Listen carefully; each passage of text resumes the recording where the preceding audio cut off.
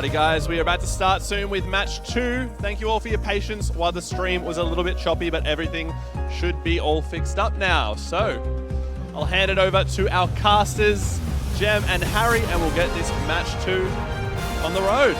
Here we go.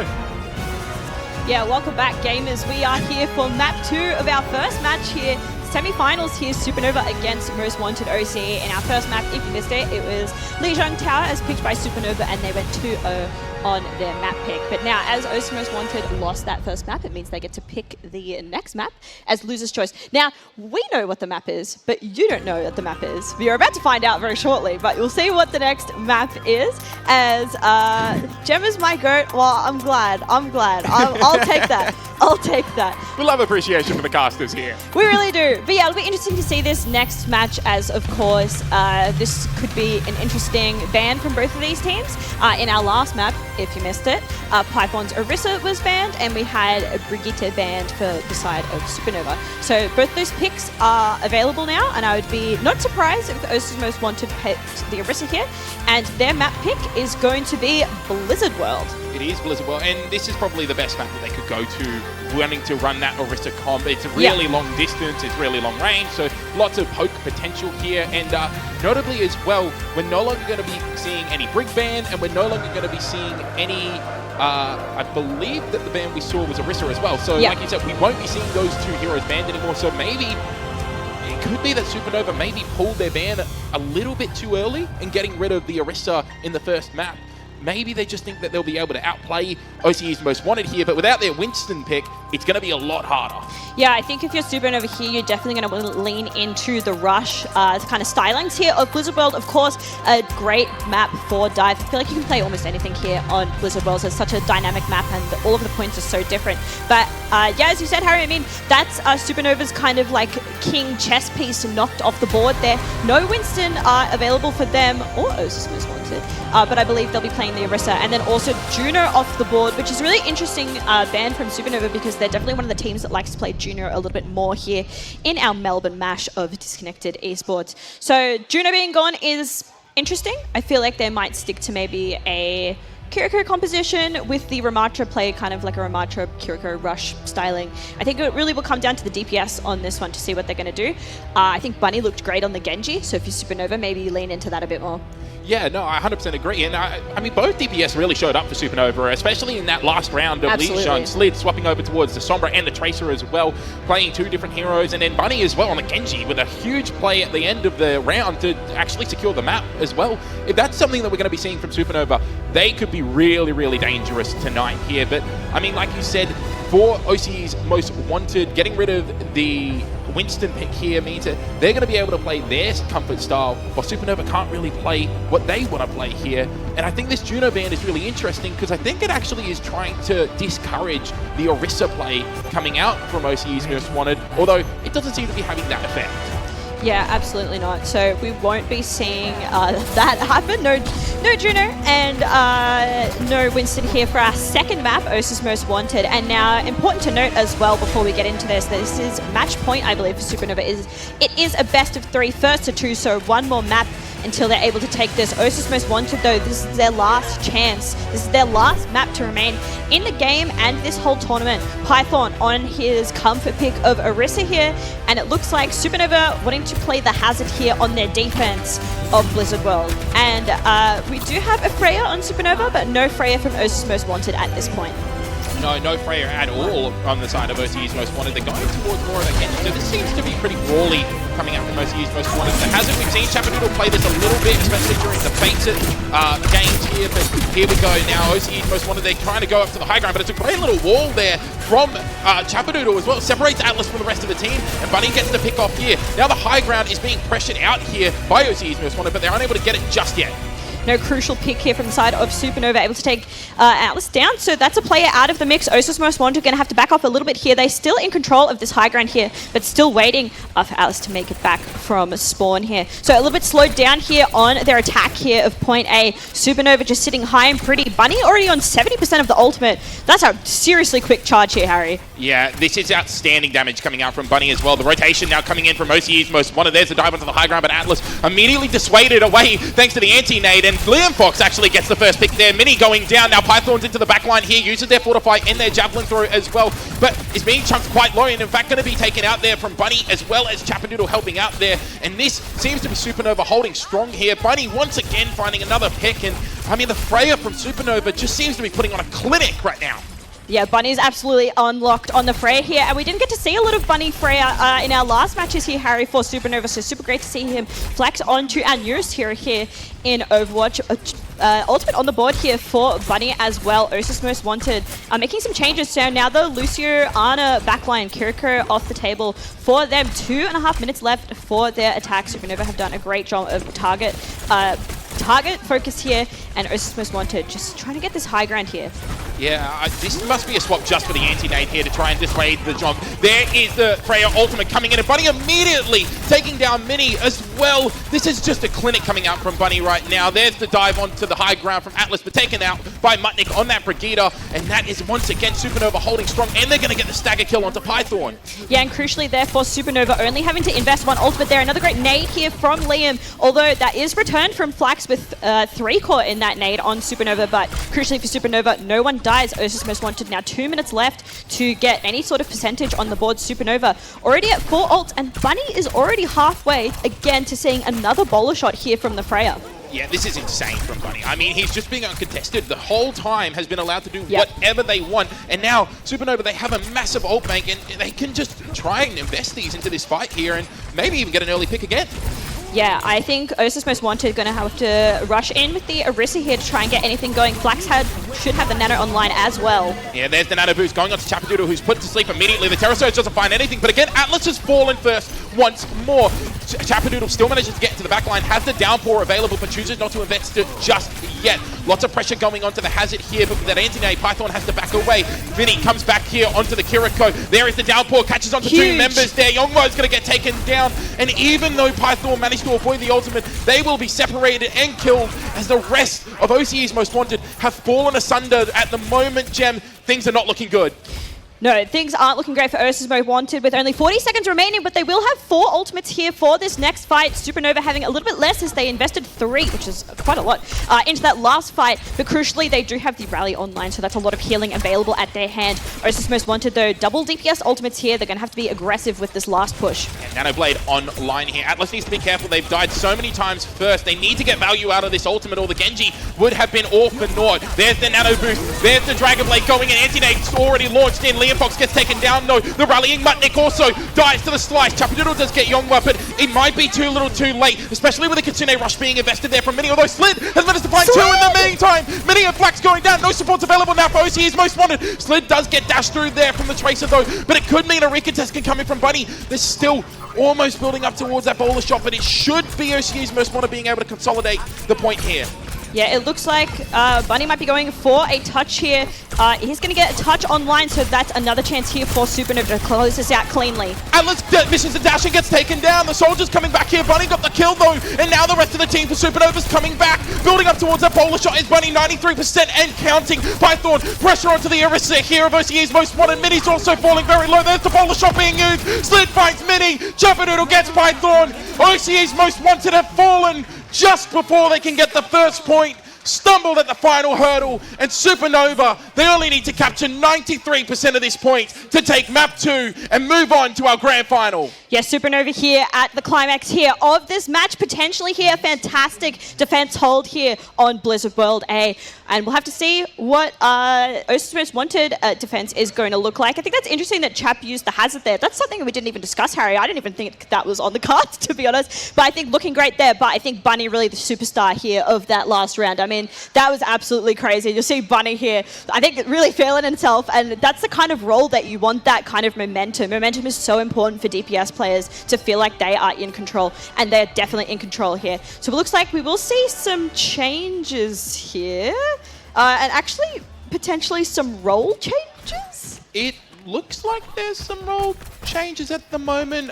We are kind of getting into that at the moment. They're not meant to be, but you know, I think 93% at the moment. I think at this point it will just need to keep going here. But Supernova, 93% to capture on this last point here and moving on to the grand final. And like you said, I mean, these roles swaps are happening. It seems like we're just sorting this out at the moment, although there's only 8 seconds left. I was going to say we might need to pause there. Someone has disconnected, and we do have some role swaps going on. Disconnected in a disconnected esports tournament, very fitting to the name here. But yeah, let's get to a little bit of what we might see in this next round here. I mean, Bunny was just fully uncontested on the Freya there, putting in a lot of effort there with the Ebola shot, and I think just building up that ultimate so quickly, making sure they always had it in their bank, but also credit to Mutnik and Liam on the supports. They're just able to pepper in as much additional damage as they can, and with the whip shot and all of the anti-heal from the Ana coming out, I think it was a really great combo for them, despite not having the Juno. Yeah, and I mean, you just saw, Bunny was completely uncontested for the entire time. Only Atlas could go up to try and challenge the Freya on the high ground. And I mean, it's really hard if you're a solo Genji trying to take high ground, and there's a Brig, an Ana, and a Freya all looking at you, and your backline's being pressured out by Chapadoodle on Hazard, who I think played the Hazard really, really smart. They only went in to stop the rotations, and then they got out. As soon as they were trying to bite off a little bit more, they were out. I just think Chap died once, maybe, in the entire map so far. And I think if you're the Hazard diving in pretty much solo while the supports are trying to deal with the Genji in the backline, that's the best you can ask for. Yeah, absolutely. Looks like Flax will be back in the lobby here as we've started the attack here for Supernova. And as you said, yeah, Chap on the Hazard here is really interesting, and I think playing a little bit more of a defensive style than he usually would on the Winston. We'll have to see if Supernova are able to cleanly take this out after they had pretty much a full hold here on their Blizzard World defense. Yeah, we see the Torbjorn coming out from Yonghwa as well, and the Moira from Flax Squid. This is an interesting composition, but it does stop any flanking potential coming out here from Supernova. Yeah, it's actually, it seems maybe like it's a bit of a chaotic pick, but I actually really like the Torbjorn here.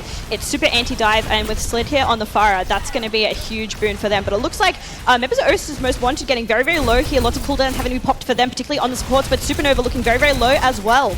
Yeah, the turret once again gets taken down by Slid early in the fight. Python getting very, very low. It's a great spike wall, actually. Separates Yonghwa from the rest of the team. The anti-nade comes through as well. Python gets D-Mech taken down, and this could be the last bastions of resistance we see here for OCE's Most Wanted. Chapadoodle goes into the backline, but in the meantime, Mini finds Slid. Yonghwa does get taken down. Liam finishes off Atlas. Python will fall. Supernova will be moving on to the grand finals of the Melbourne Mash. Yeah, unless someone's going to be able to spawn it really quickly, but I think with Mini going down there, Flax is still here. I don't think there will be time for touch, but it looks like a swap onto the Doomfist here. They could be, but I think they've done it. They have done it. Supernova will be moving on. They are your winners of the semi-final, the first semi-final. We will be seeing them later in our grand final.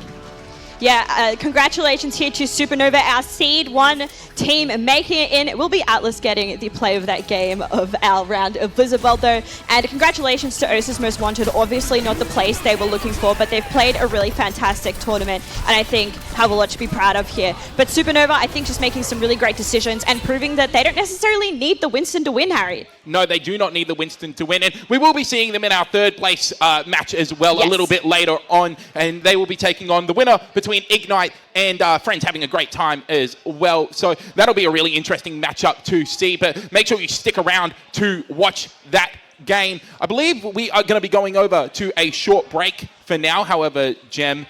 So for now, that was an awesome series. And we will be seeing you guys after the break.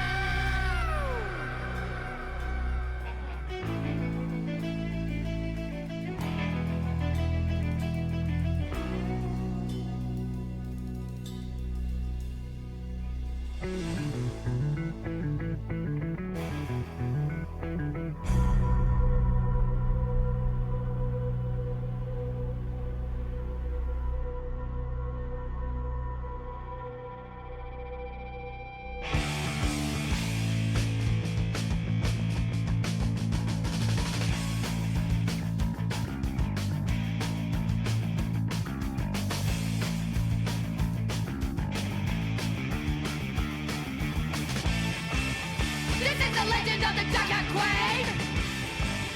Watch your back, she's a hurt machine. Fought the world since 17. She better down with kerosene.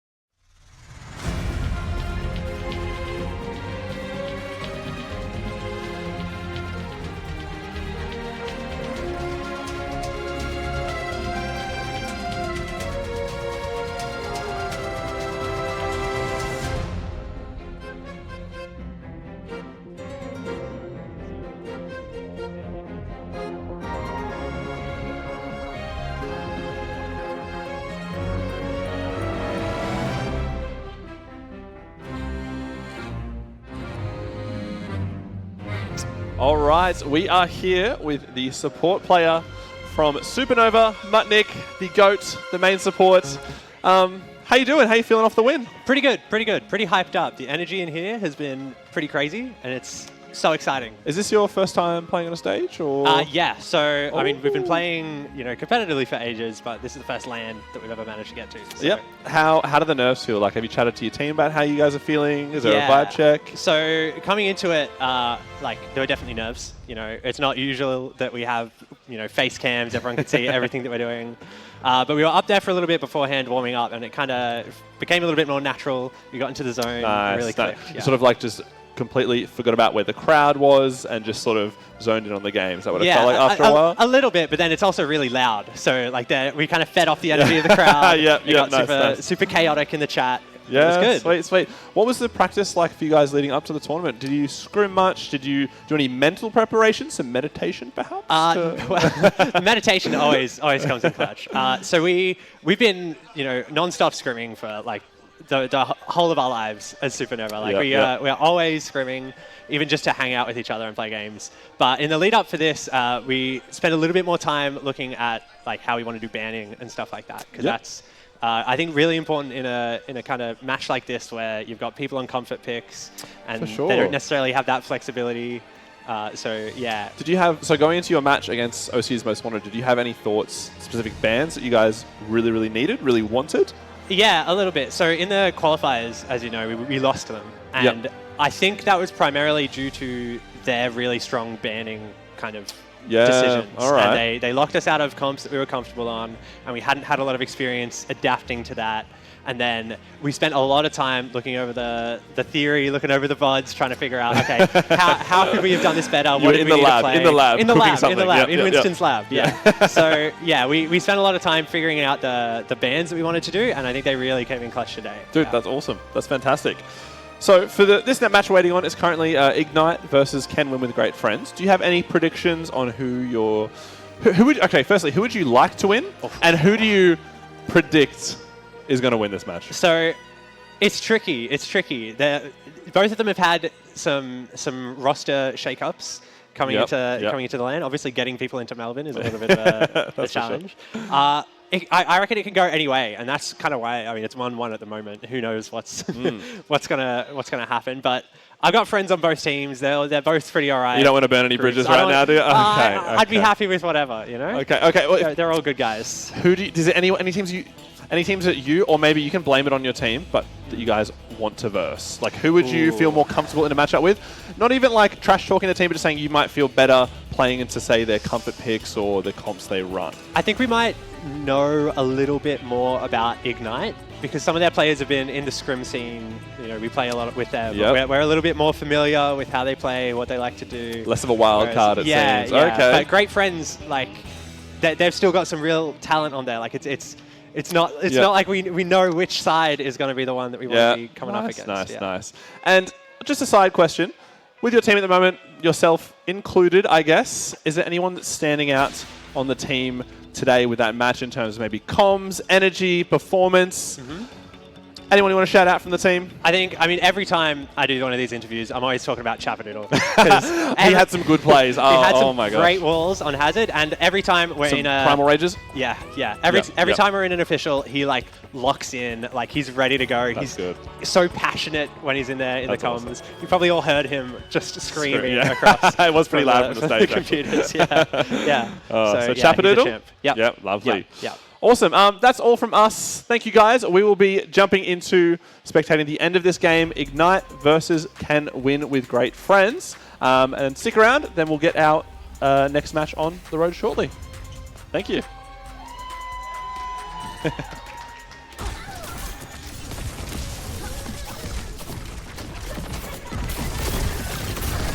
Let the Kitsune guide you.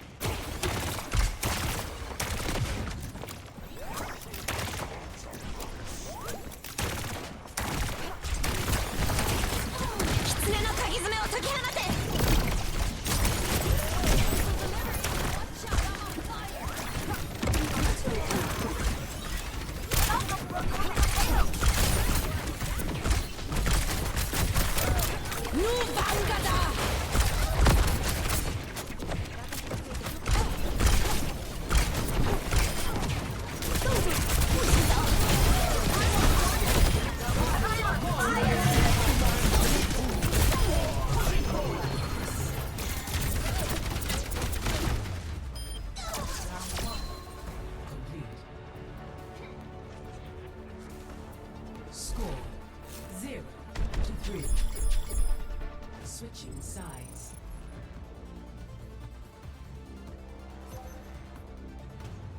Initiating match.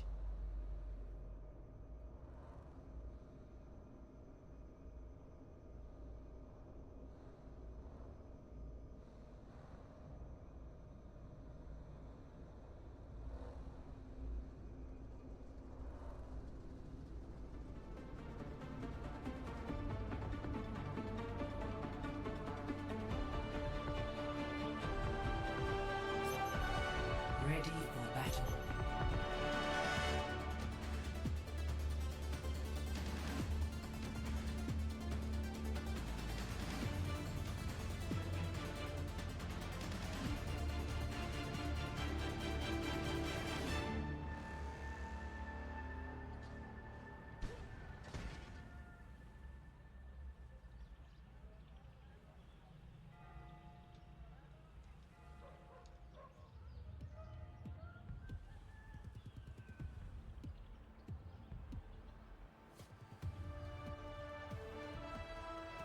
Five, four, three, two, one. Attackers incoming. Stop the payload. Stay focused. We have everything we need. Dodge this.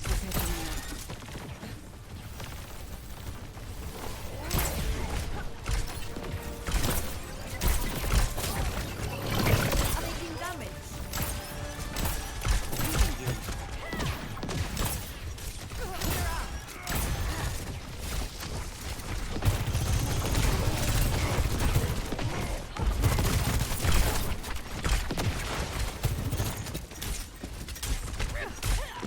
Enemy contact.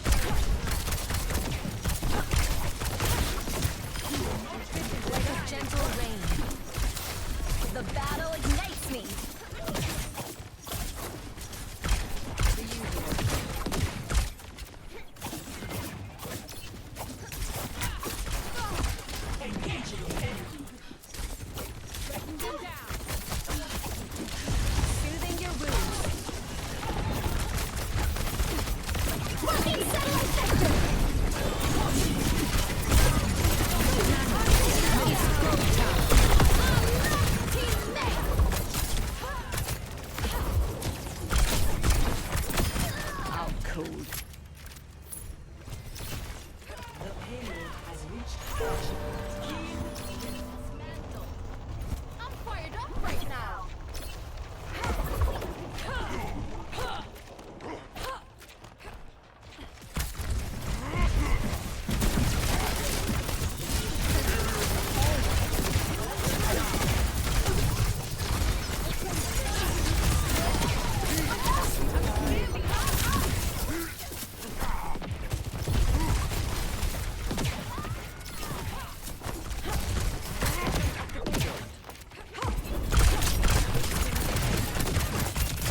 Stop the payload.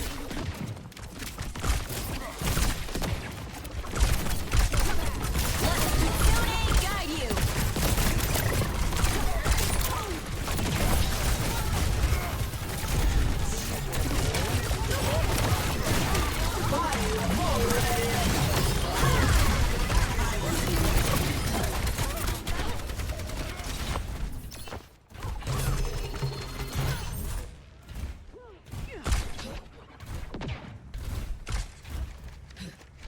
Going up.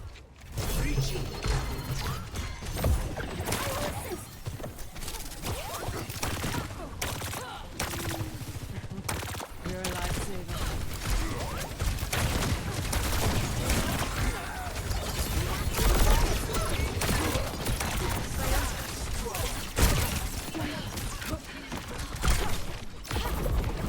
New Bangada!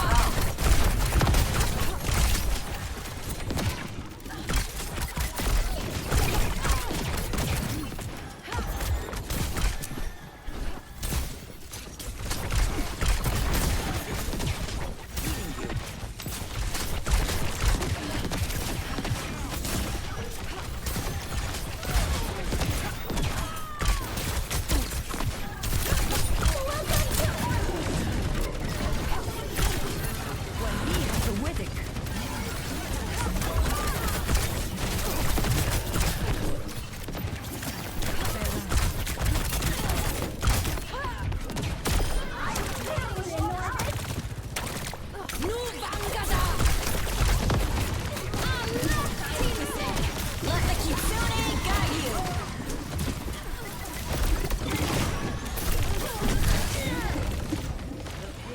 Has reached the ship. I'm fired up right now.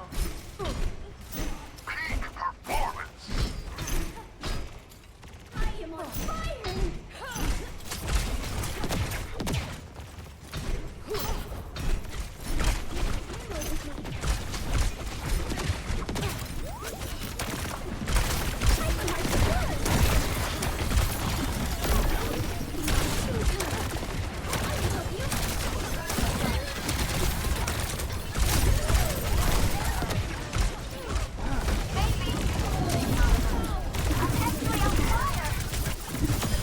I call that guerrilla warfare.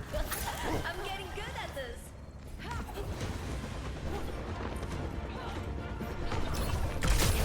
Hunting them down. This ends now.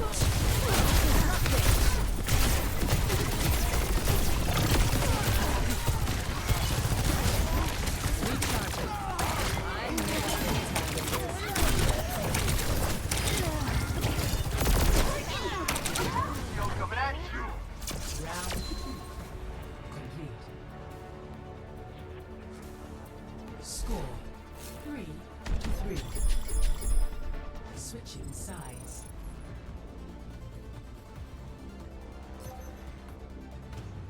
Initiating match.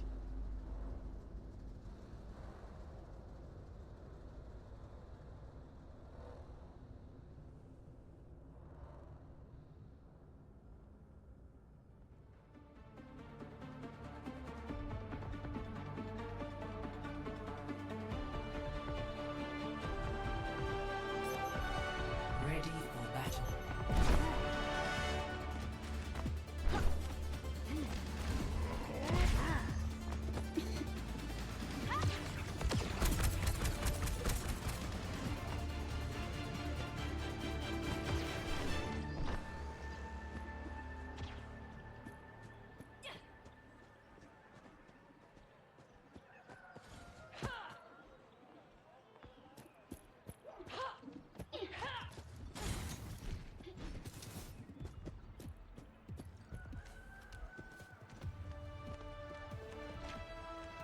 5, 4, 3, 2, 1. Attackers incoming. Stop the payload.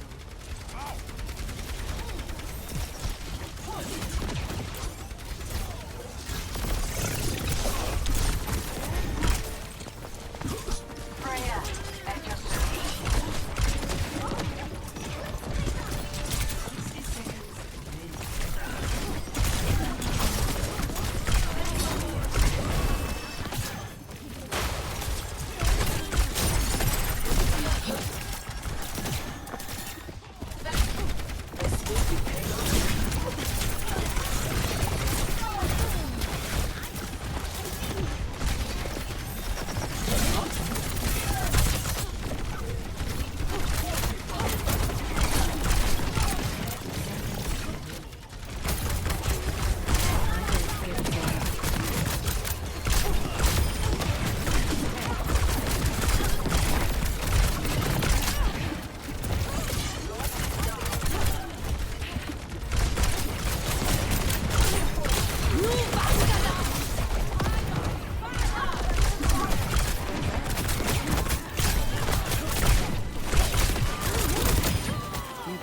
remaining.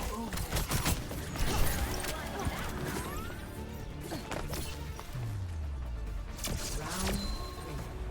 Complete. Score 3-3.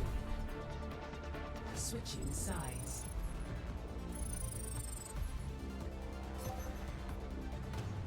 Initiating match.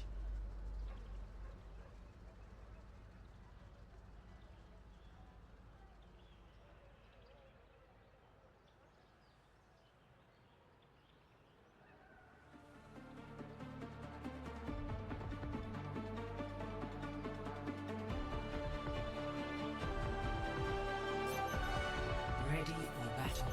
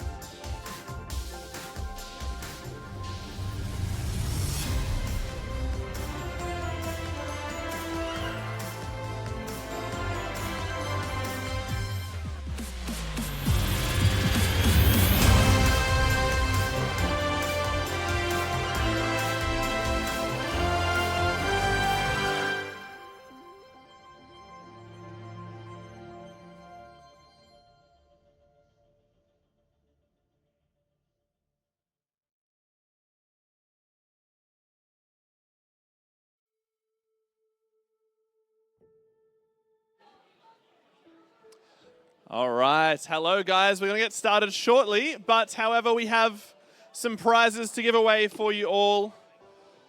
We have a Disconnected Esports mouse pad as well as an Overwatch art book. But we have a bit of Overwatch trivia that we're going to be playing. Would anyone like to participate in the first round of Overwatch trivia for our first prize, which will be an Overwatch art book? Any hands? Any hands? All right, some fellas at the back of the crowd. I'll get you later, Dixon. All right, all right, all right. Who would like to play? Hi, Sora. All right, Smiley, this is a Overwatch lore question, all right? So, if you win this, you will get an Overwatch art book. So, on Blizzard World, Point A, there is a Warcraft-themed ride called Flight to what? This is a multiple choice. A, Flight to Azeroth. B, Flight to Duskwood. C, Flight to Dorado. Or D, Flight to Fortress Melbourne. I phone a friend. Hello. I'm gonna go with A. You're gonna go with A, Flight to Azeroth. That is incorrect, I'm afraid. Would anyone else like a try? Anyone else? We got some people at the front of the crowd. Do you need me to repeat the answers? B. I'm gonna go with B. Flight to Duskwood? Hey, congratulations! You win an Overwatch art book. Very good stuff. All right. We have another one. Who would like to go for the next answer in the trivia? Anyone? Any hands? Yes, yes, a few hands. Oh, I'll get you later. All righty, Rose. So, in what year was Overwatch released? This is a multiple choice. Oh, you know it? 2016. All right, good stuff. 2016. Let me go get your mouse pad.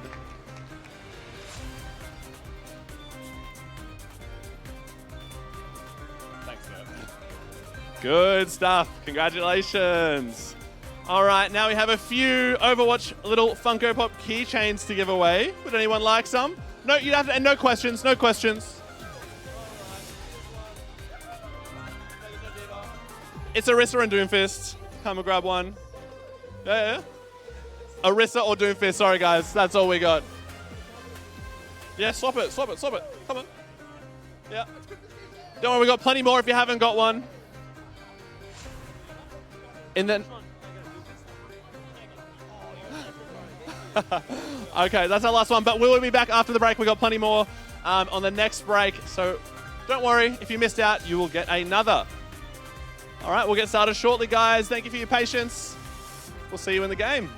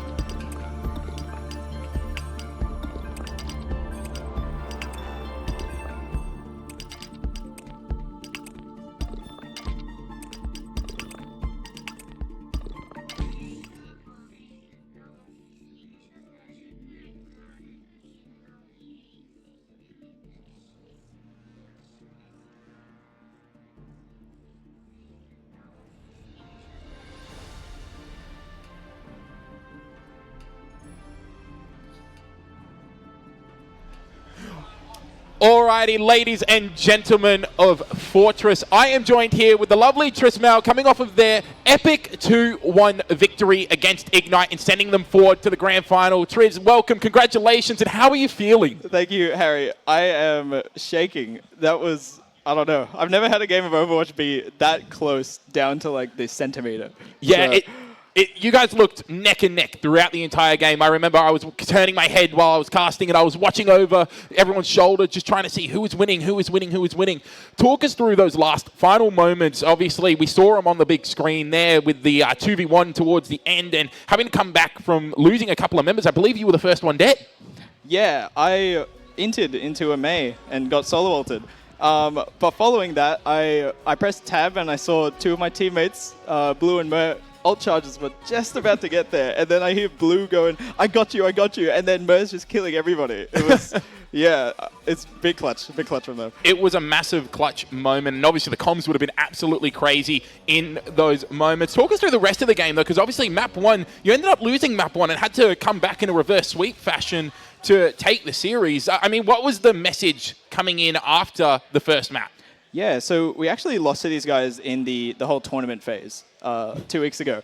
So we kind of were on the back foot, but we had Aki doing some wonderful comps for us, and we decided to pull out a Mauga on map 2, and it started to work a bit, and then we started getting some momentum from there. Yeah. Now, I heard you guys talking a little bit earlier on, and I mean, this isn't to fire any shots off at any other teams, but, you know, we were talking about your flexibility on the tank role as well. Obviously, you have a massive amount of experience on there playing in contenders back in the day.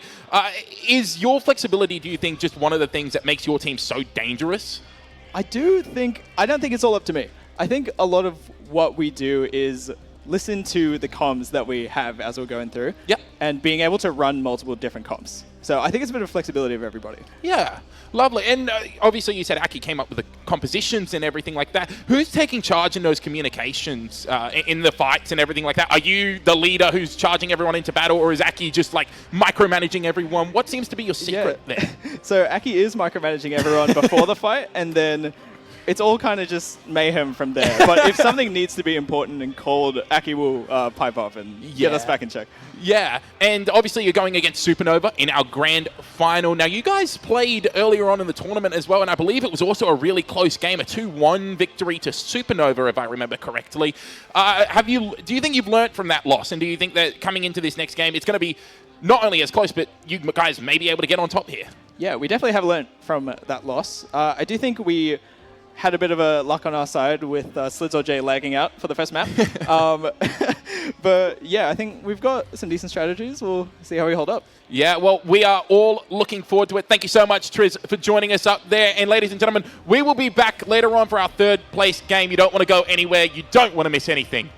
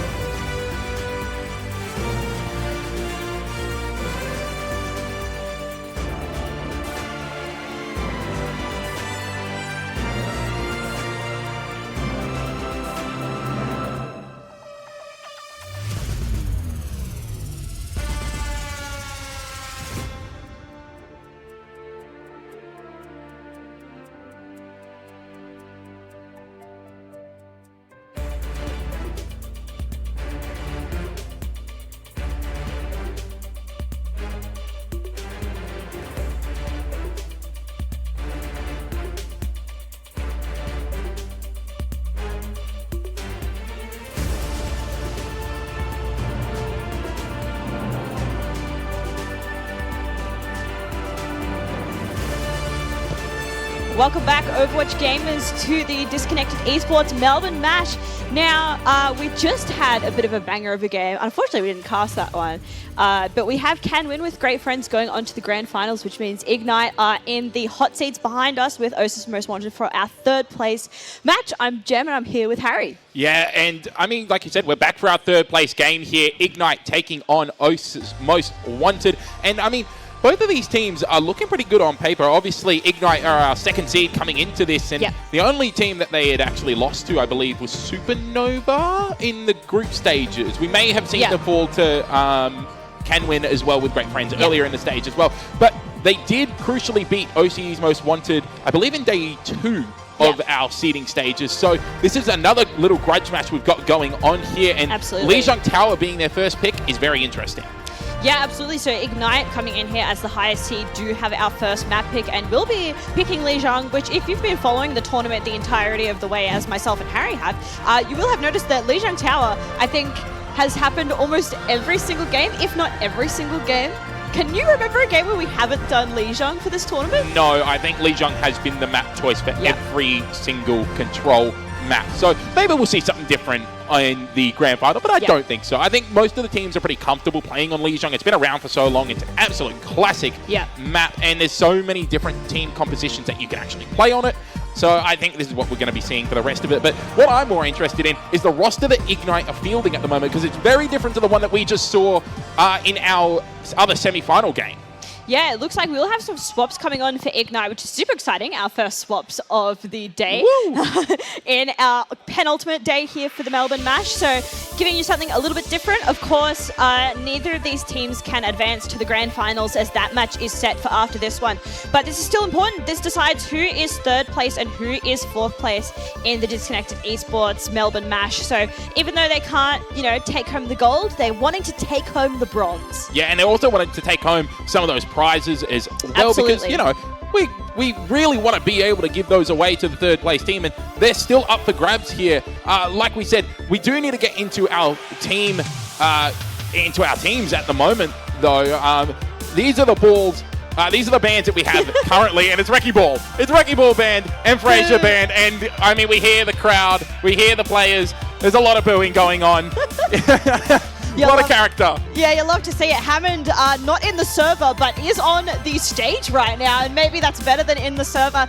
Although, I mean, Ignite, that's kind of their whole jam, as you can see for their logo. But at least, hey, they're going to have it for the second map here in our best of 3 series. So first of 2 here in this game to take home the bronze medal here. And we do have the Freya band coming online for Osis Most Wanted. And I think that's definitely an appropriate band, because if you notice in our last game with Supernova versus Osis Most Wanted, I feel like the Freya was one of the best pieces that they had during that matchup. So I think definitely that's a great pick from the side of Ignite. But I think this band definitely impacts Ignite more than Osis Most Wanted. I think they're very heavily a ball team, and this is such a fantastic Hammond map. Yeah. So I'm sure they're a little bit upset, as you can hear from the booing behind us. But we'll have to see if that's going to, change things up for them, or we'll have to see what Ignite are going to play instead. I'm actually really upset for Ignite. I was really looking forward to Iggy playing Hamster while we have the Hamster Kirigami on, so I was really excited for that. But unfortunately, it's not to be. And Iggy is still a really good tank player in his own right as well. And I mean, the supports that we have here, as we're going to see Ignite's roster appear onto the screen here with their lovely, I think, 16-bit little logo that they've got made for them. It's so cute. Yeah, it's adorable. Absolutely adorable. Like we said, we've got Iggy taking over the tank role, Cody and Jade on those DPS roles, and Moonish and Turtle Hacks over onto the support as well. Cody is a Junkrat one-trick who is going solely for the clip at the moment, solely for the one-shot combo. If we do get the one-shot combo, I expect the pop-off to come from Ignite. It's going to be insane. Yeah, absolutely. I think this is going to be a really fun one from both of these teams. And Iggy is a player that I've cast for a little while now and is a really fantastic tank player. Of course, the ball is definitely their number one pick here. But we saw some Hazard in our first series of the day and excited to see potentially more Hazard here. But I'm hoping myself as a Zenyatta main that maybe Turtle Hacks picks the Zenyatta again, because I love seeing Zenyatta and we don't often get to see Zenyatta much these days. So if you're listening, Turtle Hacks, or anyone else in the lobby, give your boy some Zen. I'd like to see some Zenyatta. I agree. Zen is so much fun to watch. The mechanical skill required for Zenyatta is through the roof. So, I mean, obviously, you just die. Yeah. You do just die on Zen. Melt, It's just unfortunate truth here. But honestly, Zen on Lijiang, you could position them on the high ground there, on Garden. It's awful. Yeah, it's not the worst pick in the world. I'll give it that. But you definitely, if you're a Zenyatta, you definitely want to be playing with a Ball, Doomfist, or Winston to save the day and dive in front of you before you are dived. Yeah. So I don't know if we'll see the Zenyatta. I think that's just wishful thinking from my end, but really fantastic roster from Ignite, and keen to see what they're going to do in this first match. I feel like they're feeling the silly, goofy vibes. I mean, as you said, we got the Kigurumi, the Hammond onesie on the stage, a Junkrat one trick. That's really what Overwatch is all about. Yeah, exactly. That is what Overwatch is all about. But let's not fret on OCE's most wanted as well. We do have to talk about them here. Absolutely. And I mean, their team looked good in the last game, especially in Map 1. Map 2, they did struggle a little bit, and obviously their roster stays the same here. Flax Squid, Atlas, Yonghwa, Mini, and Python as well, but we may see some role swaps here as well. So this is a little bit of a, I don't want to say a silly, goofy game, but it's going to be a very interesting game, and we see the Mercy coming out as well as the Farah from Flax Squid. Yeah, I think this is going to be, as you alluded to, Harry, a bit of a silly goofy, a bit of a grudge match. I'm really excited to see. I think sometimes these matches can be a bit chaotic to cast, so please be patient with your casters on stage. But I'm excited to see what chaos is going to come out from both of these two teams, because this is the third place match. Let's see who can secure the bronze. Yes, indeed. The Orisa online for Iggy, the Junkrat, and the Echo as well for Ignite. I mean, this is just projectile DPS heaven right now. Yeah, absolutely. Yonghwa is going to be able to eat up as many bullets as there are in the server here. Osis Most Wanted skirmish onto the point here, but Ignite not far behind. No, they are not far behind at all. Iggy's already on there, but Python manages to find Moonish early into the fight. So without the Juno, that's a lot of sustain missing now for Ignite. The Javelin gets eaten up there by Yonghwa. Iggy just trying to fight to stay alive on the point. But without the healing from Moonish there, it's going to be really difficult, and the tank will eventually get taken down. Cody does get the kill onto Atlas there, though, and almost takes down Python. Now it's just a little bit of a duel here. PH trying to take down Python, but the point does flip in favor for OCE's Most Wanted. And it should be a disengage coming up, but it seems really scrappy right now, Gem.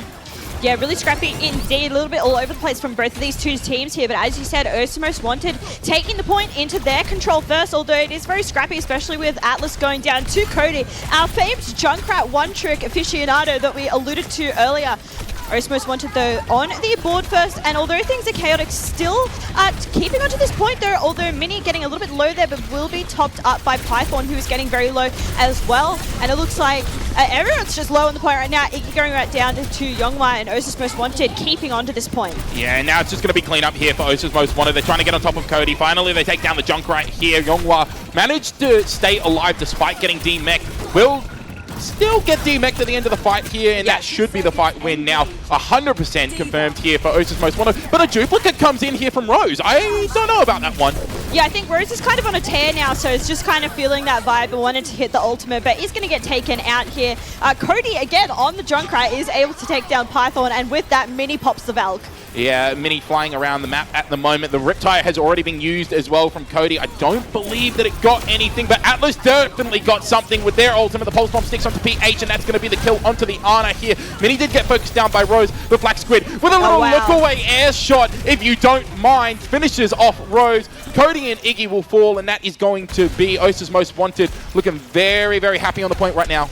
Yeah, I mean, it was a little bit of a kerfuffle earlier from them, but looking very firmly controlled in our first round of Lijiang here. Bit of a flip to their previous series in the date. 85% and occurring here for Osis Most Wanted. And they send the Demon Bomb, get 2 kills, and they send Ignite back to the spawn. Little bit of an alley-oop right there from OCE's Most Wanted. And now Black Squid turns around, finds Cody, who was sitting on the point. Python finishes off PH. Round 1 is almost guaranteed now to go over to OCE's Most Wanted.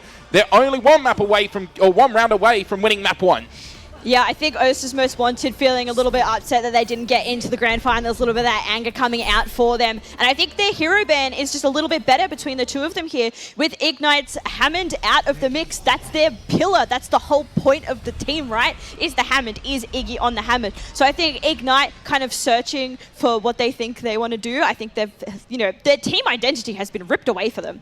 And we might see a Zarya. Now, this seems like a funny pick, but if any of you watch Tier 1, you might have seen Crazy Raccoon win with a Zarya on Circuit Royale, but it's not bad. You just have to be really good at the Zarya to do it. But I think anything can go here. Iggy's actually a pretty good Zarya. I played a GOATS tournament with him not too long ago, and yeah, Iggy on the Zarya, not too bad, not too shabby, but they are going to still be playing into Youngma here. He's now on the Diva, the Zenyatta as well for Turtle Hacks has come online. Yeah, absolutely. And I think Osa's Most Wanted in that last round there. Flak Squid really being the key player there. Some great kills there on the Pharah. The PH taking down Atlas. Look, I said I wanted to see some Zenyatta, and Zenyatta is what we get. Yeah, Youngma very, very low. Probably going to get demeched here by Iggy. Does so, in fact. The Zarya just beams through the D-Vet here. Youngma does get finished off, but Moonlish does get taken down by Atlas. Although Cody manages to find Atlas as well. So that's a 2-kill life once again for the Junkrat, who is just trying to get the one-shot combo onto Mini. Doesn't quite land there though, and first cap is going to go in favor of Ignite here. Yeah, so a little bit of a flip of the previous rounds, although this does look like a bit of a skirmish, and with Ignite members very low, this could be an opportunity for Osa's Most Wanted to pop off here, and it looks like Atlas trying to get some kills here, the famed Tracer Zen battle, and yeah, Osa's Most Wanted taking advantage of those low health pools. Yeah, Turtle Hacks tried their best there, but eventually is outmaneuvered and taken down there by Atlas, and it will be OC's Most Wanted once again taking consolidation of the point here. Yeah, absolutely. So 22% for the side of Ignite. It's still something on the board, and crucially, did Iggy die in that team fight? I believe so. Okay, so yeah, Zarya, the charge has been reset. Osa's Most Wanted with, should be 3 ultimates for this next team fight here on the point. Bit of an interesting wall on the high ground there from Rose on the Ignite.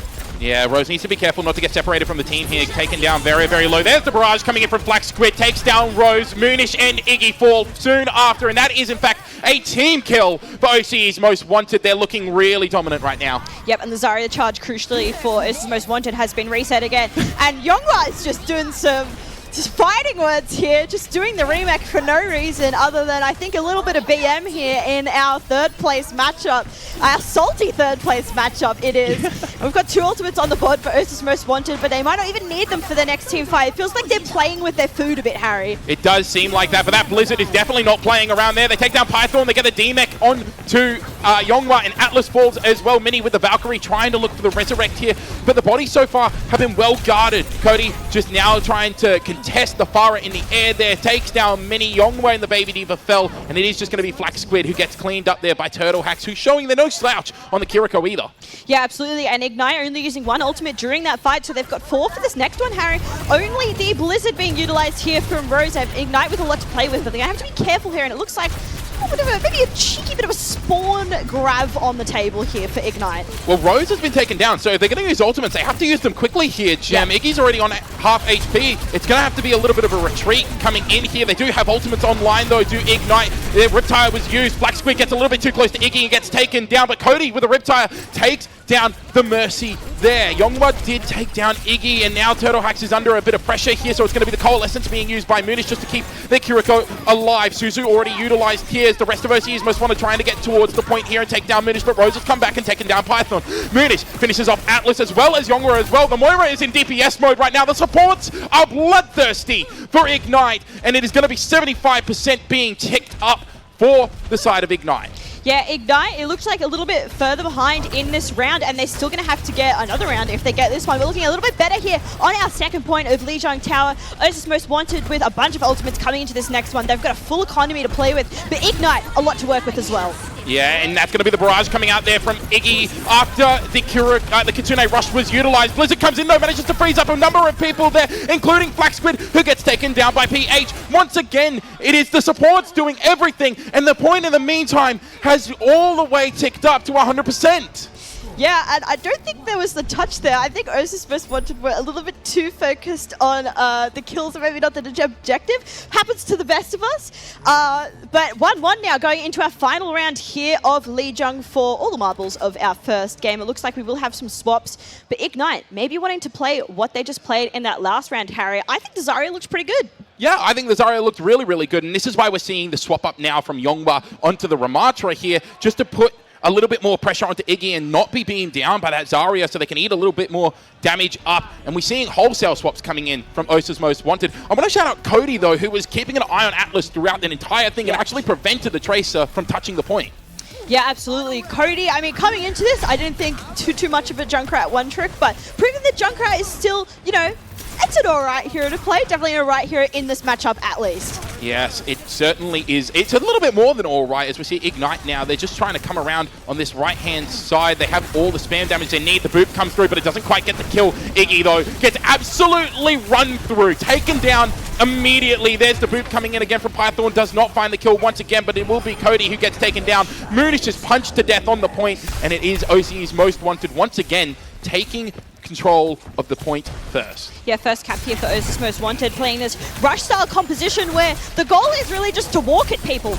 And they sure are walking at people, although Python will go down to PH, but that will be traded as Iggy is down to Flaxwood. A 1-1 for both of these teams here, Harry. Yeah, it was a great anti-nade to set up the kill onto Iggy there. Wraithform has now been forced out as well from Flaxwood, but they still have to deal with Yongwa, who's just kind of sitting pretty at the moment, doing a lot of damage on this Ramatra and staying alive. The anti-nade is there to heal up the tank for OCE's Most Wanted. It's going to have to be the ice block used there from Rose, who was separated from the rest of their team, but they're taken down. Atlas gets the kill there onto PH as well. There's the Blizzard being laid down. Iggy caught up again. Iggy is just playing a respawn simulator at the moment. Every time they're back, they die.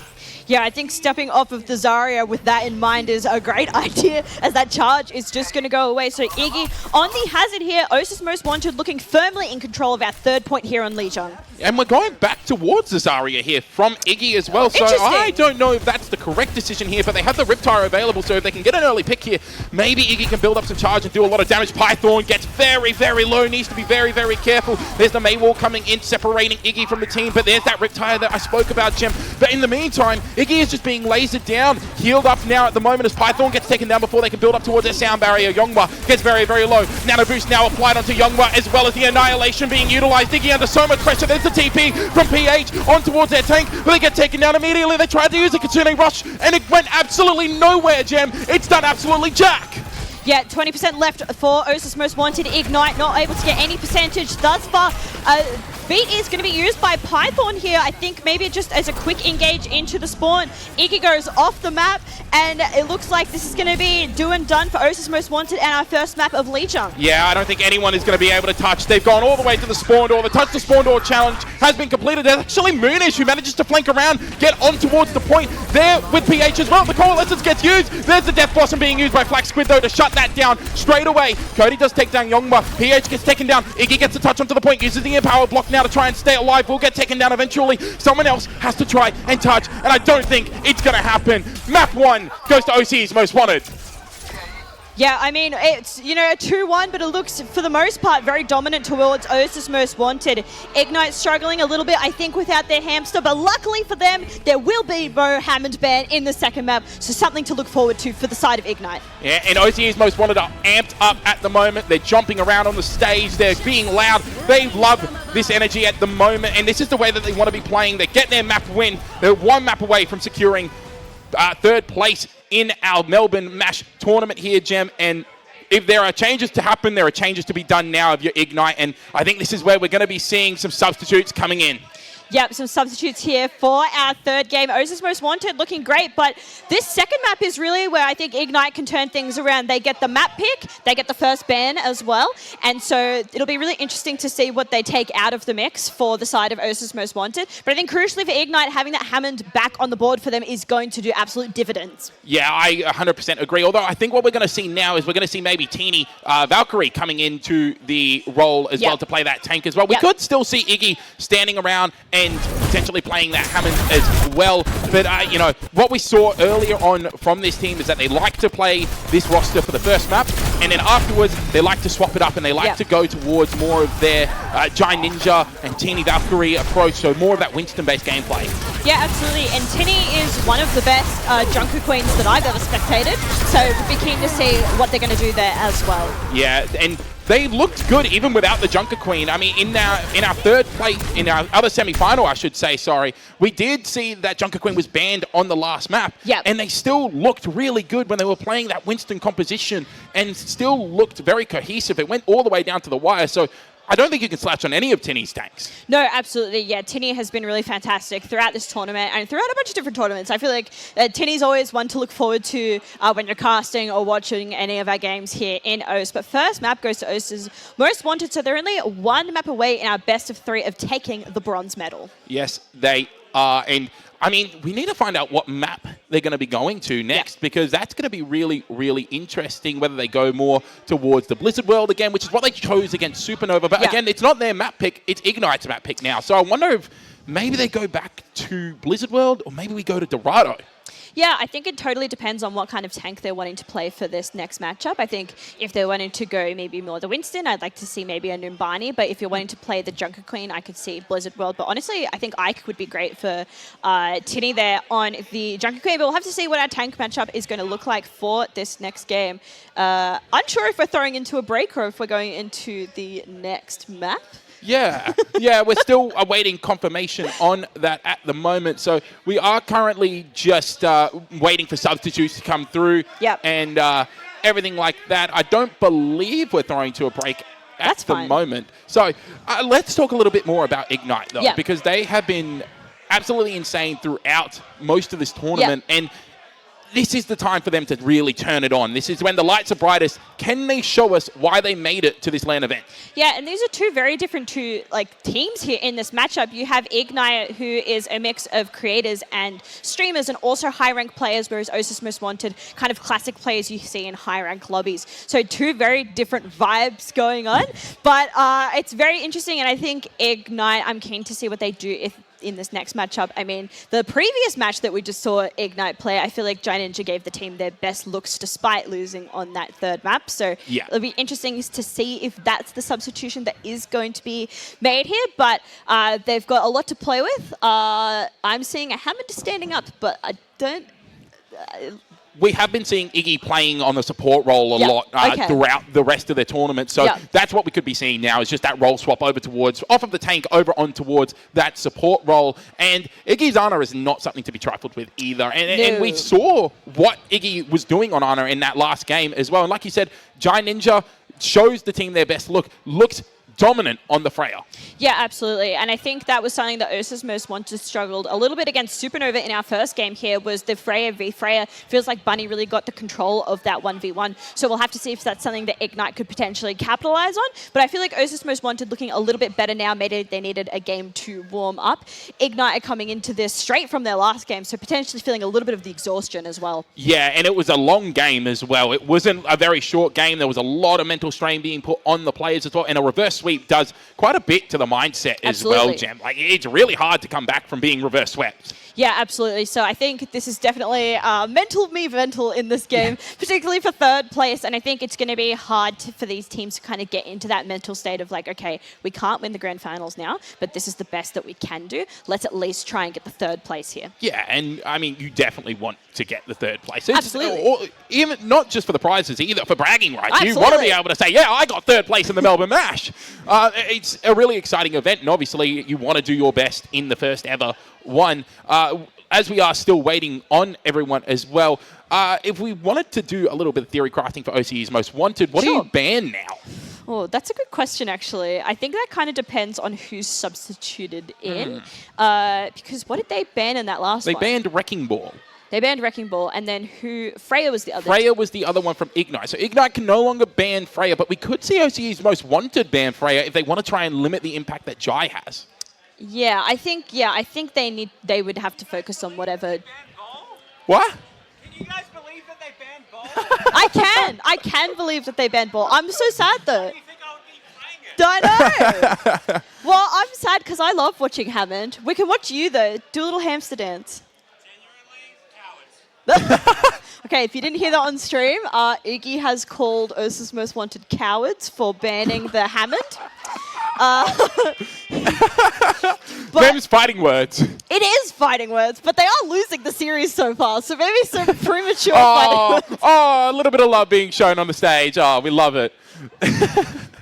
No, I mean, we do love Hammond gameplay. We do love watching it. I'm like the #1 Hammond esports fan. Like, if it was my way, if we were still in Overwatch 1, every esports tournament, I'd be like, all right, we're playing Hammond Diva, Zen Brig, Tracer, Sombra, and no one's allowed to play anything. Oh my goodness. That is everything that I used to hate playing with or against. So maybe don't be a tournament organizer when I'm playing anytime soon. Look, is it frustrating to play against? Yes, but I think the reason that I really enjoyed that composition, the hackball as it used to be called, is that it's just such high octane Overwatch. There's so much strategy. The mechanical skill is basically the most difficult it could possibly be across all of our heroes. So that's why I really enjoy it. But we're in Overwatch 2. There is no double tank anymore. So we won't be seeing my beloved Hammond Brig Zen Sombra Tracer. But it's you know, RIP to my favorite composition. But yeah, we'll have to see what the teams are going to pick now. It looks like we should be getting into our substitutions now. So Ignite, we'll have to see here. Tinny is coming in for Iggy. Iggy has swapped onto the support. We also have Giant Ninja in on the DPS. Yep. So our Junkrat one trick is no more. Where? I'm so sad. We didn't get to see a one-shot from Cody. Oh, well. What we will see, though, is Jade coming in as well, and also Riddles as well for Munish. So it's almost a full wholesale swap if you are Ignite.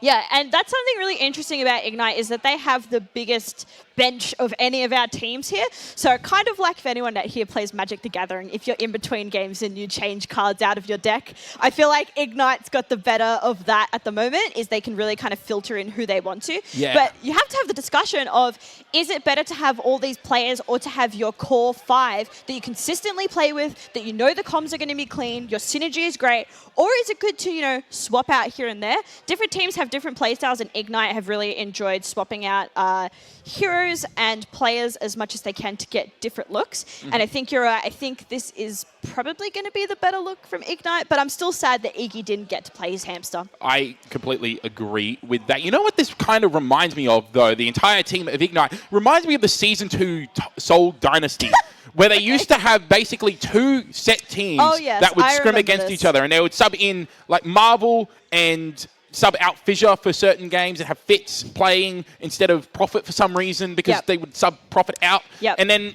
they would swap back over towards Fissure when they wanted to play more GOATS-oriented style. So in theory, it's good, because how do you ever prep for a team that has so many looks? Yeah, definitely a good point. In practice, it fell apart. Yeah, I think it's difficult for Ursus Most Wanted to prep this, but they feel very firmly in control of this matchup thus far. And although it was 2-1 here on Lijiang, it still felt very much in their favor, even when they lost that map. I mean, it wasn't even a C9. I think they forgot that objectives were even a thing in Overwatch. Just weren't focusing. But the maps that they did focus on were really clean. So we'll have to see if they're able to get the clean 2-0 in our third place matchup, or if Ignite are able to take us to the third map. Yeah, I personally think that we're going to be going to a map 3 here, Gem. I think that this Ignite team looks so clean, looks so good, especially with this roster in. So I'm expecting some really high-octane gameplay, some really explosive gameplay, especially from Giant Ninja, who is my player to watch for this entire game now. Yeah, I think I'm really excited to see what Tinny can do on the Junker Queen.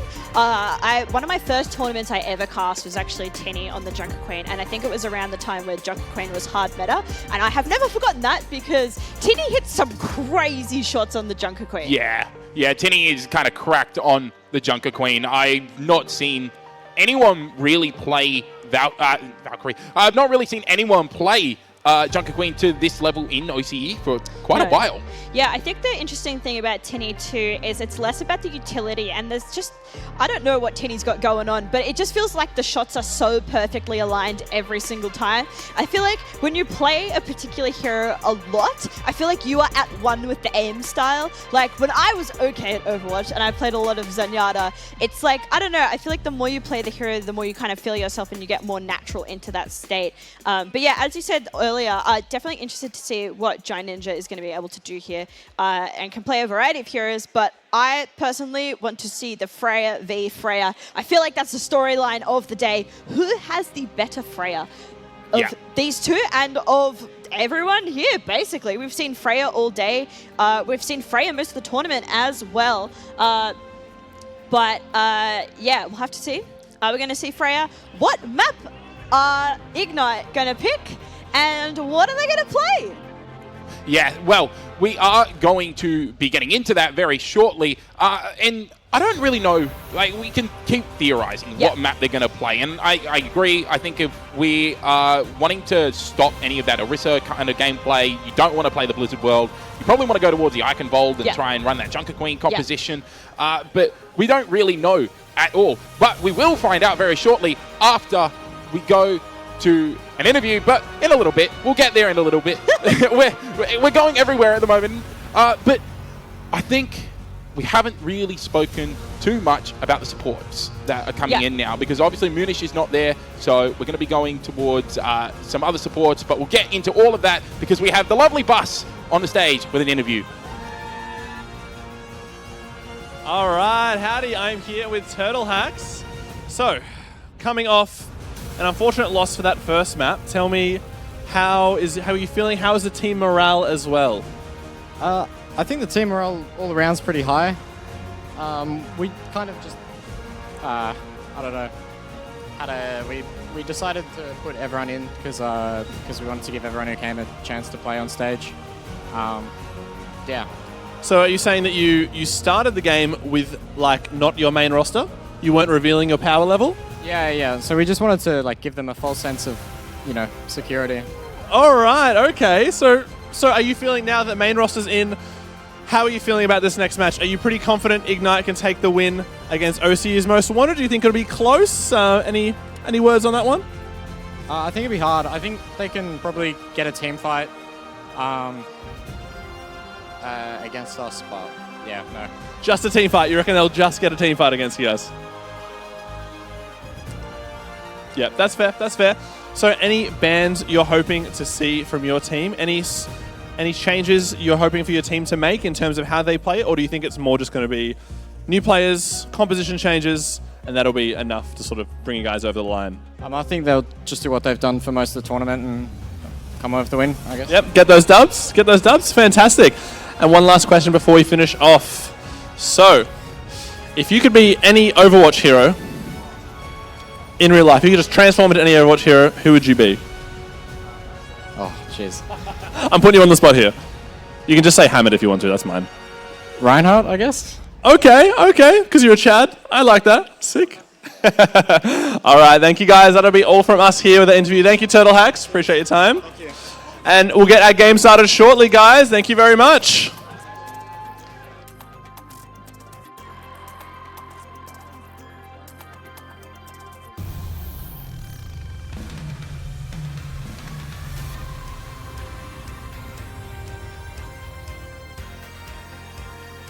Shorter than I thought it was going to go, but we're fine. Got the mics back on our heads and hopefully ready to go in soon. Great interview. Love hearing from the players. So much personality on all of these squads here. Yeah, and I think that is what makes esports really fun as well, especially if you have a whole bunch of players who have a lot of personality. We've seen people getting up on stage, they're getting pumped up, they're getting really, really excited, and that's only going to continue as we go through our tournament here, go through the rest of these maps and through the rest of the games as well. Yep. Can't wait for the emotion in the grand final. Yeah, absolutely. And I think, like, talking about this as a LAN, and we haven't had an Overwatch LAN in such a long time here in Australia and OS in general, is that you don't get to see as much of these player emotions. We don't get to hear the players players like this either. And so to be able to be here and feel the vibes in person is completely different than it is online. And I feel like the air is electric. I'm really looking forward to seeing the grand finals because I think the roof is going to blow off the house, as it were. But it's really fun hearing these two teams in particular really go at it and get into the spirit of our third place matchup. Yeah, for anyone who's looking for context on this, these headphones are really good to the point that where we can't really hear each other perfectly. We can hear these guys in the background. That's how much noise that these guys are making. That's how amped up and energetic they are. And being here in person, like you said, is actually electrifying. It is great to have another Overwatch LAN event here in OCE. Yeah, it's really crazy, and I think it's so good for the scene. And I think playing in person is such a different beast for all these players, and for I would imagine almost all of these players, bar like maybe Aki and Bus, who's not playing but is hosting. I think this is a lot of people's first opportunity playing live. We have seen Overwatch tournaments in person that didn't have a broadcast aspect. So, for example, we saw PAX last year. There was a big Overwatch tournament. Yeah, there was. That Supernova took the W on, so they have a bit of experience kind of playing live in person, which I think has really aided them. And then a lot of these players from Ignite have played in a lot of our content creator matchups and in a bit more of our casual games as well. Yeah, and also in community-run tournaments as well, such as AOE, For sure. other disconnected esports events as well. Obviously, we had the DEO, I believe it was earlier this year or sometime last year that we had the DEO, and quite a few of these players are repeat players from that tournament. Really, the only completely new team that's come out of nowhere and hasn't really played competitively for a while is the Friends having a great time. Yeah, Canwin with a really interesting... That's it's a long name. It's a long name, guys. I think Canwin with a really interesting team. Obviously, we saw Trismel in Australian Contenders a few years ago. But apart from that, I think you're right. I think there's a lot of new players. I'm going to highlight Blue, who is someone that I first met through the ANZ Creators and the Overwatch Creator tournaments here in Australia. And so it's been so cool to see new faces in the Overwatch scene and our Overwatch scene as well. And yeah, I'm really keen to see who's going to win this matchup. Hopefully we'll be getting in shortly, but I'm seeing people on the ground near a computer, which means something has gone wrong, but that's okay. It's taken us about 3 matches to get a bit of a classic OS moment. Yeah. Usually that happens in the first kind of 30 minutes. Yeah, So we've been relatively tech issue free so far throughout this, which is incredible. And the staff here at Fortress have done an incredible job in setting all of this up. Absolutely. They're obviously helping out with any sort of issues that we do have. They've done incredible, and not to mention our own prod team as well has done an amazing job in getting everything set up as well. So massive shout out to them. While we're still getting these issues sorted out though, I am a little bit curious though. Into the support lineup that we may see from Ignite, because we only really saw Iggy playing Ana in their game against, I believe it was Kenwin with Great Friends. Yeah, I think Iggy's a really interesting player. I remember the first time I ever cast Iggy, I believe he was on DPS, and I was shocked to learn that he was a tank player. I think Iggy is just the kind of player that's good at a lot of different things and is very flexible and can play a lot to a really high degree. To me, of the 3, I'd probably put his support as the worst of the 3, but I do think Iggy's a really strong player and can play anything to a pretty high degree. But I think the problem for Ignite here is that Ursus Most Wanted are a super stacked lineup. They're the only team that has really pushed Supernova, and so I think even though they can only get 3rd here or 4th, I think they're probably going to have the, I think in some ways, in spirit, they are our Seed 2 team because they had the easiest time against our first Seed team here. I hope that makes sense. I've worded that much more wordy than I needed to. But what I'm trying to say is, even though Ursus Most Wanted are Seed 4, they're the only team that has kind of dethroned the #1 seed. So even though there's a 4, they're a little bit of a better team than that Seed 4 would lead you to believe. And it looks like we're going to be going to a break. Yes. We'll be back in 9 minutes. Yeah, we'll be back when the tech issue is all sorted. So stick around. We still have some more exciting Overwatch to come to.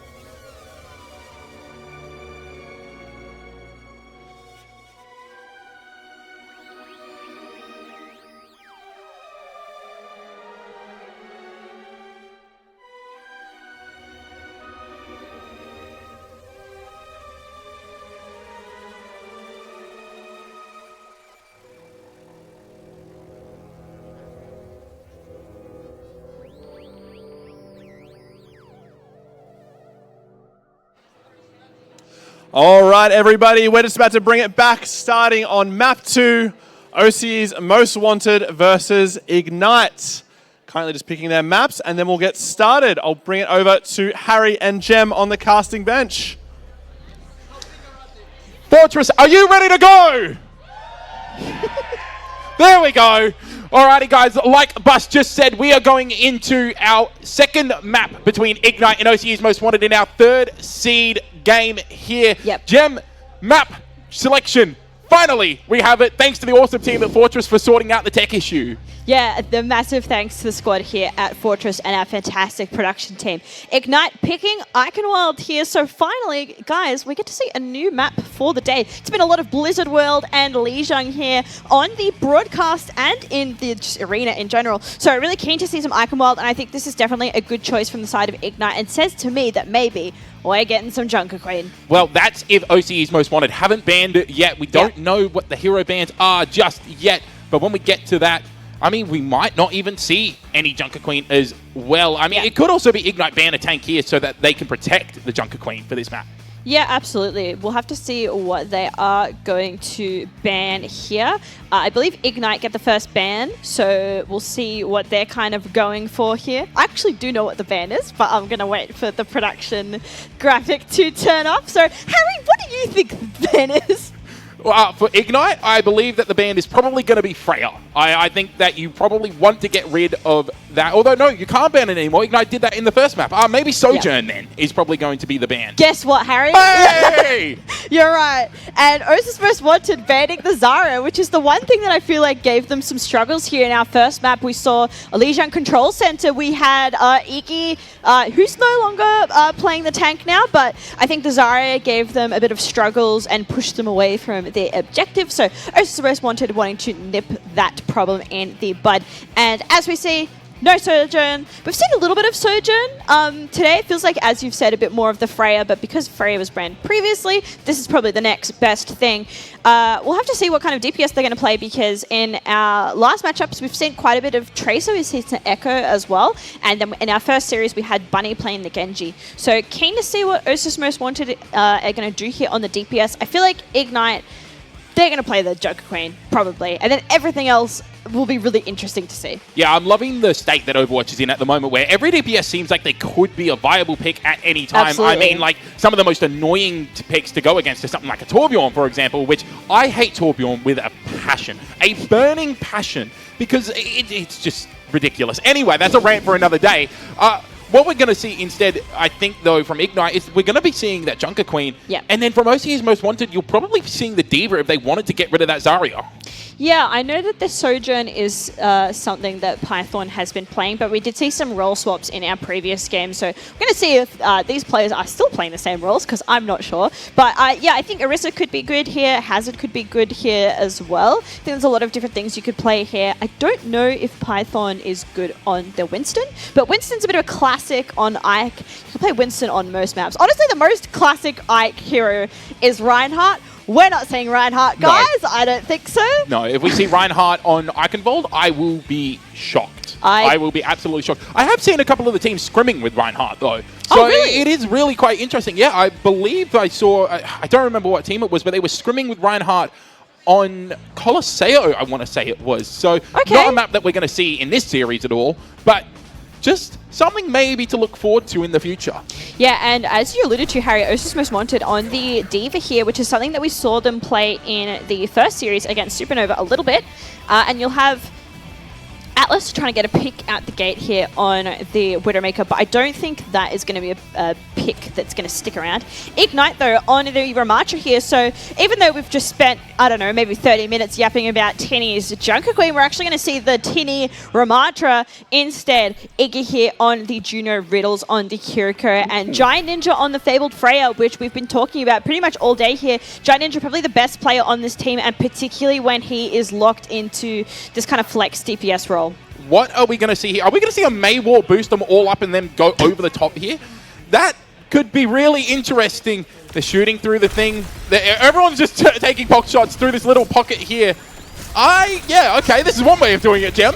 Yeah, this is really interesting. I feel like I'm watching a different video game right now. But Riddle's taking a little bit of damage there. Is going to back off. A lot of percentage gain for Flax Squid immediately here on the Pharah. Yeah, and it's just going to have to be a little disengaged coming in here from OC's Most Wanted. They've had a couple of key cooldowns there as well. The Ravenous Vortex and the Maywall already used, but Yongma getting very, very low. Now has to try and fly back towards the rest of the team. He's going to get DMAC'd here as well. And Python also quite low as the pummels come in here from Teeny. Jai gets onto Python. Rose finishes off Yongwa, and that's going to have to be a disengage from OC's Most Wanted. Yeah, and something I always say when I cast and when I play Overwatch is you do not want to be in a room with a tank in Overwatch. That is not something that you want to do. You do not be in want to be in a closed quarters with the Ramattra here, and Ursus Most Wanted just, going into that room. But there is going to be some compositional changes here from Ursus Most Wanted as they kind of start their attack onto A here. Yeah, and it's a really low healing comp as well, so Yongwa has to be careful not to take too much damage because the healing is not going to be there very quickly. And in saying that, Yongwa's already on half HP, gets taken down there by Tinny, and that's just going to be the MO now for Ignite. They just have to try and bully Yongwa because the healing isn't there to keep the tank of OCE's Most Wanted up. Iggy needs to be careful to stay alive, uses some great movement there from Juno just to stay alive. They get onto Rose, however, but Jai did get the kill onto Flax, so now it's going to be difficult. Resurrect comes in onto Flax, but Python's gone down. Once again, Jai finds the kill. It's going to be Flax just trying to run away from the rest of the team, but this is just dragging on now, Jem. Yeah, but crucially, Ursus Most Wanted have 3 ultimates. 2 of them are DPS ultimates, and they are going to use the barrage here. Will get hindered, though, and that is Flax Squid going down. Riddles, though, is taken out by Atlas, and Atlas still have this Pulse Bomb available. Yeah, Jai Ninja trying their best to stay alive here, but Atlas has managed to find 2 in the meantime. Pulse Bomb goes awry, but it will still be enough here as they've already finished off the supports. Although in saying that, there is the Annihilation being popped from from Tinny Valkyrie. Now Jai Ninja takes down Yongwa, Rose finishes off Python, and somehow Ignite have managed to stabilize through this and win this fight. Yeah, and even though they've used all their ultimates, crucially, Riddles here is up to a rush, so they will hold on to probably both of their support ultimates for this next fight, with 1:40 remaining for Ursus Most Wanted, with currently 0% on the board. Yeah, 0% indeed. They need to try and find a fight win here, but it's not going to come easily. Python already getting low. Jai Ninja hitting those shots. Kitsune Rush coming in. They're already getting on towards Yongwa here and Python. Python needs to try and stay alive. They almost have the sound barrier, but it's not going to happen. They get taken down. Now the supports and the tank have been caught away as Jai Ninja is just ripping them to sunder. Tiny Valkyrie as well takes down Yongwa, and that is going to be another fight win here for Ignite. They will finish off the rest of OCE's Most Wanted, and still not even a tick with only a minute left. Yeah, nothing on the board for Ursus Most Wanted here for their attackers half here on Iconworld. A bit low here, so they're going to have to back off, but only 50 seconds remaining. Ignite, a lot of ultimates here for this next fight, and they look firmly in control here of their defense. Yeah, Flax Squid has gone over towards the Cassidy as well. There's the Maywall coming through. Yongwa gets on top of Riddles. The bowler shot comes in, lands onto Yongwa, but it's a sound barrier that does a great job. Now it's the Orbital Ray coming out here from Iggy as Jai Ninja once again takes down Python. Jai has been unstoppable so far on this Freya. It's just going to be Yongwa trying to stay alive onto the point here, trying to get some damage done. Has the downpour available, but gets shut down before they can use it. Mini gets taken down there by Rose as well. In the meantime, Iggy did get taken down by Flax Squid, but Jai Ninja is still just running amok on this Freya. Finishes off Flax Squid. Atlas now has to run. OCE's Most Wanted are in last fight territory. Yeah, I think Atlas has to be very careful here not to get staggered by Ignite, who are very much on his tail. And actually, it's Python who's going to be taken out by Jai Ninja, who's been running a goddamn clinic here on the Freya. Absolutely unlocked here on the high ground as well. And is anyone going to touch this? 5 seconds left. I think someone has gotten the touch. It looks like Atlas and Yongwa both got the touch. There's the downpour, lands onto Iggy. Iggy stays alive, though. Great healing coming through there from Riddles. The anti-nade lands onto Tinny, so they have to use their Annihilation. Flax Squid in the meantime has managed to find both Jai and Rose. Tinny does get Mini, but in the meantime, Yongwa has already taken down Riddles. Tiny, once again, finds another support there, so both supports have gone down. Now they go back to the transform. They're going to take their Flax. Can they get onto the point before it captures? They can. It's just going to be Yongwa on the point left. And alongside Atlas, it will be Tinny who gets taken down. A heroic effort, though. Yeah, absolutely. Ursus Most Wanted getting the point there in the end. It looks like Jai Ninja could be staggered here if he's not careful. Just kind of slinking around the point here and will go down to Atlas. So this is a great chance for Ursus Most Wanted to be able to push through the gate here, no problems. As your biggest problem, Jai Ninja is back in spawn. Riddles, though, taking down Python is going to slow down this push just a little bit. Yeah, it is going to slow it down a little bit, but I mean, without Jai there, you can't really do a whole lot of damage. And there's a lot of ultimates coming. There's ultimates coming up online here for Ignite. And crucially, only the Pulse Bomb available for OCE's Most Wanted. Yeah, absolutely. But Atlas has been really great here on this Tracer, so they do need to be careful. And Giant Ninja is down again, so target focus doing very well for Osis Most Wanted. But with the mini off the board, no more Ana here. Yeah, and Yongwa just gets absolutely separated from the rest of the team, taken down. But Atlas once again has managed to find Iggy. The consistent performance of the Tracer player for OCE's Most Wanted is paying dividends, but not enough as Ignite shut down the attack. And once again, OCE's Most Wanted are back to the drawing board. Yeah, absolutely. A minute and a half here for Oster's Most Wanted. They've got the payload pretty far. I mean, they didn't cap with basically any time remaining here, but not a lot to work with for this next fight. Ignite, though, with a couple ultimates on the board, particularly in focus, is the double support ultimates for this next team fight. Just Tinny peppering in a little bit of damage here from the higher ground, and Oster's Most Wanted getting a little bit of push here on this corner.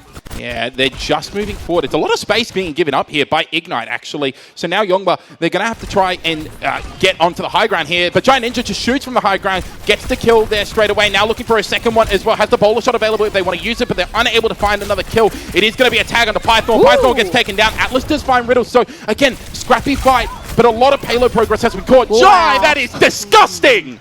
Dude, Giant Ninja's an absolute freak, like especially on this Freya, this is absolutely crazy. I mean, he's not more known as a Tracer and an Echo player, but I think really unlocked here. Flax Squid has swapped onto the Echo Theer, so I think wanting to contest Jai on this Freya. Ignite with 5 ultimates on the board, 20 seconds remaining for Osis Wanted, but with Rose out of the play, that's 1 down for the side of Ignite. Yeah, and in the meantime, Yongwon's just been pushing the point the whole time. They're already at the bridge here. Yep. They have the rally, they have the nano boost. It's a great hit onto the bowler shot there from Yongwa. So now that's the key ultimate gone. Continue Russian Annihilation being utilized, but so both the support ults here from OCE's Most Wanted. Giant Ninja hunting down Atlas. It's a great stick, a parting gift from the Tracer of OCE's Most Wanted, but in the meantime, Tinny has taken down Python.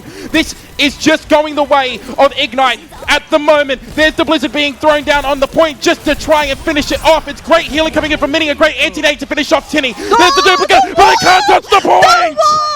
The wall! Oh my gosh, that May wall at the end to seal the deal. Osis Most Wanted are not pushing it past B. I am in shock. Me too! I am in absolute shock. What a May wall to come out there from Rose. A clutch play because it looked like OCE's Most Wanted were going to get back into that. Yeah, I fully thought they had that. I thought that they were going to get the P push there at the end. Extremely quick thinking by Rose there on the side of Ignite to get that wall up. And it's not really a C9 because they were blocked, but in spirit. In spirit. But yeah, I think that swap from Flax Squid onto the Echo to kind of counter Jai on the Freya is a good pick. I'd kind of like to see that on their attack, but I wouldn't be surprised if potentially they went onto the Freya, which is exactly what is going to happen here. So Freya v Freya in the... Oh, I've spoken too soon. Echo v Echo in the lobby. Echo Freya is something we have seen a bit. It's very interesting and looks like we will get that mirror DPS lineup from both of our squads here. And Osis Most Wanted, still, they are able to defend this. Yongwa on the D.Va is going to be interesting. He has so much high ground to play with, and I didn't think Yongwa was a really great aspect of why they won the first map here on Lijiang. Ignite, not having to push it very far, but that first cap on Iconwall can be pretty brutal. I mean, it took Osis Most Wanted down to the 0 to get it, and it could be that Ignite has to deal with the exact same issue. It could be indeed, and like you said, it's going to be on Yongwa here to try and stay alive. They need to stay within line of sight of their healing, and they can't take too much damage here. Giant Ninja is just absolute farming the ultimate charge up at the moment, and Gem, it seems like it's a pretty passive defense right now. Yeah, absolutely. Going to have to pull back a little bit. I think Ignite are going to come in here very, very aggressive. Tinny just kind of rotating around this corner here. And already you can see our spectators with Giant Ninja and Atlas, the highest percentage of ult charge in the lobby. Watch out for them because I think it's going to be whoever can get this Freya ult first that decides this first fight. I mean, 60% to an ultimate is absolutely crazy from Giant Ninja in the first 30 seconds as well. And they could try and get the pick here onto Flax Squid. It's good evasion there of the shot from the Freya. But now the Ravenous Vortex has come through, and it's going to be Yongwa getting very, very low, as well as Mini getting low, and it's going to be Tinny who just gets on top of the Ana there, takes them down. Rose finishes off Flax Squid, and Yongwa's been D-Mech. Alice does get a trade back kill onto Iggy, but in the meantime, the rest of the team has just fallen around them, and it is going to be Ignite who get the team kill and should secure this first point. Yeah, I don't think anyone is able to touch here. Everyone from Osis Most Wanted in spawn now, kind of just gearing up for this push defense that they're going to have to do against Ignite here, who cap with 5 minutes 20 remaining. A complete mirror story of what happened to Osis Most Wanted on their defense. Yeah, it is a real big mirror story. I mean, nothing went the way that OCE's Most Wanted wanted it to go then, and now they had to reset their tank composition. Atlas still holding on towards that bowler shot there. The Giant already has theirs online and has been looking deadly with it.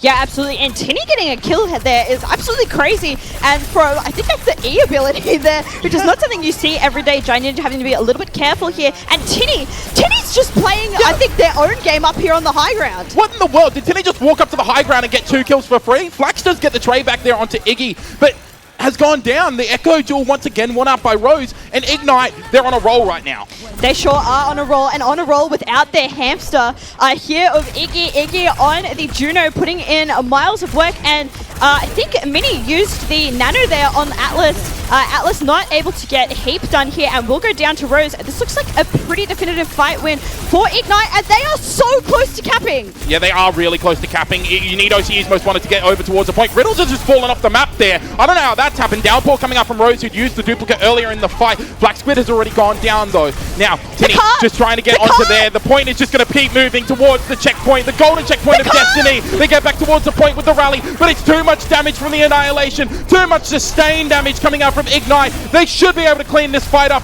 Tinny is looking so strong on the point. They'll clean up Black Squid. They'll take down the Echo, and we'll be going to a map 3. Yeah, we will be going to a map 3. Ignite with a very strong word there on their second map. They say, here's our real roster, guys. Here's our W roster. We are tightening this series up 1-1 here in our 3rd place game. Yep, and Tinny didn't even need the Chunker Queen. They were hyping it up so much, didn't even need it. The Archer was just too good.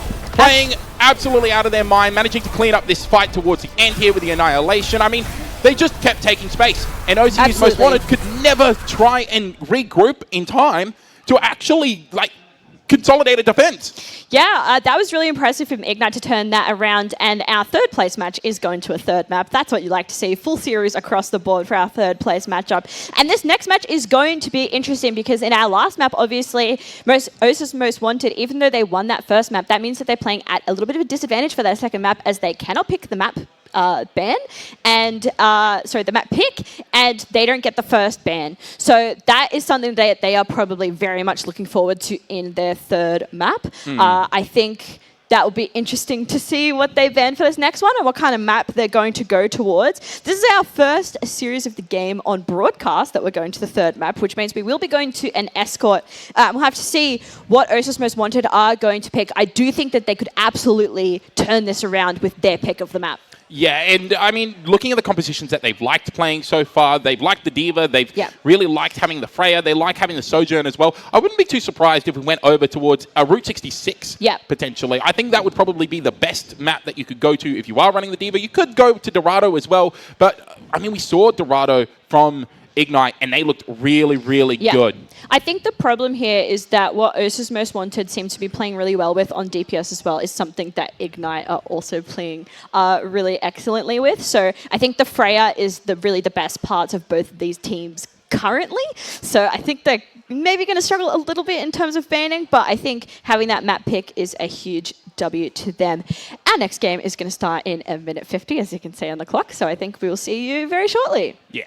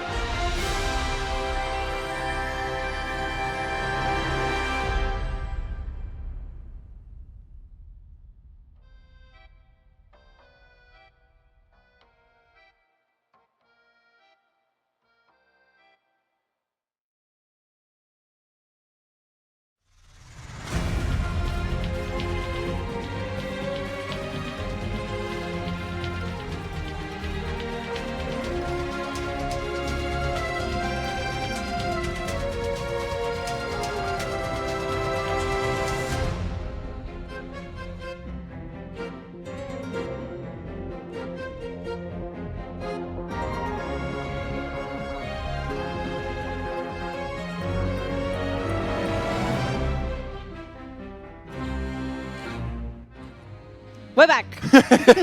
Woo! Yeah, a bit of a short break there compared to our previous break, but we will be getting into our third map shortly. If you are just joining us, Osa's Most Wanted and Ignite are on 1-1, and this is a best of 3 series, which means this last map is for all the marbles. Whoever wins this will get our third place prizes, getting the bronze medal here, and whoever will lose this, unfortunately, will be fourth out of our 4 teams competing today. There does need to be a fourth, and there does need to be a third.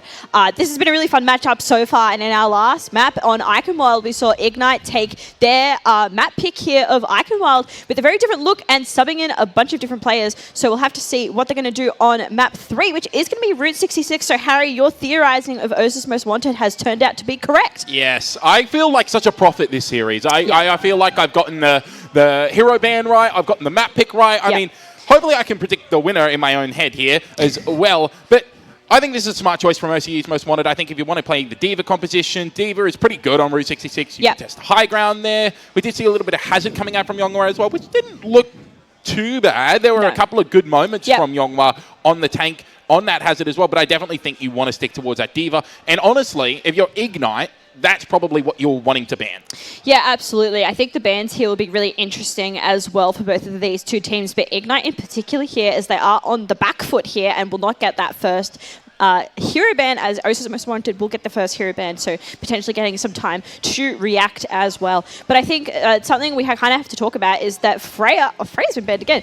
Okay, so this is basically both teams' best aspects taken out of the mix here. So I would imagine here you kind of see Giant Ninja here on Ignite play some more of the Echo, potentially more of the Tracer as well. Osa's Most Wanted, you have the D.Va off the field, so that's kind of been their best tank matchup in this series so far. So we're going to see a different look here from Yonghwa on the attack here in our last map of Route 66. Yeah, 100%. And remember, they are not just playing for glory, they're not just playing for bragging rights. The third place team takes home $200 as well as 5 starter packs, and the fourth place team still takes home 5 starter packs. So still some good prizes, but you definitely want to go home winning some cash money there. And I don't know how you split that if you're Ignite with so many players on the roster. I have no idea how they're going to do that. Yeah, that's going to be a little bit difficult, but really interesting here, as we kind of were saying in the last map that we would see Tinny here on the Junker Queen, and our prayers have been answered. Tinny here on the Junker Queen, at least for the defense here of Ignite, defense here of Route 66, and Jai actually on the Pharah, so we're going for a double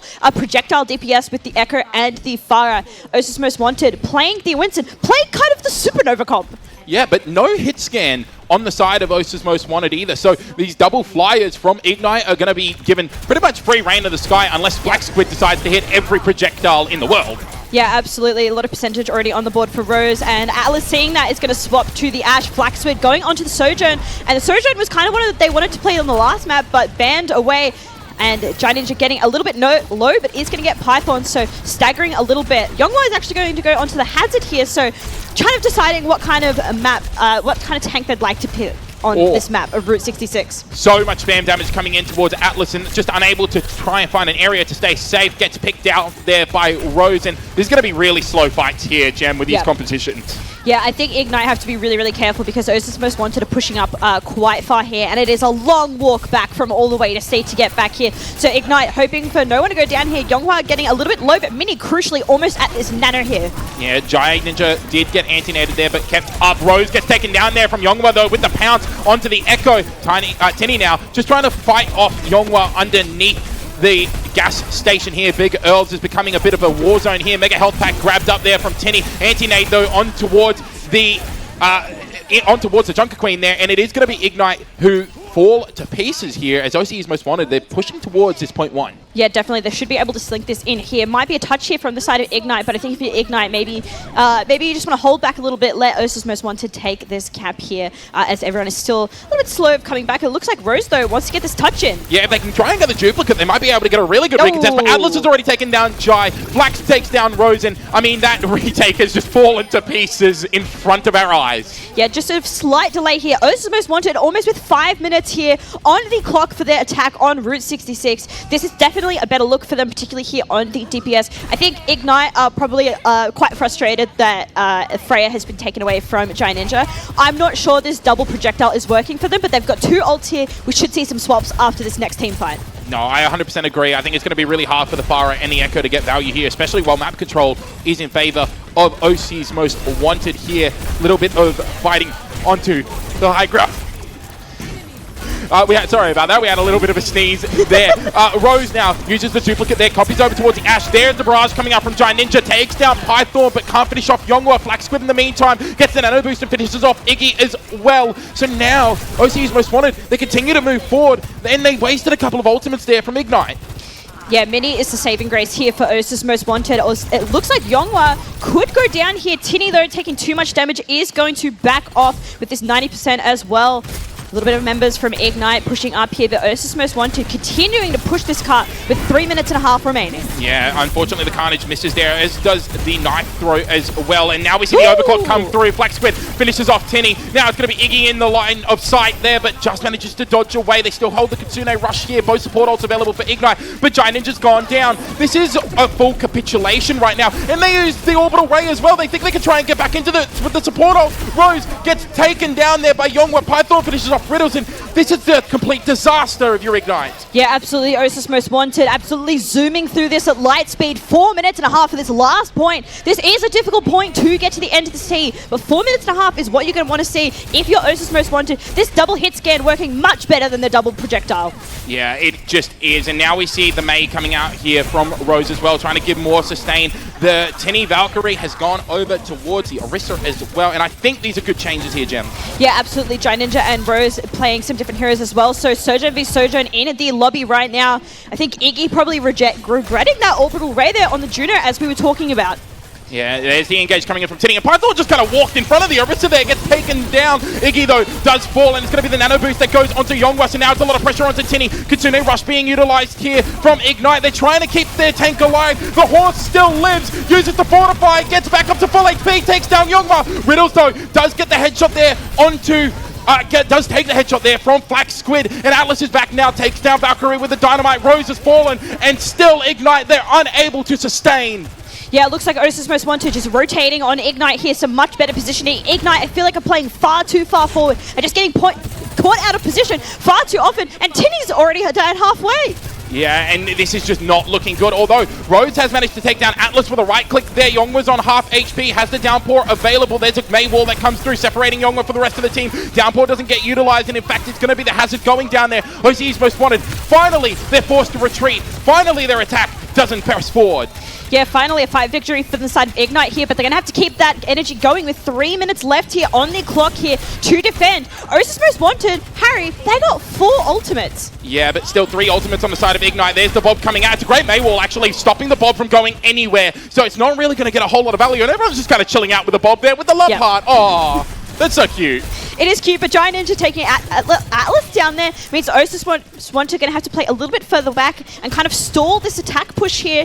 Ignite pushing up themselves as well. Iggy getting a little bit low, but is able to survive. Yeah, they want to try and execute the rest of this team here. They don't want to let them out with their lives. It's a freeze there onto Python, and the Kiriko has fallen. Yongwa, though, needs to be careful now. They were hanging around in the rafters. They're already on low HP. They're so low, but no one can land the final shot. They have separated Mini from the rest of the team, but it's an anti-nade that goes onto Jai. Jai, unfortunately, just overextends a little bit there, down to 48 HP. Atlas has swapped over to the Genji now in the meantime as well, Jim, and the rest of the Ignite now backs away. Yeah, I think this is a good pick here from Atlas, just wanting to take these players down. Python here committing the rush, and Rose committing the Blizzard. Yeah, the downpour happened, but didn't really catch on to too many people, although in the meantime, Atlas, though, gets into the back line, takes down 2. The overclock can't get the kill there. The dodge, the moves from the Genji of OTA's most wanted. They're still continuing to push forward. Can they get a full cap here? Yeah, Ignite using 3 ultimates there, but no fight victory. Tinny swapping on to the Doomfist. This is our last touch here. Riddles dies with almost a rush available. Flex Squid manages to take down both supports before the ultimates come online. 3 kills for the Sojourn of OCA's most wanted, and they will get the full cap with 1.5 minutes remaining. 1:31 here for Osa's most wanted left on the board. Ignite going to have to push the whole distance and then some to see who can take our last map. Osa's most wanted looking fantastic here, particularly with the Sojourn pick, but I want to shout out Mini here on the Ana, who I feel like has been the best player on this map in particular. I think all the times that Osa's most wanted need to get bailed out, Mini is there with the Ana, with the nades, with the nanos. I feel like the nanos have been so paramount to Osa's most wanted success here on this map of Route 66. Slow motion replays. No, I 100% agree. I think that Mini has been the difference maker for OCE's Most Wanted, staying alive, getting key anti-nades as well, and also doing damage as well. I'd be very surprised if Mini has a very small amount of damage here, and not much is changing for the side of OCE's Most Wanted. That was a comp that worked, and they're sticking with it. Yeah, they are. They are sticking with this. I think this Sojourn Ashe look from them is really strong and definitely plays to their strengths more. And this Kiriko Ana backline is just working a lot better than this Kiriko Juno backline from the side of Ignite. I think maybe Juno just not the correct pick for this kind of composition that they're trying to play. But I will shout out Rose, who's been an absolute force here on the Mei. No, yeah, Rose has been absolutely lights out on the Mei, not just in this map, but in the entire tournament as well. So really a comfort pick here for Ignite. Jai struggling a little bit on the Sojourn here, more so than they were on the Freya.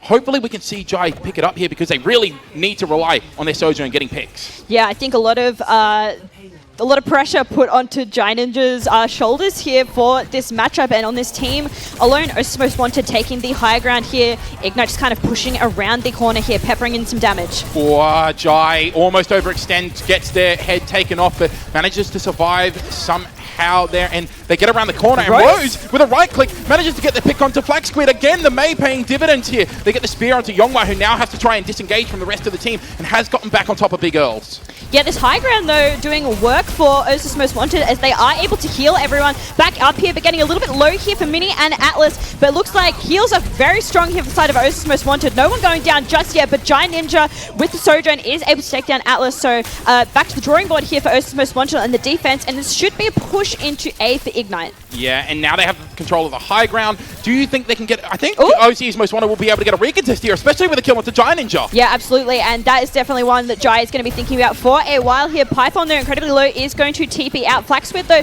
getting low as well. Great Mei wall. They managed to cap the first point here before the recontest can come in. Rose, once again, with a Mei wall, stops the point from being contested, and they get the kill onto Mini as well. So they can just consolidate their position on the point, continue to push forward, and this is great gameplay coming out now from Ignite as Giant Ninja cleans up Yongwa. Yeah, the momentum has really shifted to the side of Ignite here, feeling themselves a little bit more. Giant Ninja might get a third here, but it looks like Atlas should get out of here. Mini, though, at the nano here, Atlas will go down, and just some huge momentum shifts for Ignite here. 4 minutes 50 on the board, so a similar time back to what OCE's Most Wanted had on their own attack. And once again, high ground in control here for Ignite, and they've got Tinny just holding the doors here. There's the Spike Wall coming up, but also the Mei Wall coming through as well. Spear onto Yongwa. Both supports have dropped down. Crucially, they have the Terror Surge available. Are they going to try and suck up the Ana? There's the Suzu. There's the Kitsune Rush being used. Python goes down. The Blizzard as well as there. Yongwa is going to get taken down as well. Very, very low. The Nano Boost actually came in from Mini, so they're able to keep the Hazard alive for a little bit longer. And in the meantime, Atlas has managed to find a key pick there onto Giant Ninja. Python has just respawned, does have the Kitsune Rush available if they can get back into this fight, but for now, it might have to be in disengage. Although, as I say that, the Bob gets thrown,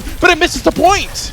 Yeah, Rose gets a little bit low there and is going to have to at least use the cooldown with something on the board for OCE's Most Wanted. They are going to have 2 ultimates in this fight, probably wanting to back off a little bit, and Python not going to be able to use the rush here for this next team fight, and Flaxwood taken down, as is Mini, and this point looks all but locked up for Ignite. Rose on an absolute tear right now with this Mei, the right clicks. We pointed them out earlier, and Giant Ninja as well, really stepping up to the plate here, Gem. Yeah, absolutely. I feel like this has been Rose's game, though. I feel like OCE's Most Wanted, whether they win or lose, are going to be having nightmares about these Mei walls from Rose. Just some really crazy and really creative walls that are really, bailing out their team when they need to.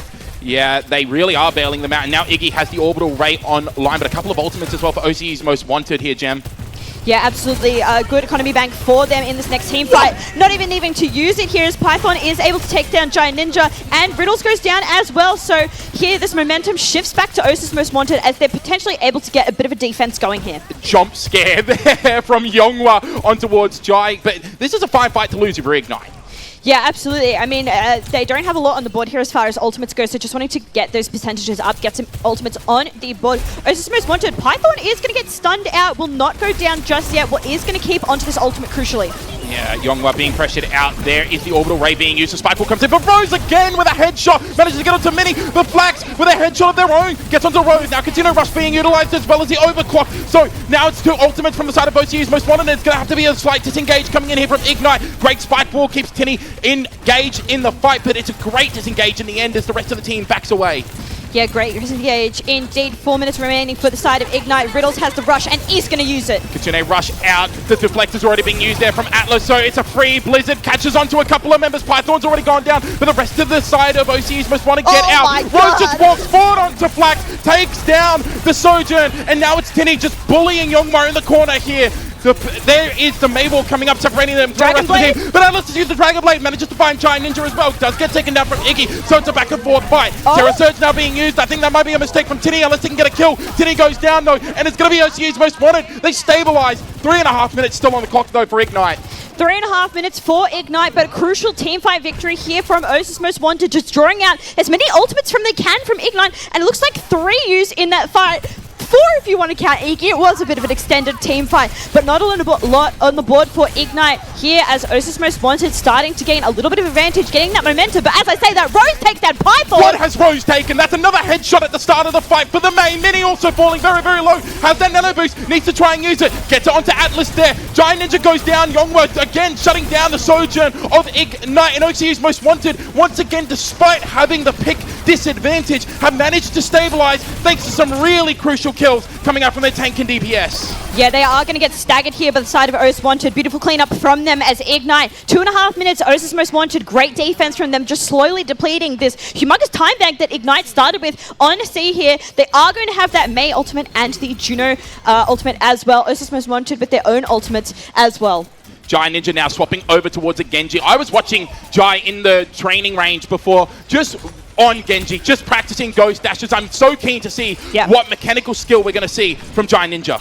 Yeah, absolutely. This is going to be an interesting one. Genji versus Genji here. No blade available for either Genji. Just a neutral fight between the two of them. Getting a little bit aggressive here, and Youngwa is going to pop the ult. Yeah, the downpour comes through, does connect onto a couple of members, but Iggy gets the kill onto Python there, thanks to the Blizzard and thanks to the Orbital Ray. So this is a good sustained fight now for Ignite. They just have to try and find a couple more kills, which they're able to do. Atlas does get a trade back onto Iggy though. It is a good sleep to stop the momentum. Jai goes down to Mini as well. It's the overclock that comes through. Rose finds Atlas. Tinny is just trying to keep Flax away from the rest of the team, but they need to try and end this fight quickly. Sound barrier online here for Python. Do they need it yet? Not at the moment as Mini's taken down Riddles. It's just going to be a back and forth fight. But once again, OCE's Most Wanted turn up when they need to. 1.5 minutes left on the clock. We could be coming to the end of it here, Gem. Yeah, we really could be. At the very least, if Ignite finish this, they are going to finish with a lower time bank here than Osis Most Wanted. Lots of ultimates on the board for both of these teams here, and Atlas will have the Dragon Blade and the Nano Dragon Blade here for this next fight.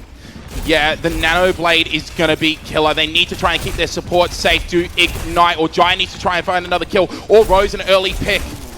Yep, this is going to be really difficult for them. Osis Most Wanted with the high ground here, and Flax Squid taking down Rose. That's your best player out of this next fight. You need to end this fight quick. You need to lose this fight quickly if you Ignite, or you need to back out. 50 seconds left remaining, and Flax Squid is causing absolute havoc. They didn't use an ultimate there, Gem. They're still holding on to those key ultimates. This is almost impossible for Ignite. Yeah, I mean, there's just so much on the table here for Osis Most Wanted. Look, Ignite has some things that they could use too, but they definitely look on the back foot here at a massive disadvantage here. 30 seconds remaining. That has to be weighing on your shoulders. 30 seconds remaining. One last desperate clutch to try and get yourself the chance to win $200. Can they do it? Giant starts it off beautifully. Gets it, pick up to Python, but gets traded out there by Youngma. The Rose with a headshot takes down Atlas. Now they go back. They get to the Mini health back as well. Terra Surge from Tinny. It's a nano boost that keeps the rest of the team alive, but can they get the kill onto the Sojourn? Flex Squid with the shot. Gets on the Riddles. They're down to support. It's so difficult now for Ignite to stay in this. Tinny does take down Flax, but the Dragon Blade will be the exclamation mark. The overtime wick will turn down, and it is going to be the win here for OCE's Most Wanted. Yeah, I mean, Ignite playing it clutch there, but Osis Most Wanted are going to be your third place winners here, our winners of our third matchup, and they will be our bronze medal champions. Congratulations to OCE's Most Wanted. They have played well. They have fought hard. They have made it all the way to the LAN, and now they win our third place match and a share of $200 as well as 5 starter packs as well. But not to fret for the fourth place team, because they have also taken home 5 starter packs for Overwatch as well. And Yep. oh my goodness. What a game. What a game. What a game. And Ignite going away here with the 4th place. Obviously, that is not the place that they wanted, but a massive congratulations to them. They played an absolutely fantastic tournament here in the Melbourne Mash here for Disconnected Esports, and it's been really great to see creators, especially on Ignite, that we don't get to see in these kind of environments kind of come to the forefront. A really great looks from Ignite, even though they're not able to win here. I still think that Rose there on the May was really a standout here for Ignite. I mean, those walls, even though they lost, were crazy. But Ursus Most Wanted, a massive congratulations to them. And I think Mini there on the Ana, I mean, especially in that third game, was really bailing them out. But that's it for our 3rd place matchup. We're going to go to a quick break. But after this, stay tuned because it is the Melbourne Mash Grand Finals. Woo!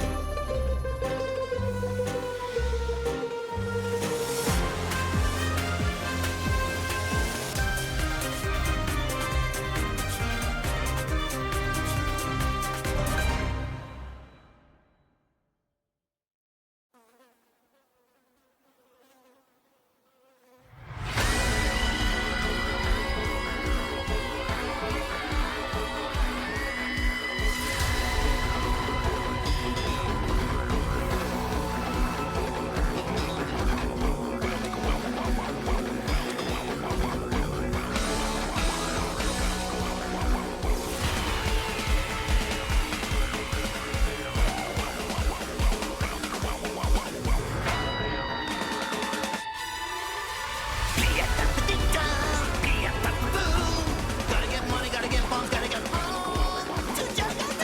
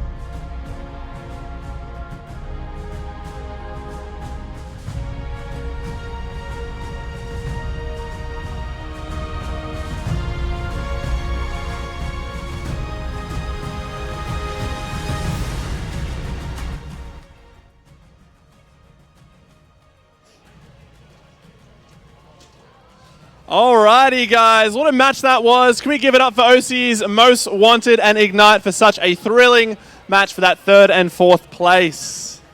Thank you, guys. All right, we have some more things to give away for our Overwatch trivia here. However, I've been told that I can't run into the crowd because it makes the camera work a little bit too hard, so I'm going to need people to come down here. Firstly, we have a mouse pad to give away. Who would like to participate in the next Overwatch trivia question? Want to come on down, good sir? Oh, sorry. Looks like there's 2 of you. We'll go you first. All right. No, you're fine, you're fine. Come through. All right. So, what's your Overwatch lore knowledge like? Not great. All right. So, this might be a hard one. Who is technically the youngest playable character in Overwatch? A, Orisa, B, Diva, C, Juno, or D, Echo? Wait, who was B? B was Diva. You caught me on the technically. I don't know, I'll go Diva. Incorrect, I'm afraid. However, you do get a prize just for participating. Orisa or Doomfist, which one do you want? Oh, sorry. Lovely, all right. Yep, there's no answer yet. Who would like to answer this question? Who's got it? You want to come on down? And we'll get someone from that side next. Okay. Do you want me to repeat the question? Or all right. Who is technically the youngest playable character in Overwatch? A, Orisa, B, Diva, C, Juno, or D, Echo? Juno? Incorrect. Bam, bam. This is pretty free now.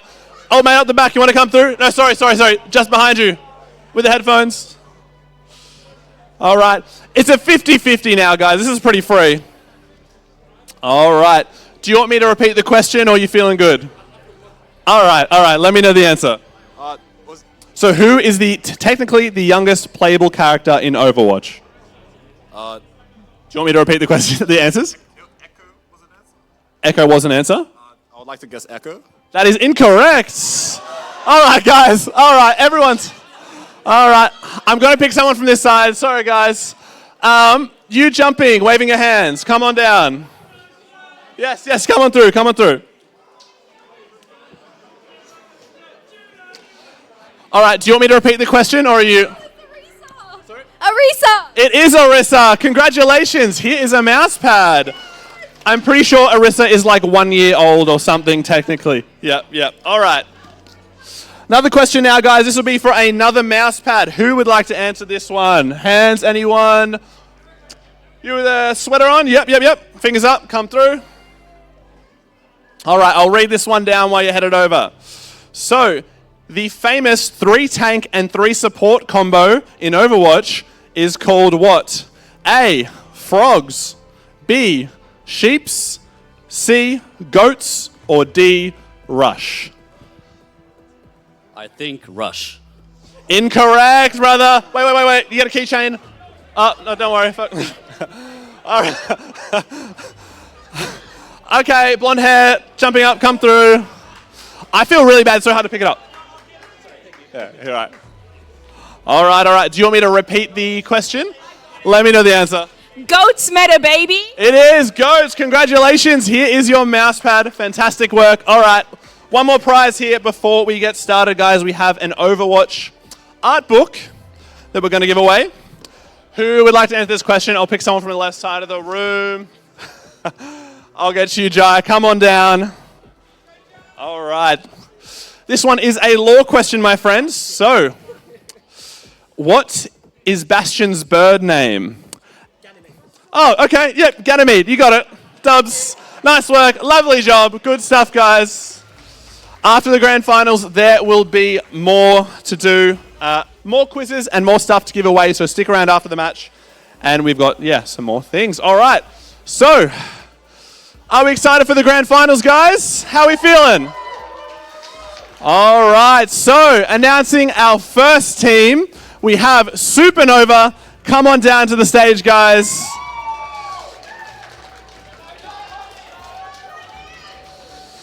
Fantastic. All right, so Bunny, come on down. Come on down, brother. All right. How are we feeling? How are the nerves? Pretty okay, actually. We were just talking about the prizes, and now I'm even more nervous.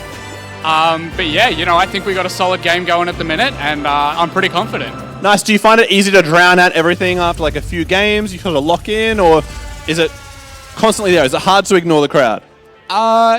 It can be hard to ignore, but we scream too loud for it to be an issue. Lovely. All right. And how are you feeling as well coming into this match? You feeling confidence? You feeling like it's going to be a tough match? And do you have any final words for We Are Great Friends? I think it could be really close. Obviously, we had a very good first match and we had a good show.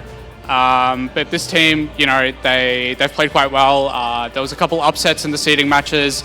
And I mean, they got some really great players, some big names. So yeah, I think it'll be really tough and, wish them the best. Cool. I was going to be looking forward to this match. Good stuff. Thanks for the interview. And settle down, guys, and then we'll introduce the other team. Okay, so I stuffed up your name earlier before. Apologies. But can win with great friends. Come on down. Woo! All right. Blue, come to the stage. Do you prefer blue or blue? Lovely. Don't worry about that. So, this is you haven't played on stage yet. Is that correct? How are you feeling? Honestly, pretty confident. I was nervous going into this, but sitting down and being with my friends, great friends, feels good. Friendship is magic, isn't it? Are you nervous standing on the stage, looking at everyone right now? Honestly, not at all. I'm confident. Nice, love that. Same question that I asked Bunny. How are you feeling right now with the matchup? Are you expecting a win? Have you sort of thought and strategized around this matchup or expected it? So we scrimmed Supernova a lot, and even though it was a bit messy because Grandpa Cat was playing instead of Aki and then I was playing, we got a lot of experience against these guys. We know they're coordinated, but we're confident in ourselves. We've played enough, and honestly, you want to do this for Grandpa Cat. Yeah, all right, nice job. Lovely. Get settled down, guys, and we'll get started shortly with our grand final best of 5 match, guys. Can win with great friends versus Supernova. Now I'm going to pass you over to our casting crew. Thanks, guys. Thank you so much, Bus. And we are back, Fortress, for our Melbourne Mash Grand Final. Yeah, some hype in the room. I think we can do better than that. It's the Grand Finals! Thank you. Yeah, there we go. There we go. Some hype here for our Grand Finals teams. We've got Supernova here. Our Seed 1 coming into this. They won their first matchup earlier in the day, going up against Can Win with Great Friends, who are a bit of a lower seed coming into this, I think, as the dark horse, as the black horse here in this competition. Yeah, they were the 4th seed coming in to our LAN stage, and they have shown everything. Oh my goodness, what was that? We have seen so much from this team throughout the group stages and throughout the LAN stage as well. Obviously pulling through against a really ferocious team in Ignite and pulling out on top there to make themselves a fixture in this grand final here. But now they have to go against the titans of this tournament so far in Supernova. Yeah, absolutely. I mean, Supernova coming into this, taking out what looked like, I think, in matchup to be the best team here against Osa's Most Wanted. But we're coming into our first map. Guys, not Lijiang. Holy cow. We've had Lijiang the whole tournament. People are clapping. But do you really want to watch Samoa over Lijiang? I don't, but we're going to watch Samoa over Lijiang as Supernova are picking it here. There's a really interesting choice from them, and I would imagine potentially this goes with their bans.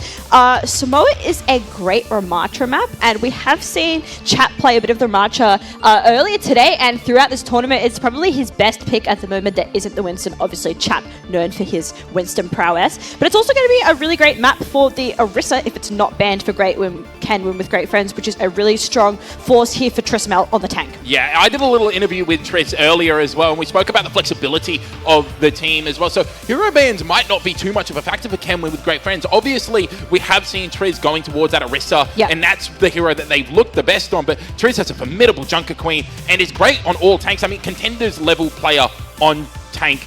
Something is going to break, but it might not be Supernova here because we've got Chappadoodle, Bunny, Slidzorge, Mutnik, and Liam Fox to round out this roster. And if you're looking at someone who needs to step up in this game, you are looking once again at Chappadoodle. Yeah, I think Chap, but I'm going to shout out Bunny actually. Bunny's Freya play in the previous matchup we saw against Osa's Most Wanted was probably the strongest play we've seen throughout this, honestly, the whole tournament, but especially today I've been really, really impressed with Bunny. Obviously, Chap is your ride or die here on the Winston, but has shown some other great looks. I'm also going to shout out Liam Fox, who I think has massively stepped up in this tournament and has become a bit of a tour de force here on the flex support, but I do think Bunny is the key player here for Supernova. If they're able to play this Freya, I think if Freya and Winston aren't in the mix, I think that will be Liam stepping up, but I think if Winston's in the mix, you're going to look at Chap. If Freya's in the mix, you're going to look at Bunny. Yeah, and not to talk about the entire roster here, but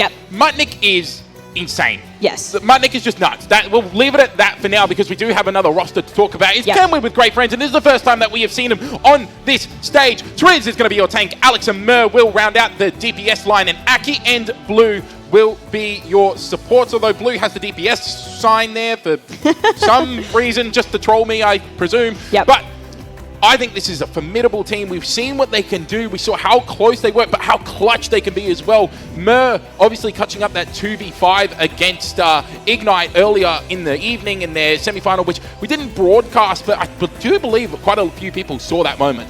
Yeah, absolutely. Some screams and loudness going on during that game. It was a real close one. But I'm going to highlight Trismel here, I think, is the player to kind of rally behind here. Triss, we heard from earlier, Harry. And I think kind of as the strategic mastermind, there was a delay in one of our games because Triss was really thinking about which map to pick, or the ban, I can't remember which. He had to go to his mind palace and think about what ban he wanted to do. So I think Triss very much focused on the strategy, but I am going to also highlight Aki, who's kind of a goat of Australian Overwatch history. Yeah, we did a little, like I said, we did a little interview with Triz earlier, and Aki is the one who's micromanaging the team before they go into the fight. And then when they get into the fights, apparently it's just craziness. Apparently no one knows what's going on. Everyone's just saying different words. Yeah, absolutely. I think this Orisa ban really strong here coming out from from Supernova that is taking the best tank off the board for Can-Win with Great Friends, who I'm sure will return that favor in the next map, probably getting rid of the Winston.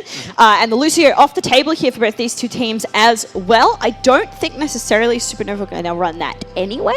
I mean, they could do a Kiri Lucio rush, but I think Supernova very much sticking to the Junos, Kirikos, and Anas at the moment. And we saw a bit of Brig as well.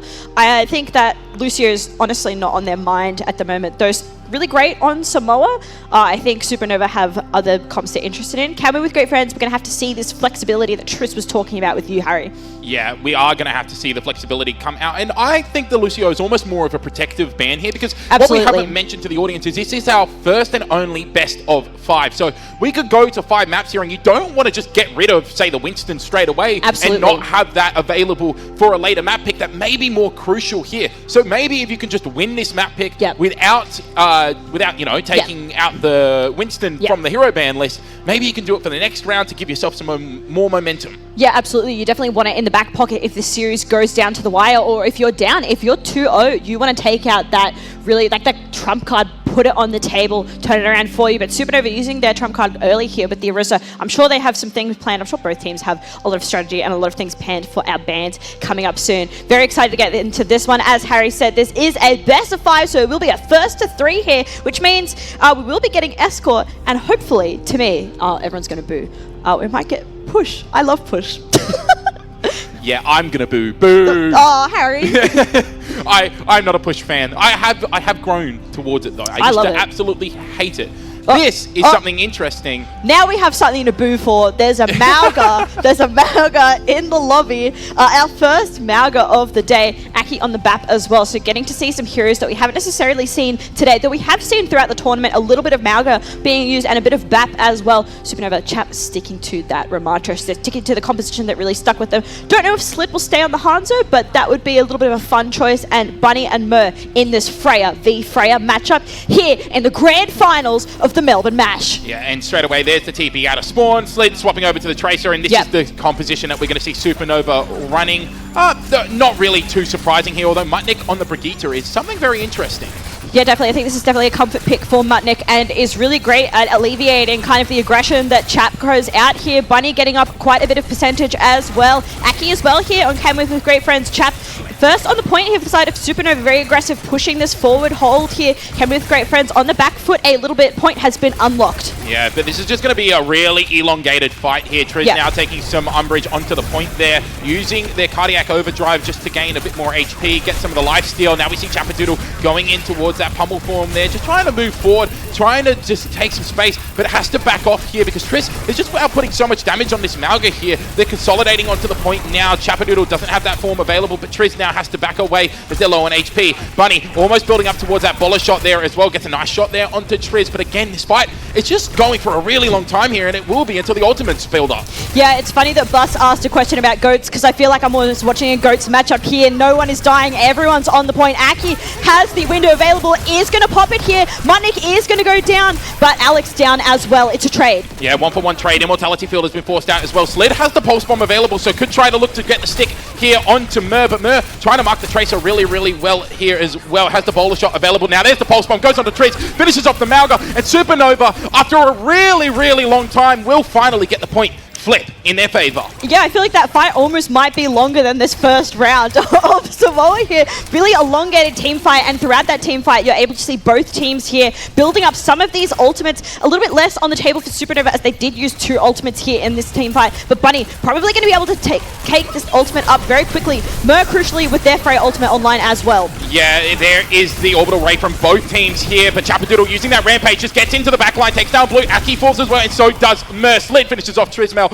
That is going to be a very easy fight win coming out from Supernova. Yeah, but potentially an overinvestment there, using 2 ultimates there. Really wanted to take a statement here for this first round here of Samoa. Only 1 ultimate used for the side of Can-Win with Great Friends. They should have 3 for this next matchup, and that Mauga cage is going to cause problems. It could cause problems here, but again, Bunny has the Bowler Shot online, and Mutnik has the rally as well. So it's actually going to be really hard to try and take down anyone who's trapped in the cage here, Jem. Yeah, so good shots on to Bunny in the background there. Triss getting a little bit aggressive here. Yeah, trying to get on towards Mutnik here. There's the rally being utilized. There's the bowler shot as well. Alex, though, uses the overclock. Does take down Bunny as well, but you've lost your tank, so you've lost all the space that you had. Now they're just trying to chase down the Tracer, but they just can't find the kill. And the rest of Supernova now have the chance to possibly get a little bit more aggressive. They back away. Chappadoodle gets their form online. Ultimates are still trying to build up here. Trismel coming up to their cage. Yeah, Trismel has the cage here for this next fight. They're going to want to engage with that, and Supernova, crucially, nothing on the table here. Could be a pulse bomb here from Slid, but he's going to have to avoid the cage. Yeah, there's the amplification matrix being utilized here. Slid still slinking around in the backline. Immortality field has been forced out already. Everyone's getting very, very low. The cage is being used there by Trismel. The cage fight is so good. Traps up Chappadoodle and Slid, and finally can win with great friends. They have the point in their favor. Yeah, looks like it will be a little bit back and forth, but can win with will get the W, swapping the point back into their favor. They are going to have to get quite a bit here, as Supernova very much in the lead with 88%. But I think Supernova at a massive disadvantage there, Harry, in that fight. They just had nothing to their name, absolutely nothing to use for. And particularly in one of those scenarios where you have a Malga cage, you want at least a support ultimate on the table, and that was not available to them. Can win with great friends, not having any ultimates at the moment, but we saw how quick these Freya ultimates charge, and Mer should be getting one onto the table for this next team fight. Yeah, they should, but I mean, we could see a very early pick coming through, especially because Bunny actually already has their bowler shot. Chappadoodle chunk low thanks to the shots coming in there from Mer. Now it's just going to be Trismel, who just got their second perk available, then trying to just chunk down Chappadoodle, but Slid finds Alex. That's a DPS from the side of Can Win down. Immortality field has to be forced out thanks to the bowler shot as well as the pulse bomb as well. Bowler shot coming out now from Mer as well. They take down Mutnik. It's a great fight now coming in here from Can Win with great friends. They've taken out the sustain from Supernova. Liam Fox, though, has their orbital ray available, and there is the annihilation into the backline there from Chappadoodle. It's going to be Blue who uses their orbital ray as well, but Slid George takes down Trids. Blue wasn't in range to heal the Malga, and the point is flipped in favor of Supernova. Yeah, I mean, that looked like a great fight for Can Win with great friends, and they were crucially able to get quite a bit of percentage on the board here, but there's only 4 percentage points left. Yeah, I don't think anyone is going to get there, even with Triz swapping over to the emergency Doomfist, and it is going to be Supernova who take point 1 of map 1. Round 1 to the side of Supernova here on the map of Samoa. Too many S words here, Harry. But point on the board here, but Can Win with great friends, making it close. Trismel now maybe thinking about a bit of a different tank look. And I think Bunny and Mer both putting in some great looks there. I'm going to eat my words. Trismel is back on the Malga. But I think Bunny and Mer putting some great looks here on the Freya, but Bunny just getting the little bit better of that. I think the interesting thing between the Bunny and Mer, the difference between them, I think, is that Bunny's just able to get that ultimate so much quicker. I feel like he's focusing more about that ultimate than necessarily getting picks, so he's just trying to get as much damage as he possibly can to wind that up, and Chappadoodle back onto the Ramatra. Yeah, and I think the Ramatra is paying dividends here for Supernova as Absolutely. well. And it's harder for Mer to get the chunk damage there onto Chappadoodle because of the shield, whereas Triz is kind of just standing in the open and being chunked down. Yeah, absolutely. I think as well these two picks between Alex and Slid is we have the Sojourn versus the Tracer. I think it isn't necessarily advantage per team. I think they just more suit the compositions that they're going for, and Aki is back on the Ana. Yeah, that's an interesting pick. I thought the Immortality field was really crucial for the side of Can Win with great friends. We see a flank coming in here from Bunny on the outer side of this fight here, and Triz is already so low. So is Blue as well, and Supernova, they'll be on the point for now. Yeah, just so much damage done to the side of Can Win with great friends. Blue getting a little bit low here, but should be topped up by Aki. Mer getting low as well, and will be taken out by the fist of Chappadoodle. Supernova onto the point first, getting this first amount of percentage. Yeah, Chappadoodle just walked forward and got onto the DPS there for Can Win with great friends, and it's just going to be a little bit of a stalemate now as the rest of the team have to fall back, although this is not an alley that you want to walk down if you are Aki. Yeah, actually though, Chap is getting a bit lower than Triss here. The sustain of Triss just too strong here on the Malga. Chappadoodle is going to be topped back up, and Supernova still in control of this point. Alex though getting Bunny, and that's the Freya gone. That's going to let Mer get that percentage, that ultimate on the board a little bit quicker now that Bunny is out of the team fight. Yeah, but we still need to have the fight win come in here for Can Win with great friends, and Alex has already used their power slide. They got caught in the Ravenous Vortex. Now they won't be wanting the Tracer. In the meantime, the Annihilation has been popped there by Chappadoodle, and they're staying very healthy as well. Triz just unable to really deal with that, and in the meantime, now Bunny's back from the respawn time. A Pulse Bomb online here now for Slid. They're trying to slink around the backside there. There's the Pulse Bomb that goes out. Aki gets taken down. Alex has fallen earlier in the fight. Blue is under immense pressure. Wow. Gets a punch to the back of the head for their troubles, and that is going to be a fight win for Supernova. It is a fight win for Supernova, and look, they're already at 60%, but I have to point out, Can Win with Great Friends have 5 ultimates for this next team fight, Harry. Supernova have 3 here, which is, you know, not anything to scoff at, but Can Win with Great Friends, ultimate economy looking a little bit better in their favor, but I feel like they're just playing a little bit too scared here. Supernova playing super aggressive, super confident. There's the bowler shot. There's the aggression that you were just talking about. Triss is already so low. Has to get the mega health back to try and stay alive. They're just staying through it for now. There's the orbital ray being used as well as the cage fight from both teams here. It's just caught 3 members, but no one can actually get any kills until Blue goes down. That is disastrous if you're Ken with Great Friends. You have the ultimates available, but do you want to try and invest them? The rally comes in here from Mutnik, and it's Trismel just trying to walk forward with the nano boost now, trying to get the kill onto anyone, but unable to secure anything. Bowler shot available, uses it there, does connect, but it doesn't get the kill that they needed. In the meantime, they're almost flipping the point over, but with 99% on the board already for Supernova, it's Ken with Great Friends who will fall at the final hurdle. Supernova will take map 1 of the grand final. Yes, Supernova getting their map pick here of Samoa on to, what a statement. I mean, they win with no Winston, but I think here, if you can win with Great Friends, you've just lost the map without your best tank available. So I think you're not too upset if that happens. And I mean, you have now another map to play with, as this is a best of 5, but I think a strong look from Supernova and showing to us and everyone that they are not Winston one-tricks. Chap is not a Winston one-trick. He can play far more than that. Yeah, and they have been working on his flexibility in coaching sessions as well. Absolutely. So they, like you said, he's not a Winston one-trick anymore. But it was really interesting to see that Ken Win with Great Friends stuck with the Mauga composition there, because it looked like Chapadoodle honestly just looked at the Mauga and went, okay, you're over there, I'm just going to walk past you. Yeah, and absolutely. there's nothing the Mauga can do. Yeah, absolutely, because Triss was alive for so much of those team fights. I think the sustain was really great for him, and the healers were keeping him up, but it just wasn't enough damage compared to what Supernova were doing. So I think, well, the Mauga is a good pick in that Triss didn't die that much. They just weren't able to do a lot with that. I think they really struggled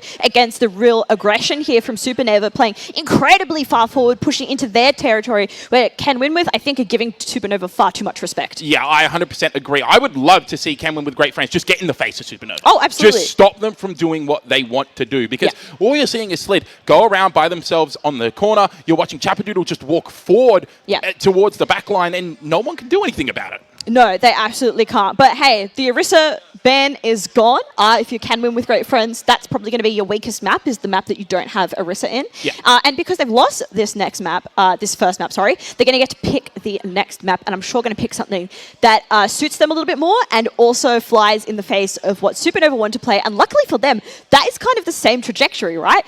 Supernova want to play this dive, whereas that's something that Ken Win with aren't as in love with. They really want to play the poke compositions, some of the rush compositions, and that's something that Supernova struggles with a little bit more, although we did just see Chap on the Ramatra do really well there. So I think lots to go back to here if you can win with Great Friends. Yeah, and here is the map pick straight away. Blizzard World is what we're going to see, and we saw this from, I believe we saw it from OCE's Most Wanted. Yep. They chose Blizzard World when they wanted to play the Orisa composition, and I think this is what we're going to see again. But I mean, it didn't really work out very well if you were OCE's Most Wanted. Bunny put on an absolute clinic the last time we went to this map. Yeah, I think this will be interesting to see if the Freya is banned here, because this was the real difference maker in the last Blizzard World that we saw that Supernova were on, as you've alluded to, Bunny on the Freya here. But Mer playing a great Freya here on Samoa in our first map, still not able to take the W, but I think Mer was one of the better players here in that first map of Samoa. So I think it's going to come down to the hero bans on this one, I think, Harry.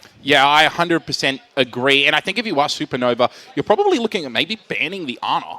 I think you might want to look at that. Yeah, I think so too. I think it, though, depends if this Winston's going to be taken away from them. They do like to pay the Ana with the Winston. But as we've seen throughout today and the whole tournament really, is that Supernova are on kind of a Juno Kiriko kick. They're not playing the Ana as much, but it's something that I know Liam Fox has in his back pocket and is one of his best heroes. But, I mean, they could play anything here. I think Supernova, this is probably the most flexible we've ever seen them as a team. Yeah, 100% agree. You know, I played against Supernova back in the day, back in AoE days, and that was ages ago, and it was just dive. It was constantly dive. You prepped for dive, and you could try and beat Supernova. The issue was they were really good at dive, so you probably weren't beating Supernova.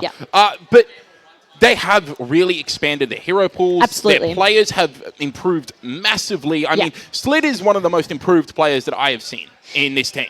Yeah, absolutely. I think Slid, played a little bit, took a break, and now is back. And then I think Liam Fox has really stepped up in the role of flex support and I think he used to be kind of Chap's bailout. I think he used to die a lot, but because he was kind of being Chap's one-to-one healer on the Ana. Now that they're playing a little bit, not necessarily less aggressive, but now that Chap's able to play some different things and the pressure's more spread evenly throughout the teams, I think we're seeing the supports be able to put in more healing and make sure that Chap stays alive and the rest of the team stays alive, because I think Chap is playing a little bit more careful these days. Yeah, I 100% agree. It does seem like Chap is less inclined to dive the back line by himself, you know. Oh yeah, just a little bit. You can't take Chapadoodle out of Chapadoodle, No, absolutely right? not. You can't fully do that. But I mean, Supernova have definitely reined themselves in with their compositions. They've definitely reined themselves in with their aggression. But, I mean, that's not what we saw in that last game, because all we saw from them was aggression. They held forward. Yeah, absolutely. So we'll be coming to you with Blizzard World, the next map of our grand finals, shortly after the break.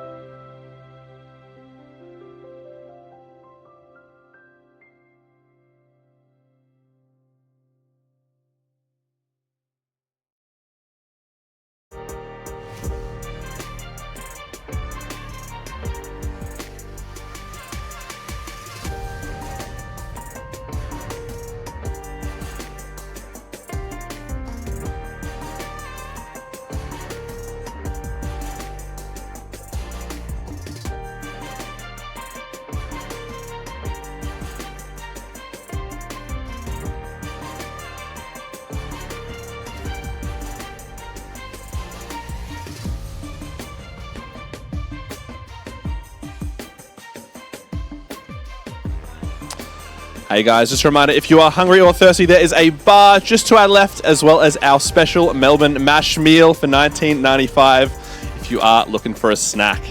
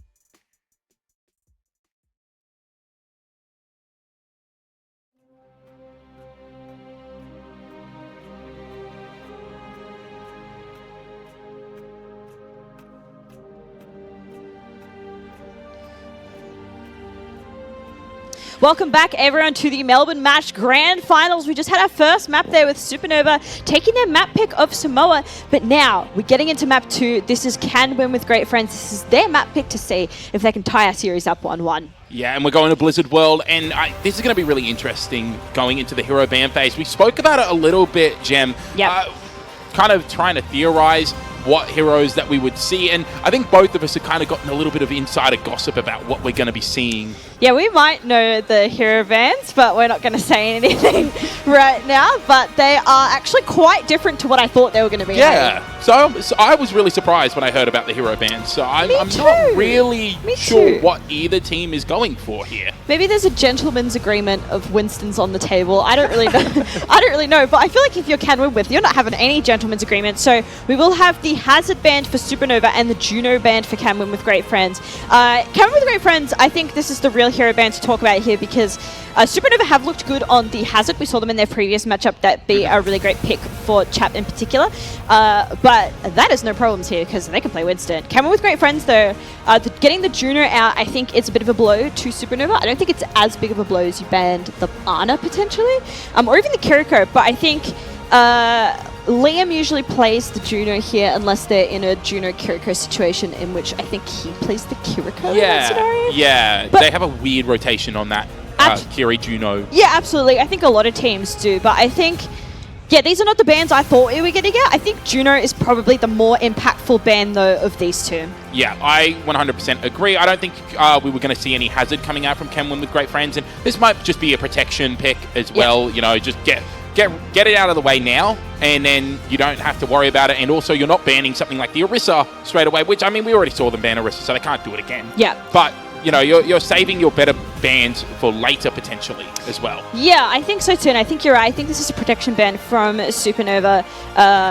So we'll have to see what these two teams are going to play here. I mean, they did full hold basically Osis Most Wanted on the Hazard here, but that's because the Winston was banned. Yeah. And Blizzard World is a bit of a funny map because I feel like nowadays it's thought of more as a bit of a rush map, but in my mind, it's a dive map. That's how it's traditionally played. I think probably a little bit different in Overwatch 2, but back in the day, I always saw a Blizzard World be a really strong Winston map because there's just so much high ground. I feel like every map is a dive map for you, though, Jem. You do love the composition. I do. Honestly, you're kind of like Supernova with that mindset. Yep. Every map can be a dive map. You just put someone on Winston. Well, I do think listen, is it the best dive map? No. Is it the worst dive map? Also no. I feel like it's kind of neutral ground, and Supernova are going to push into the dive when there's a neutral on basically every single map. Can Win with Great Friends, though, we'll have to see what they're going to pick here. They should be back on the Orisa as Trisabel's ban is not online anymore. We have Can Win with Great Friends on the defense and Supernova here on the attack of our second map in our series of the Melbourne Match Grand Finals. Yeah, and these bans and these hero selections are going to be crucial. Oh, my goodness. That's not real. That's not real. I I do no. Get that away from me. Okay. There has to be a sim TP, right? Yeah, I think so. I was just so distracted by the Life Weaver. I was so distracted by the Life Weaver for Mutnik. But they are going to play what I'm going to call the Supernova Classic here. You've got the Winston, you've got the Ana Brig and the Tracer, and now Freya being added to the mix, which previously would have been an Echo Sojourn here for Bunny, and Slid playing the Tracer here instead of Bunny, so Bunny could go on to the Freya. Coming with great friends, playing the Reinhardt. Oh, Wrong. no. As soon as Harry pointed it out to me, it's going to be the Roadhog. We've got a Brig 1v1 and the Freya matchup as well. I don't know who the worst tank is, Roadhog or Reinhardt, and they're actually rolling out with it as well. They swap Mer back over towards the Genji here. Yep. Interesting. So this is a really difficult composition to try and dive if you are Supernova, but also you can just kind of sit back and just wait, right? Yeah, I think Supernova going to have to be careful. I think this is going to throw them off a little bit, and I think that's kind of the play that they were going for here, is maybe they can't out-comp Supernova, but they're going to confuse them. And that's what they're going for. A great nade onto Aki, but is going to be saved with the lamp. Bunny is going to take down Alex, so that's a little bit of a delay for Supernova, for Cam with great friends, sorry. But Supernova don't want to push this too far, Harry. They don't want to get anyone off the table early. And Bunny's 66% of the ult. Great hook there from Triz. It's going to have to be an anti-nade there to come in to put pressure there onto the Roadhog. You're right, the ultimate is coming up online here for Bunny. They're trying to focus down Mutnik, who's a little bit far forward, gets taken down there by Triz, so that's one support for Supernova down. Triz is taking a nap on the job in the meantime, and it's going to have to be a disengage now coming out from Supernova as Kenwin with great fans will walk towards a point. Yeah, I actually don't think they can really disengage too much here. They should be able to get a point for Camwin with great friends. On the board here, Bunny is going to take down Alex, so that's Alex down again. Alex not being allowed to play the video game. No, Alex is just dead on arrival right now. And again, they can't find any other kills, so it's really difficult. There's the amplification matrix being used by Aki, who's just using it to do damage at the moment and trying to stay alive. He eventually gets taken down there. Blue also falls as well, but it's been traded out there by Chapadoodle and Mutnik as well. And Triz still has to sustain the Roadhog to take a breather, keeping them in this fight so far. Slid needs to be careful not to be pressured out too much here by Trizmel, but it should be a little reset coming in from both teams. Yeah, I think I think this Roadhog is not working. If I was Triss, I'd probably spot.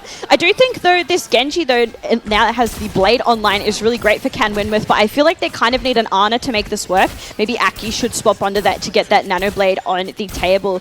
But, yeah, interesting looks from both of these teams, but under 2 minutes here for Can win with great friends to cap this, and Triss has swapped to the Orisa. That's what we thought we were going to see. Yeah, this needed to happen a while ago, I think. Absolutely. They could never get the Roadhog in place to do much. Yeah, I think they were kind of going to go for an immediate pick with the Roadhog just to get a player out of the fray immediately, but not working for them. So Triss on the back foot as far as ultimate percentage is concerned, but Came with Great Friends with 3 ultimates coming into this, and Supernova should have 4 on the board for this next team fight. Yeah, they're putting a lot of pressure into Chapadoodle here. They don't have the Primal Rage available yet. There's the bowler shot coming through. Great eat coming in from Trismel. The rally comes out from Blue. Chapadoodle has to pop the Primal Rage as well. Bunny still looking for picks there, but can't really find anything as everyone else is trying to disconnected from the rest of the fight to try and deal with Chapadoodle. Chap is primaling. Yeah. I think that was kind of a zoning primal more than anything, and might be regretting that now as Alex has taken down Mutnik, and the Blade is a go. Mer getting Liam here. He's going to have to be careful here, but Supernova, I think they're going to have to back off here. Yeah, they're going to have to fully retreat. Chapadoodle took way too much damage. The first tick has already come through. They'll get the second tick, and they'll get the third tick, but they had to use a lot to do it. They did, but Supernova also using a lot. They're using 3 ultimates, and with Slid being staggered here, Supernova going to have to back up a little bit as Can win with 3 minutes on the clock for this B push. Yeah, that's a lot of time, Gem. And, I mean, they're just sticking with this Orisa composition. They look way more comfortable with it. I don't even know why they tried the Roadhog. Yeah, I think it really just was for a quick pick at the start, which they weren't able to get anyway, but then I think they committed far too hard into it. Chap getting a little bit low is going to have to be careful. The Nano Boost went on to Mutnik instead of Chapadoodle, so Chapadoodle dies. It's going to be a tank for a tank, however, though. Bunny trying to find more kills here on the Freya, but they're unable to do it. The point's still moving forward right now. No tanks on the board.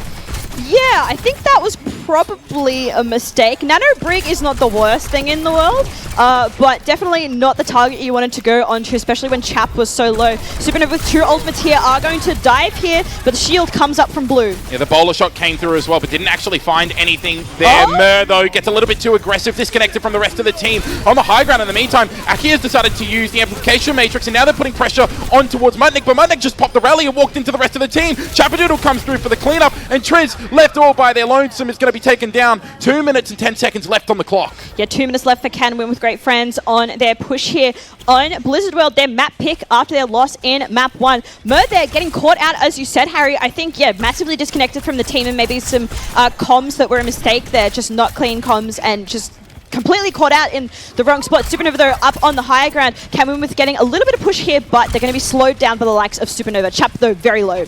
Yeah, you have to find a way to deal with this high ground, though, if you can win with Great Friends. He's just taking so much damage. Yeah, absolutely. It looks like a flank coming in for Slid. Liam is going to get stunned up here, but will not go down. Chap almost up to his Primal Rage again, and Triss with the Orisa ultimate on the board. Yeah, the bowler shot online as well here for Bunny. They have been deadly so far on this Freya. Here comes the engage from Chappadoodle and Slid. They're connecting like a little hive mind here for Supernova. Immortality Field has already been forced out here from Aki, and the point has moved its way under the bridge. So this is pretty good positioning if you are on the side of Can Win with Great Friends. We do see the bowler shot come through, and a great anti-nade onto both Triz and Blue, but it's a great disengage that comes through. They're able to sustain through this fight. Yeah, absolutely. And Bunny used the bowler shot there, but isn't going to get a lot done. Another zoning ultimate. Blue is going to pop the rally here, so they're going to want to go aggressive. But Chap has a Primal Rage. Yeah, and already everyone has just backed away from that. There's the jump coming through, and the amplification matrix as well as the nano boost on to Chappadoodle here. Liam Fox gets very, very low. The pulse bomb doesn't find anything. Primal Rage. Chappadoodle is just not allowed to play on the high ground anymore. Just booped down, booped up. Primal Rage in the room, though, could be massive, but it's Mer who finds Bunny, and the juggle didn't quite connect. Mer pulls the Dragon Blade. Fights one, fights two. Mer on the Genji has come up huge for Can Win with Great Friends. 4 kills for the Cyber Ninja. Yeah, and Supernova using a lot there in that next fight. It should be B point secured for Can Win with Great Friends. I don't think Supernova are going to want to touch this. Just not enough members of the team close by. Actually, they will go. No, they will not. They will not just not get in for a touch. And Bunny is going to be staggered here, as is Mutnik. So Supernova having to back off massively here, as 3 are probably going to go down here. 3 are going to go. Chap needs to die quickly and get the hell out of there. A minute 30 remaining for Can Win with Great Friends. And that last team fight was so interesting, Harry, because we were so focused on Harry that we didn't notice that Mer was in Supernova's backlines with the Dragon Blade. Yeah, I mean, Mer just... Mer got away with murder there. Absolutely no clue. Absolutely. But also, Chappadoodle just gets picked up and just tossed around like a ragdoll on the Winston. He's not having a great time. No, he's not. I think maybe they're thinking a Ramatra potentially for the next round, but Bunny getting Blue there is the Brig off the board here, so a crucial player down there, Mer as well. Those are 2 players I feel like have been the most frustrating for Supernova to deal with. Supernova with no ultimates on the board, though, Can Win with quite a few for this next team fight, but only 55 seconds remaining. Yeah, you'll be hoping to get a bargain bin fight win here if you are Can Win with Great Friends. You don't want to use too many ultimates. Absolutely. Absolutely. Supernova, though, getting up to a few ultimates here, but it is the ultimate here from Alex. There is popped. Triss getting naded, but it's going to be sitting pretty with that ultimate. Alex just kind of the zoning Sojourn. Yeah, the overclock doesn't really find too much, and now Aki uses the amplification matrix on the corner here as well. But the entirety of Supernova have just kind of run away from this here. Alex under a lot of pressure. The nano boost goes on the Chappadoodle. They chase down the Sojourn. Now it's going to be the rally being utilized here for Blue. Can Win with Great Friends. They want to try and win this fight. Mer finds another 2 as well. The support for Supernova are being terrorized by the Genji. Chappadoodle's in the room with everyone just being shot up with the Primal Rage. Pulse Bomb gets the stick onto Trismail. 10 seconds left, but it is Can Win with Great Friends who have the advantage. Yeah, I don't think Can Win with Great Friends are going to be able to get this down in time. They will be able to complete the map here potentially, but not able to get enough, you know, for a next go around. And it is hybrid, so this could be a draw scenario potentially, Harry. It could be. They have to step up to the plate. Dragon Blade being pulled. Liam Fox in his sights gets the takedown. The Freya on 1 HP. There's the rally coming in from Mutnik as well, but they're going to be taken down by Alex with the disruptor shot. Mer finishes off Bunny as well. Triz is on the point. They get it all the way. 3 points captured there for Can Win with Great Friends. What a statement to make. Yeah, absolutely. They are able to finish the map. Their map pick here of Blizzard World, but with no time remaining. Supernova, I think, wanting to think about that tank matchup just a little bit more. I'm not sure the Winston worked as much as I would love to see Dive work on Blizzard World like the good old days. I don't think it's working as much here. I think potentially they're going to have to think about maybe a Ramatra here. They are probably maybe regretting that Hazard the hero ban, but we'll have to see what their attack is like here on Blizzard World. Came in with Great Friends. I think a slow start in this map here of Blizzard World, but definitely got better as it went on. And as you're saying, Harry, Mer got away with murder for sure. Yeah, absolutely. The Genji play for Kenwin with Great Friends was lights out. It was exactly what they needed to turn the tides of battle. But also, they played it really, really smart. Their positioning, especially on that second point, was exquisite. It was as close to micromanagement perfection as you can get. And is that a Zenyatta that I see? Guys, I love Zenyatta. This is for me. Shout out Blue. This is for me. We have some Zenyatta in the lobby against an Ana. That is a bit of an old school matchup. One of the best flex support matchups you can see in Overwatch, in my opinion. Just high octane Overwatch supports against each other. Supernova sticking with this composition that they weren't able to complete the defense on, although they did get Kenwin with down to the 0 time bank. Kenwin with Great Friends. This is their time for the defense. And this Genji is going to be crazy on the high ground. It has to be up to Liam Fox here to try and land some big nades. Because Liam, unfortunately, they landed nades, but they were never at the right time. And so, unfortunately, Supernova just couldn't follow up on it. Yeah, absolutely. And we are seeing the Discord orbs going out from Blue here, trying to pepper in some damage. Supernova, I mean, on Freya here, Bunny just gets ultimate charge so quickly, but Chap has been melted so low. And I feel like the healers are so focused on Chap at the moment that they can't get their heals in enough time for Bunny and Slid. Yeah, I love the way that the entirety of Kenwin with Great Friends have positioned here, Gem. Everyone's just waiting for the dive to come through so they can all converge on it. And there it is. The dive came through from Chapadoodle, and the rest of the team just rotates away. It's a great engage there from Kenwin with Great Friends. They managed to sustain for now.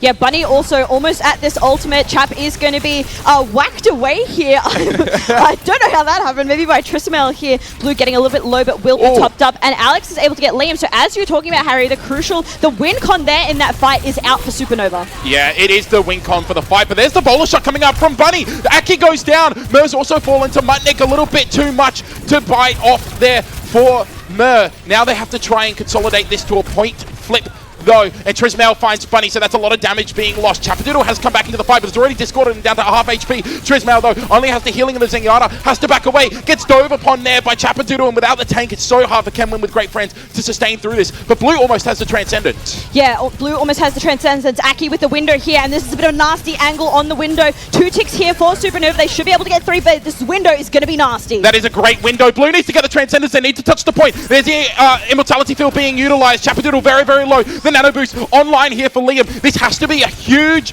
Oh, the Transcendence got popped before the Nano Boost came through. Chapadoodle now Nano Boosted. Has the Discord Orb, so does take a sizable amount of damage still, but now gets on top of Blue. Blue goes down. What happened, Blue?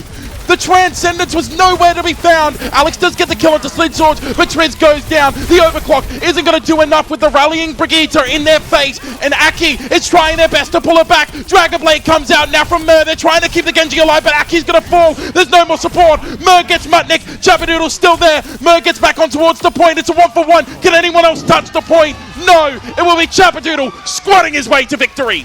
That was absolutely crazy. I think that was more Kenwin with losing than Supernova winning, though, in that last team fight. Just making far too many mistakes there, particularly if you are Blue there. That was a great window from Aki to set up there, but just not able to take it. I think Blue is massively going to be regretting that Transcendence used there. Supernova here, we do have 2 ultimates on the board. Crucially, Chap has his Primal Rage, but last time we saw a Primal Rage on B, it distracted the whole team, and Mer was able to get away with that crazy Dragon Blade. So Supernova, got to be locked in right now. Com's got to be looking clean, but as I say that, Bunny does go down to Triss. I have no idea how that happens. That's just great spam damage coming through. And now Triss is getting aggressive, gets put to sleep though, so needs to be really careful not to get anti-nade. They managed to escape. There's ultimates coming up here though. Now, Gem. Yeah, ultimates for both of these 2 teams here. Aki almost up to this window, which was so great for them in that last team fight. Even though they weren't able to win, it was just so much damage for the side of Supernova. Chap is actually going to primal early into the backline. Hopefully we'll be able to see this soon. Thank you to our lovely observers. Yeah, but there's a Terror Surge in the backline. Triz has managed to find both supports in the meantime. Chapadoodle does get one back, but it may be too little too late. There's not enough sustain to try and stay in the fight. Triz has to stay alive here. Blue gets the kill into Slid, and somehow Kenwin with Great Friends, thanks to some excellent play from Trismel, have managed to hold for now. Yeah, I think Supernova are massively overthinking this whole map. I think they're going for things that are maybe potentially a little bit too complicated, Harry, and they're not focused on the main objective. That's twice now that Chap has gone for a primal, and the rest of the team has just been dealing with Kenwin with Great Friends. So Chap needing to lock in now. There will be the Nano online if Liam does not die here. Slid is on the payload, just pushing a little bit. 2.5 minutes left for Supernova. Yeah, but now meets the unstoppable fall of Trismel. There's a Transcendence coming through. It actually stopped the Nano boost onto the Mutnik actually there. Pulse Bomb comes through, does connect onto Alex, and on the meantime, Aki's on the high ground there with the amplification matrix, but the rest of the team has been surrounded here, and if you're Trismel, you're just being boozed and battered around here. Now it has to be a retreat for the two supports here, lest they be staggered out. Yeah, Bunny goes down there very, very close there, but Mer should go down here to the shield bash from Mutnik, and Mutnik using the rally there, so Supernova, nothing for this next fight. Kemen with Great Friends will have double DPS ultimates, and Bunny swapped onto the Genji. That is a huge misuse of the ultimate if you are Mutnik. You really needed that for the Dragon Blade. Now you have nothing, and Chapadoodle's already low. Yeah, Chap is low, but is going to get topped up. Supernova just in this cubby at the moment, hiding as they probably are tracking that Cam Winwith have two ultimates here for this next fight. Chap backing off, taking a lot of damage, which is going to be lovely ult charge for the supports, but Chap getting too low there, very, very scary. Yeah, very scary indeed. Liam Fox and Mutnik just being harassed right now by Alex. Chapadoodle once again gets up to the high ground and then goes down to half health. Liam Fox is building up this nano boost really, really healthily though, and the point moved towards the objective there, but just stopped. Dragon Blade online here for Mer. Are they going to pull it here?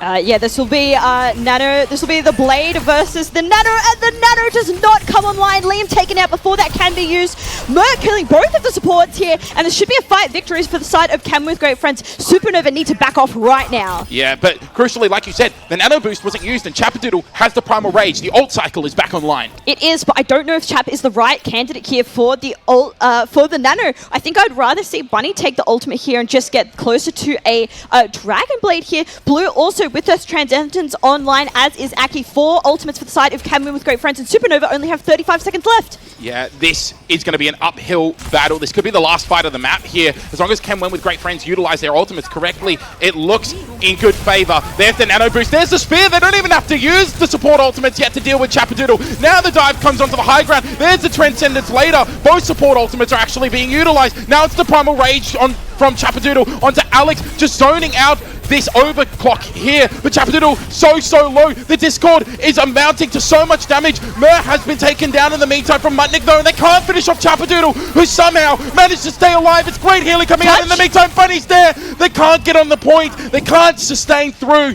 and that is going to be Supernova capping the second point, but only a minute and a half left. Gem. Yeah, this might be 2 overtime pushes here that we're seeing here on Blizzard World. Both teams finding it difficult to get to the end here of our second map here of Blizzard World. Cameron with Great Friends, no ultimates online. Supernova, Bunny has the blade, but no nano available. Mutnik here with the Brig rally on the table. Supernova having to be very careful here. Yeah, there's the Dragon Blade being pulled. Alex gets taken down. The Immortality Field has been used. Bunny actually falls whilst using that ultimate as well. And Chapadoodle is all the way in. Doesn't have to worry about the stand anymore because Blue swapped over towards the Brigida. But still, they're going to be taken down. Leah Fox is found out by Trismel, and Aki takes down Mutnik as well. Cameron with Great Friends, they've consolidated onto the point here. They're looking really strong now. Yeah, and this is right at a corner too, which is really strong for Ken Win with Great Friends. They're able to just stand behind this pillar and not take a lot of damage. Supernova, actually, Bunny swapping onto the Sojourn here, so wanting a different look, saying, I don't want to play the Genji anymore. I don't want to play the Freya. I'm going to try the Sojourn. But this is up to Mutnik with the rally here. Slid very low. Yeah, might have to use the recall straight away. In fact, I think does there. It's just poking back and forth right now. Mutnik has the ultimate. Liam Fox building up towards that nano. Yeah, this is going to be, again, the Blade versus the Nano, I think. I think Liam's going to want to pop this one as fast as they can to get a little bit of an aggressive push from Supernova. Chap here is going to receive the Nano here and push them off the high ground. Yeah, but wasted some precious seconds with the Nano boost and isn't able to make full power of it. Trismel does get anti-nated. There's the Immortality Field to keep the tank alive. Now Chapadoodle has to use the Primal Rage there, but there's an Amplification Matrix in the meantime. Alex has managed to find Bunny with a headshot. Mer with a Dragon Blade takes down Liam. The rally is there from Mutnik, but Mer just tries to dodge around. Chapadoodle does get the Primal Rage kill onto Trismel, and Merv does fall as well. Aki takes down Mutnik. Blue takes down Chapadoodle. This should be all she wrote. Can Win with Great Friends should be able to clean up Slid, although Slid is doing a really good job dancing around the point. Can anyone else touch? Liam Fox can't get there. Can Win with Great Friends take map 2. We've got a tied series. Yep, Kevin with Great Friends tying up the series with their map pick of Blizzard World. There's a Tris chant going in the crowd. I think if you're Supernova, you are a bit stressed that you've lost a map that Winston was not banned on. Yeah, and I mean, you were playing the Winston comp the entire time, and you've already used your Orisa ban in the first map. So you can't ban that again. You're in a really bad position now. If you're Supernova, you have to go back to the drawing board. You have to think of another strat. Yeah, I think the map pick's going to be really important for them in this next matchup to try and get the advantage in the series and get up to match point here in our third map. Our third map will be an escort map, and I think if you are Supernova, you're probably going to want to play a Dorado, that kind of dive style. But I think Can Winwith will probably ban Winston. I think it would be really smart to. I think if you ban the Winston here, I think you're in a really, really good position. I think this is going to be really, really bad for Supernova, but I think you might have to try and mirror the Orisa. I think they'll probably play the Hazard. I think Chap would rather die than have to mirror the Orisa. I don't think that's going to happen. But they have their Juno back, and I think maybe that's why they struggled a little bit there. So in our third map, Supernova are currently picking, they did lose that map, so they will be picking this next one. But again, I think the hero bans is really what this series comes down to, Harry. These are two teams who play Overwatch very differently. We are going to Dorado. In fact, I did look at Havana as a possibility as well, maybe to go towards a more long-range sniper where you can rely on your bunny, rely on your slid George a little bit more. But no, we're sticking with a tried and tested Dorado here. We saw earlier in the night, Kevin with great friends played on this map and actually managed to win it, but it was really, really close. Yeah, it was really, really close. Though a 1-1 here in this game, it's I think the same as when they went to Dorado last time coming into this. A map each for both of these two teams. Supernova definitely picking a dive map here that suits their composition a little bit more, but we'll have to see if the Winston is taken away from them. And I'm just thinking now, even though they will get the hero pick because they picked a tank in their last matchup,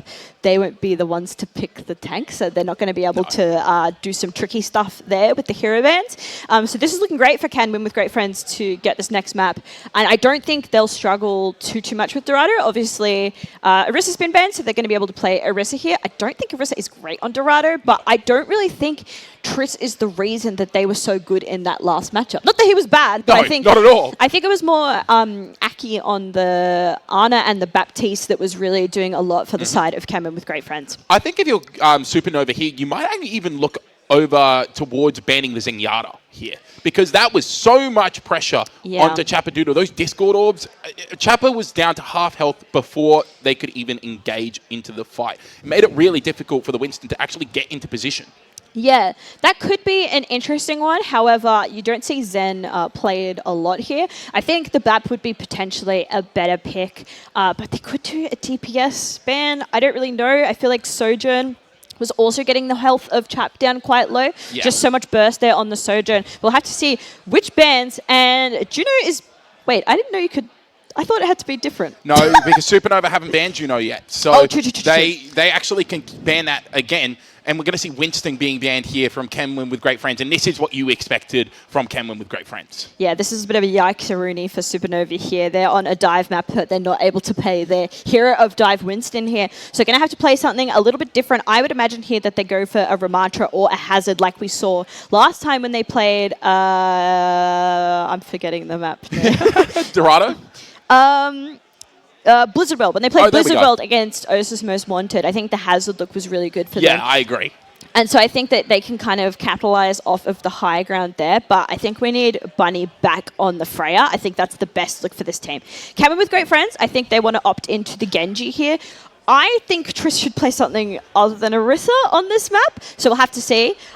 He's going to play Orisa, but this could be a Brigitte off between Blue and Mutnik. And as I said, with Supernova, are going to play the Hazard here and are going to play their traditional kind of composition that they're running at the moment. I think Freya, Bunny on the Freya is a huge piece for them, and I think that they want to be on that as much as they can. Cameron with Great Friends, this will be interesting to see what Aki picks. I kind of think he should pick the Baptiste here. I agree. I think that is what we're going to see from Aki. I'm surprised that Alex isn't going to the sim here to just get Triss onto that high ground and contest that as a TP and then swap back. I think but we could see Alex trying to get the pick here. Yeah, I think the Widowmaker is just for that pot shot out of the gate, and as we're saying, Aki on the Baptiste. Call me and Harry if you need some Tatslaughter numbers. We're really good at predicting stuff. So Alex with the just a little pot shot at the door here.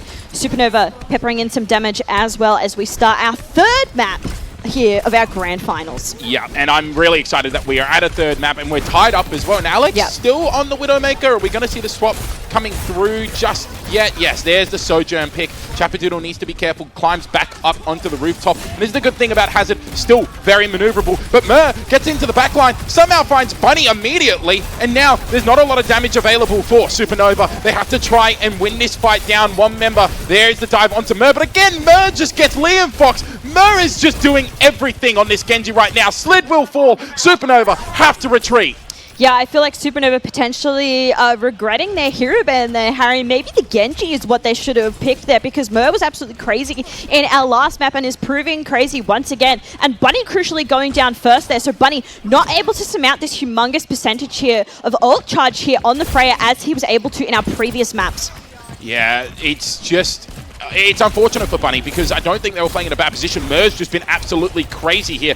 Mer, once again, stalking the backline there. Anti-nade doesn't really find anything, but the Immortality Field has already been forced out. And this is great play from Mer, just harassing the backline here, not allowing Bunny to just get the free shots in onto Triz. Now the shots come in. Triz gets a little bit low, has to back away with a spinny spear. It's a lot of poke, but the ultimate's online now. Amplification Matrix is being utilized here from Aki. It's a disengage coming in from Chapadoodle, but they're giving up a lot of cart progress in the meantime. Mer, once again, in the back line, gets very, very low. Now it's Chapadoodle who's getting bullied right now by Triz. Picked up, tossed around like a ragdoll, taken down there by Blue. It's going to be the bowler shot, but it doesn't get the kill. Mutnik now, this recipient of the nano boost. There's a Dragon Blade being pulled from Mer. There's 1 kill on towards Bunny. There's 2 kills onto Liam Fox. 3 kills onto Slid. And that is Can You Win with Great Friends picking up this first point. Yeah, 4 minutes 30 is absolutely crazy for this first point here of Dorado. Only 2 ultimates used there for the side of Can Win with Great Friends with the Dragon Blade and the window from Aki. Supernova there investing 3 ultimates there. I think that is 1 more than they needed to, and 1 that they will definitely be regretting for this next push here into B.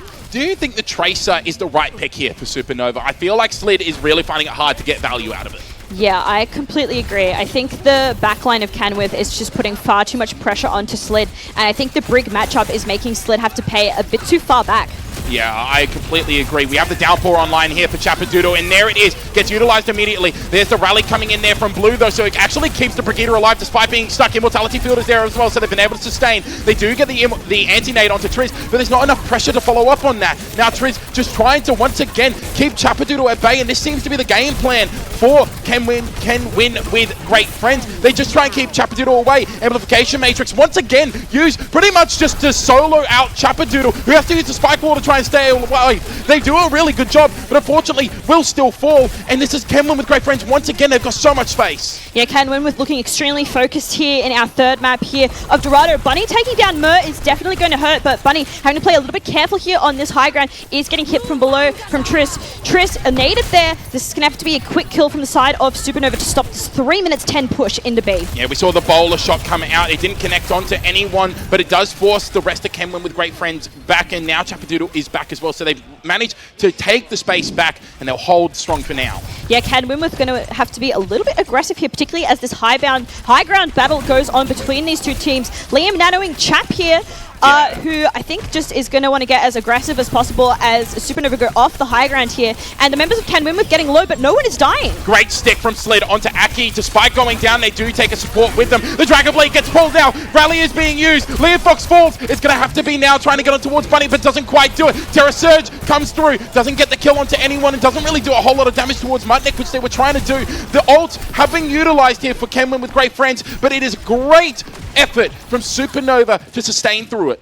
Yeah, expensive fight for all teams here in the lobby at the moment. 3 ultimates used per team. And Alex says, I want to get onto this Freya as well. Maybe Bunny's Freya bothering him a little bit as we see this Freya v Freya matchup in the lobby here. And the Brig rally continues on. But I think Mer here being the really sticking point here for Can Win with Supernova. Chap getting a little bit low here, but will have the ultimate for this next team fight. Yeah, they will have the ultimate indeed. That is a huge anti-nade. Once again, Liam Fox has been insane there. Bowler shot doesn't really find too much there, but Triz is still going to get taken down. The downpour Rally there as well. The Rally was invested by Blue. That's interesting, but I think it's because Alex got the pick onto Liam Fox. So now they're thinking they can try and get back into this, but they need to be careful Mer doesn't get taken down. There's the shots coming in from Alex here. They're trying to get onto Chapadoodle, but Alex is low, and it's going to be a little bit of a lull in the fight.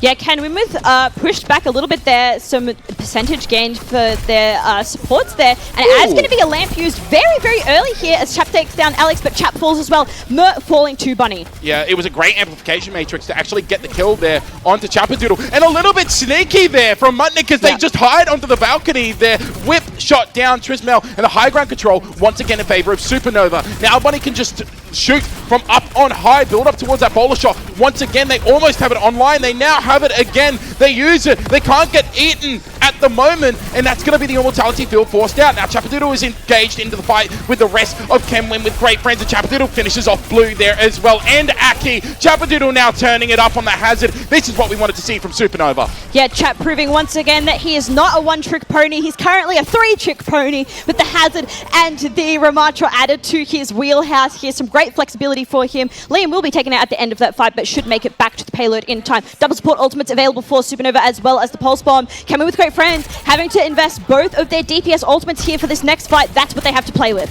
Yeah, it is going to be an absolute barn burner of a fight here, and it is going to be the last fight of the attack for Kenwin with great friends. They do try and knock Chapadoodle off the high ground, but they're unsuccessful. In fact, it's Triz who goes off the high ground. Nano Boost now being utilized onto Chapadoodle, so it's a slight disengage, but someone needs to be on the point. Triz is still there. Immortality Field has been forced out now. Buddy finds Aki. Dragon Blade comes through. Nano Boost as well as that. It's going to be a miss on everything, but still, it's going to be Kenwin with great friends falling short. The slashes, they're not able to finish off Liam Fox. Finally, they do there, but it's only Triz and Mer. Mer finds Bunny once again. Can they do this again? Can Mer clutch up on Dorado once more? Unfortunately, I just don't think the HP is there this time. Chapadoodle gets the finishing blow, and Supernova will hold on point 2. Yep, just outside the doors here for point B for the side of Kenwin with great friends. Still a good push, and I think that first point in particular, Harry, was quite dominant for the side of Kenwin with great friends. I feel like this was a mistake of Alex to opt into that Freya v Freya, because I feel like actually it was going much better for them when they weren't on the Freya. Yeah, I agree. I think that Alex was having way more success over on the Sojourn there, and unfortunately for Kenwin with great friends, it means that you've been left a pretty big task here on Dorado. Yeah, absolutely. So Supernova, I hope, you know, for them that they don't have as difficult as a first point as they did on their defending half. Came with great friends, though. I mean, their defense looked really, really good in our last map there, Harry. So we'll have to see if they are, you know, kind of the defending kings here on our third map here of Dorado. And I felt like I was watching Watch Gibraltar on that round when they were on the bridge. It was just giving point A Jimmy to me. Just so much bridge control and underneath. And actually, Alex has gone for the anti-dive pick here of the Torbjorn. This turret just wanting to pluck people out of the sky. And with Bunny on the Freya and Slit on the fire, I think that's a bit of a, you know, magic eye pick there. It's kind of a genius pick here if they are going to stick on it. Blue on the Iari as well, which we don't see too much in competitive Overwatch, but of course welcome. And Aki sticking onto the Baptiste, I think that's definitely the move. Supernova only with one compositional change, and I wouldn't be surprised if Slit goes back to the Tracer. Yeah, I wouldn't be surprised either. And honestly, I like the Torbjorn pick from Kenwin with great friends. Me too. It's so good against this dive composition. Yep. It actually stops Slid from playing Tracer really effectively. Yep. It's going to be really difficult for Supernova to actually dive this composition.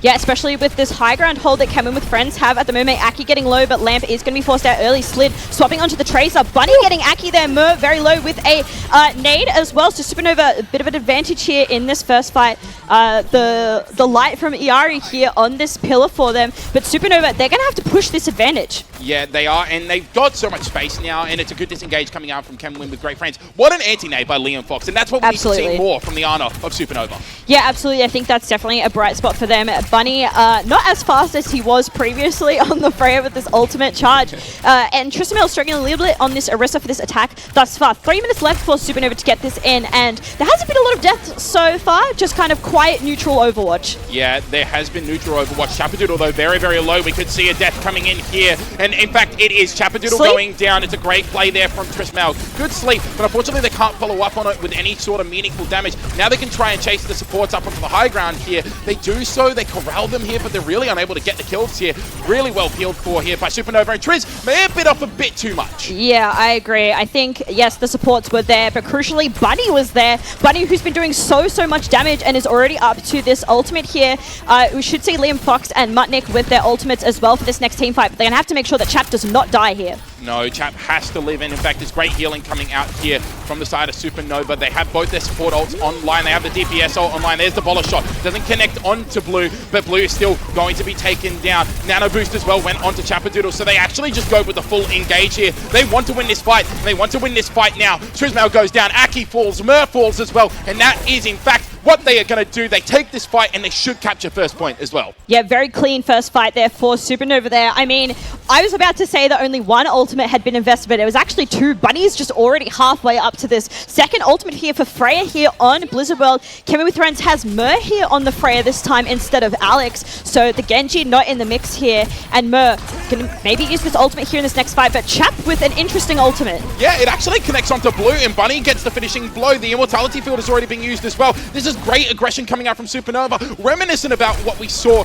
in the first map. Absolutely. Here. Now we see the amplification matrix onto the high ground here. It just forces Chapadoodle off of it, and Bunny is still just building up towards his bowler shot. Yeah, Alex and Aki, the double A names, are affected by a nade here, but are going to back off just a little bit as Mutnik is rallying here, but it looks like the window and the bowler shot from Cameron with Friends just a little bit better. Chap is going to get the better of Mur, and is going to push in here, potentially get Trisamel. Yeah, Triz got really, really low, went into the room there, does manage to escape, and they have the ultimates for this next fight as well, crucially, Gem. Yeah, and Chap just is, you know, making away at the skin of his teeth. They're getting down to about 30 HP as they're able to not go down there.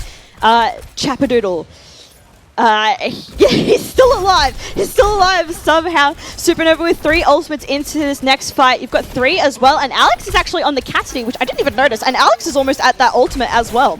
Yeah, Alex has been doing just a nice chunk damage there on towards Chapadoodle, and it makes it harder for Chapadoodle to dive in as well. The hinder from the nade, really difficult. Captive Sun being utilized into the back line there, does connect onto Mutnik, but they can't get the damage to get the last blow there. The nano boost from Chapadoodle, unable to hit the final shot. Terra Surge from Triz in the back line as well. They put so much pressure onto the back line, and Chapadoodle disconnected from everyone, gets taken down. Bunny gets a spear through the heart for their troubles, and Liam Fox gets a little drop down there from Triz as well. A little bit of a surprise Orisa from the sky as we see Supernova have fallen once again. Yeah, a very heavy investment from the side of Supernova, but crucially they are about 10 meters away, Harry, from being able to complete this map, so I think they really wanted to do it there, but they still have some time here. 2 minutes 20 available for them. Can win with great friends. A couple ultimates here for this next fight. Alex not having to use that high noon here in that last fight, and Aki up to the window again. Aki has been an absolute monster here on the Baptiste. Yeah, Aki has been putting on a clinic, and really one of the best players for Can Win with Great Friends here. Absolutely. Have been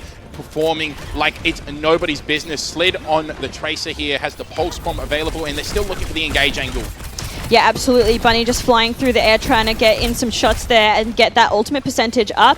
Alex being a little bit of a beast in the backline here. Chap is going to get burst down by the side of Alex. Slid going down a Triss somehow. Aki using the window here. Supernova need to just not invest. They need to reset here. They've gotten an ultimate out. Cameron with, though, still holding on to this high noon. Yeah, and they have all the positioning as well. Liam Fox gets taken down late as well. That's a huge stagger kill. There's only a minute and a half left, Gem. Yeah, and Ana not exactly the fastest walker here in Overwatch, so it is going to take some time to get back to the payload. Supernova will have a lot of ultimates for this next fight, but can win with a cycling their ult economy so beautifully here, Harry. They are. They're doing an amazing job, and they've spaced out so well as well. It's so hard for Supernova to actually get on top of anyone. Yeah, absolutely. Supernova struggling a little bit here, though it should be in their favor. A minute 10 here on the clock for them. Lots of ultimates abound. They just have to be careful they don't get picked out by Cameron with Great Friends, who I feel like are winning the positioning war. Yeah, Downpour available right now for Chapadoodle. If this is a fight, this is the fight they have to win. They cannot lose this fight with the ultimates that they have. There's the Downpour. It does connect onto Triz, but Triz already jumped down to the low ground. Is able to stay alive. High Noon now coming out. Murders get the kill with the bowler shot there onto Mutnik, but Triz has fallen to the pulse bomb. They have to try and touch the point. Slid so low. Chapadoodle also falling low, but the healers are safe on the high ground. They have to go onto the point. Murs there.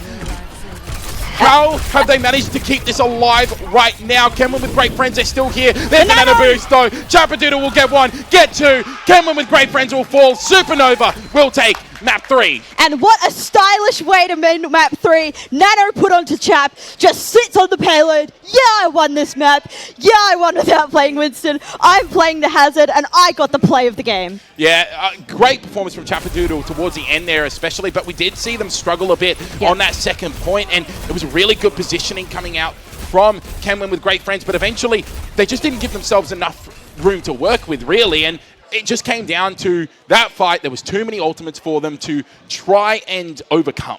Yeah, absolutely. I think it was a disaster for Cadmium with great friends where they were stopped in their push of Dorado. I think if it was even just a little bit further, even if they didn't complete the map, but even if it was just a little bit further, they could have had Supernova's number. But Supernova crucially winning the map that Monkey was banned on. That is not what I thought was going to happen. I thought it was going to be the opposite. But Supernova at match point here of our Disconnected Esports Melbourne Mash. It's the grand finals. Yeah. This is the $500 map for Supernova. This is the $500 what they've been map. playing for. So if you are Supernova, you're so stoked because for some reason you lose with your comfort comp, but you win with when the comp is banned. That doesn't make sense to me. But for now, guys, we're going to go to a short break. You do not want to miss the next map, though, because we could potentially see the end of the Melbourne Mash.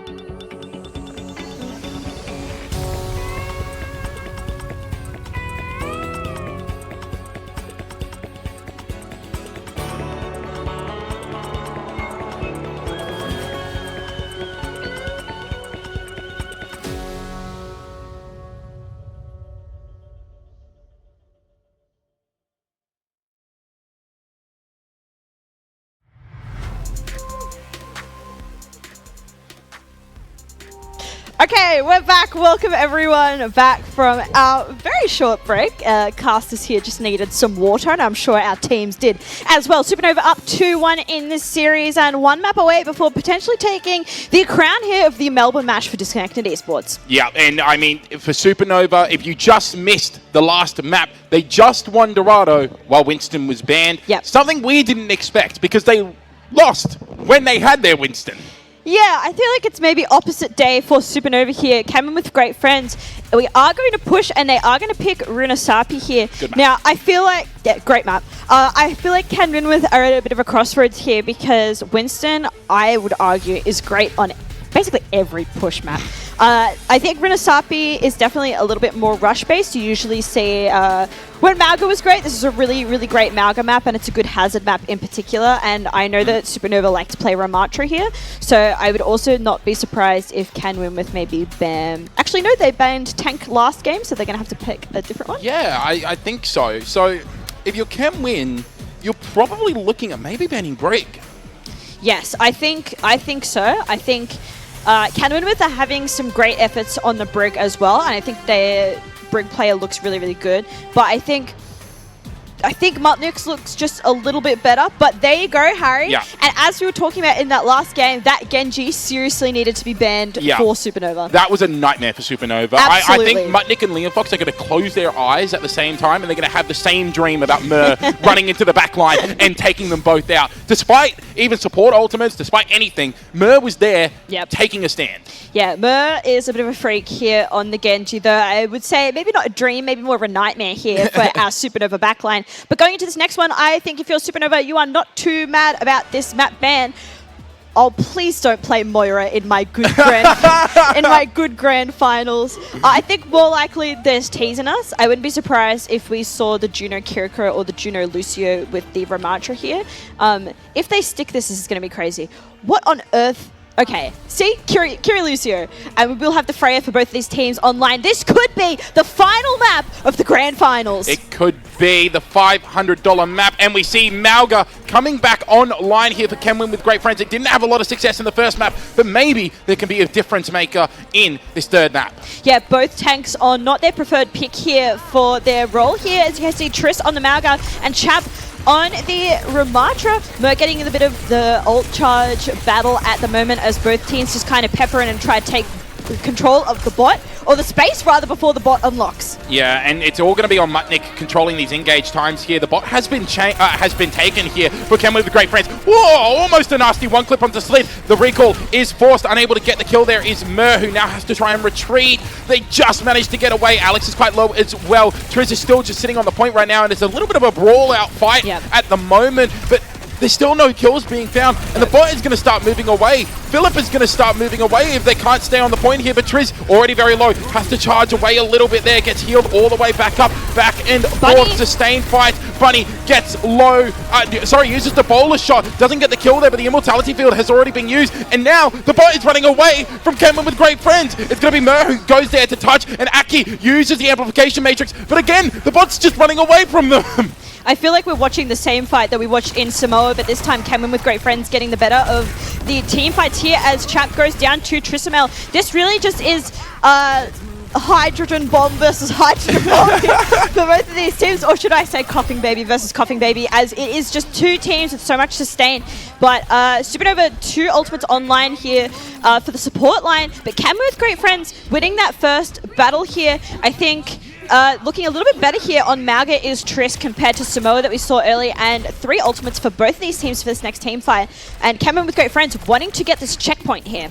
I think you want to go real quick if you're Kenwin with Great Friends. Absolutely. You don't want to let Mutnik build up towards that sound barrier. You can probably deal with the Kitsune Rush, but you don't want to deal with the sound barrier. There's the engage coming through. Triz already getting low. They might have to use that orbital ray straight away. There's the Kitsune Rush being utilized. They have to decide what they want to do, and it's a retreat from Triz, who gets stuck in the elevator though. That is so unfortunate. Still manages to survive thanks to an awesome immortality field coming out from Aki, and there is the orbital ray being utilized there from Blue. Cage fight still being built up here, but with the sound barrier, Supernova should be able to sustain through this fight. They should be able to get the kills they need here, as both supports from Kenwin will fall, and it will be Supernova's fight to win.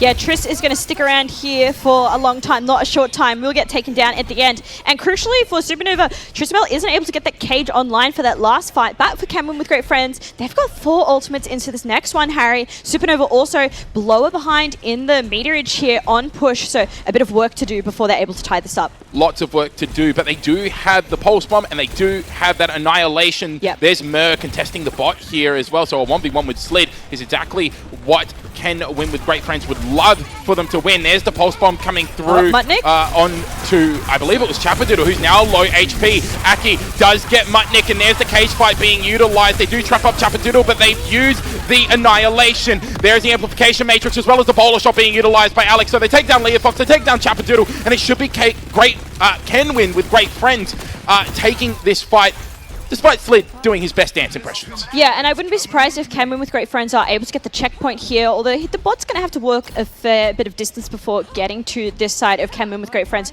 But if you're Supernova, you don't hate that last fight. Kenwin with Great Friends just used all of their ultimates.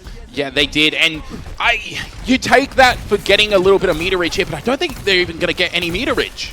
Yeah, I wouldn't be surprised if Supernova are able to touch here, but Slid going down to Aki, I have no idea how that happened. No ultimate use.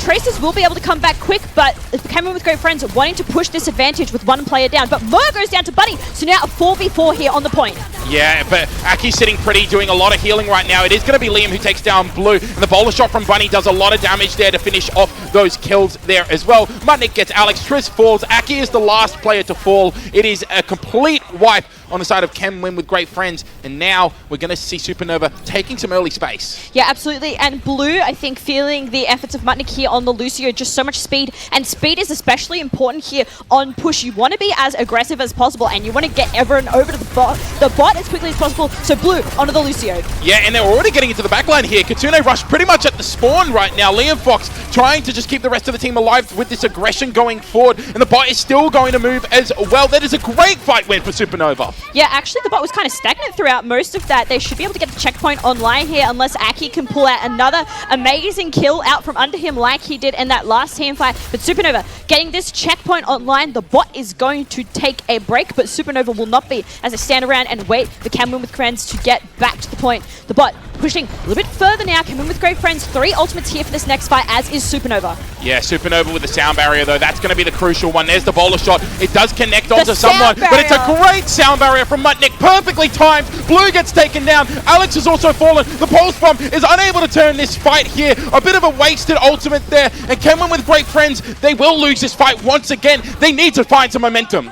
Yeah, I think the momentum massively in Supernova's favor. Only 2 ultimates for this next fight for Can Win with Friends. So investing 3 here in that last fight. Supernova investing 2, and Liam Fox almost up to this rush again here at 59%.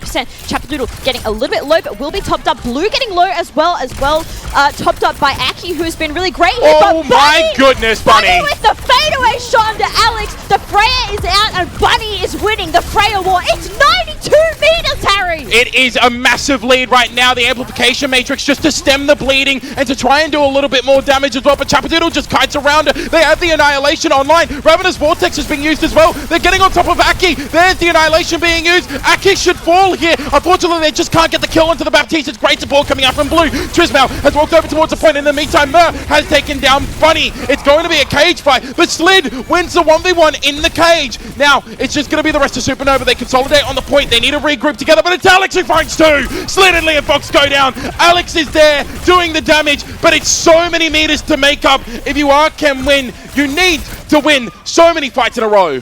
Yeah, I think Chap's going to go down here, but that is a great and very crucial fight win for Can Win with Great Friends. And the ultimate economy we were just talking about, now 3 ultimates to the side of Can Win with Great Friends, only investing 2 here. Blue is back on the Juno, and I think that's a much better look here for Blue compared to the Lucio here for the support line. Supernova, with nothing to their name, they should get the sound barrier online. The sound barrier that was absolutely paramount in that last fight, Harry. It was paramount in the last fight, but it's a lot of ultimates to try and overcome, even with the sound barrier. The orbital ray is there, and Alex gets the pick onto Bunny. So that is a huge opening pick. Chapadoodle tries to get on top of Alex here, but it's going to be the bowler shot that forces them away. There's the sound barrier coming out. Slid is still very, very low, and with the orbital ray, it's really hard to actually try and get any sort of value with this sound barrier. Chapadoodle has fallen. Alex gets another kill there. Mer trying to chase down Slid. The tracer for Mer has looked pretty good. A little pulse bomb as well, just to add the cherry on top. That is a great fight with a Can Win with Great Friends. Supernova are reeling.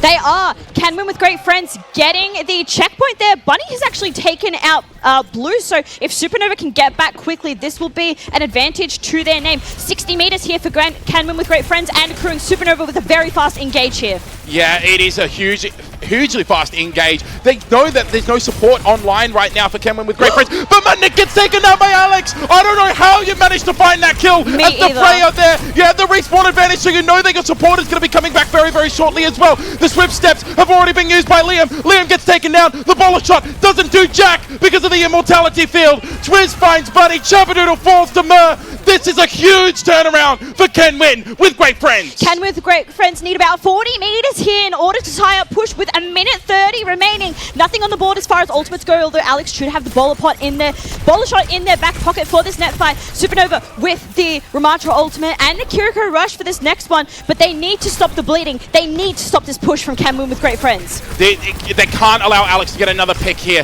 There's Absolutely the rush not. towards Alex. They just want to try and zone out the Freya of Can Win. There's the bowler shot. It goes into the back line on the flank. Unfortunately, still unable to get a kill. There's a Kitsune rush coming in from Liam Fox. The Annihilation is online here for Chapadoodle. Should they feel the need to use it? There it is. It gets popped. It's a great immortality field coming in there from Aki, but Triz still falling very, very low. Has the life still there from the Mauga. The bolt bomb's online, but Mer gets taken down from Buddy. And now the bot's going back the other way. So low. They have the bowler shot online as well. Chappa's low, but so's Triz. They have to retreat. They have to get back to the bot. Yep, Supernova are going to get the bot back into their favor, but Can Win with Great Friends are going to get a fast touch here. Window is up. Great window, although they layer it on top of it with the orbital ray as well. The sound barrier is huge. It manages to let Bunny escape here. The bot is going back towards the favor of Can Win with Great Friends, but they still need to clean up the rest of the fight. Chapadoodle's gone down first. Mutnik getting very low towards the point. Bunny wins the 1v1 against Alex. This could be it. This could be the $500 fight. Twismail takes down Liam Fox. Blue finds Bunny. This is pandemonium right now. Pulse bomb gets utilized. Mutnik gets taken down. Cameron with great friends, they're in it still. Yeah, Cam with great friends with a fantastic opportunity. I don't even know if anyone can touch you. There's only 4 seconds remaining. Can someone get there? Chappadoodle is there still, Liam is there, the Tracer of Slid is there as well. There's no ultimates on the side of Supernova. Triz, cage fight, keeps everyone off with the point except for Slid, who gets there. They need to find a kill with this ultimate, or it could be curtains for Cameron with great friends. Triz is on half health, Alex finds Buddy, Slid goes down, Blue finds Budnick, Aki does get taken down, Blue finished off there by Chappadoodle. Triz does find Leah Fox in the meantime, Alex fighting the good fight, trying to take down Chappadoodle. There's only 3 meters left. Can win with great friends. They've done it. It's 2-2. We are going to a map 5. I am in shock about what we have just seen. I can't believe it. I mean, that looked so much in Supernova's favor. Bunny getting the play of the game here, but just not quite enough for them to take this W, especially with that very high push here at the start there, Harry. I thought that Cameron with Great Friends didn't have any opportunity here, but I think Supernova just getting a little bit frazzled here by the Malga. Potentially, maybe that's something that they ban, but that was our map 4. We will see you in map 5, our final map, 2-2 of the grand finals, right after this break.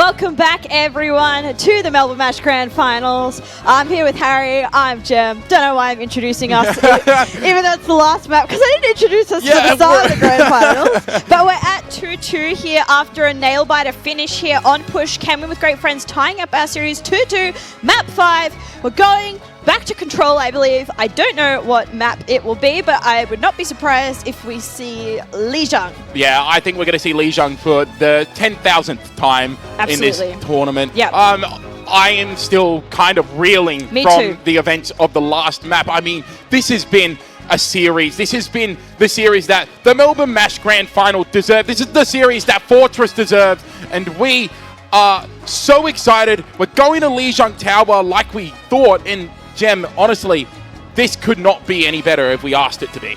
Yeah, absolutely. I actually kind of think about it now. When I'm thinking about it a little bit more, I feel like this map pick of Samoa from Supernova at the start was to keep that Lijiang in their back pocket if they got to the very last map there, making sure that that was in their favor. So I think that's an excellent pick from them going onto the Lijiang Tower. This should be more in their favor here with the dive compositions, unless they get Control Center, which is very famously not dive focused, but we'll have to see if they're able to take the W Supernova Seed 1 in this tournament. Cameron with great friends, they're not Seed 1, they're not Seed 2, they're Seed 3, and they've taken this series the full distance. Yeah, they have, and I mean, we couldn't be any more thankful. These are the bands that are coming through. No more Malga gameplay, and no Farah from Kenwin with great friends. These are not the bans that we thought were going to happen. No, I feel like Kenwin with have almost run out of heroes that they want to ban that they also want to play. Like, I don't think they want to inflict damage upon themselves either. I think Supernova very much wanting to make sure the Malga is out of the equation. I think for Control Center in particular, I don't think we'll see Malga on any of the other rounds here of Lijiang Tower, but I'm sure I'll eat my hat in 3 seconds once we see them rolling out. Anyway, but I think this is going to be both tanks on the matchup they want. We'll see Triss on the Orisa and potentially Chap on the Winston, but considering how his Hazard has looked throughout this series, honestly, maybe I'd like to see some Hazard, particularly if we get to see Control Center here. Yeah, I completely agree. I think I want to see the Hazard gameplay coming out from Supernova. Yeah. They've looked really clean with it. Absolutely. And everyone looks on the same page with it. Whereas with the Winston comp, it almost looks like they're kind of disconnected a little bit, which is really weird to say for Supernova. Yeah, disconnected in our disconnected esports tournament. But I completely get what you mean. It feels a little bit disjointed. I think the thing that it could be is that teams struggle a bit more to com when there is a Winston in the mix, just because it's a little bit more chaotic and a little bit more fast-paced. Hazard, I think, is still fast-paced, but they're able to slow it down just a bit. And we will not be going to Control Center first. We will be going to Garden. We love I love Garden. Garden is one of those maps where it's like, as long as they don't have a Farah, I'm pretty happy. Yeah, and there will be no Farah. That is the ban here from the side of Cameron with great friends. Their final ban in the series. And just having a look at the fish in the water. Just a little bit of moment of calm before the craziness that we're about to get into. And Blue on the Juno, I think this has been their best look throughout the series. And Supernova on their tried and true, but going through a bit of a Kiri Lucio rush here compared to the more dive support line that we've seen previously. It is time for the final map of the Melbourne Mash at Fortress Melbourne. Disconnected Esports. It's Supernova versus Kenwin with great friends. Let's go into it. Mer on that Genji pick that has carried Kenwin with great friends to greatness. The engage has already happened. Chapadoodle used the jump, got speared away there by Trismel. Mer finding immediate value on the Genji once more, taking out Mutnik. The dreams of Mer are here. That's 2 kills for the Genji. And again, living in the nightmares of Supernova, Mer's Genji is showing up. Yeah, they need to reset and reset fast here. Kenwin with great friends getting the first fight victory here. Very easy fight win for them on the back of Mer and Alex and Aki putting in a lot of damage as well on the side with Kenwin with great friends. Supernova Bunny has actually swapped off of the Freya. So for the first time in a long time throughout the series, no Freya for the side of Supernova. Chapadoodle getting very, very low. Yeah, and Chapadoodle needs to be really, really careful here because they can't just dive in willy-nilly anymore. No. They're just being put under too much pressure. Absolutely. Absolutely indeed. Liam Fox with the highest ult charge in the lobby at the moment. Slid not far behind here, but it is going to be engaged from Triss on the Orisa. Yeah, and I love Triss just bullying Chapadoodle out of the way. Half health on the Winston already, but it's a great dive coming in from both Bunny and Slid. The Genji and Tracer aligning on towards Aki there, taking them down despite the immortality field. Chappa finishes off Trismel, and back and forth we go. Supernova will now have the point in their favor. Yep, and no ults. It's exchanged there. Supernova able to get the win in the neutral there, flipping the point over over to their favor. Came with great friends, 38% on the board, so definitely a great effort on their behalf. It is a great effort. Alex now building up towards that bowler shot is also a great effort. Liam Fox has the Kitsune rush, like you said, and Supernova, they want to set the pace here. They want to go quick.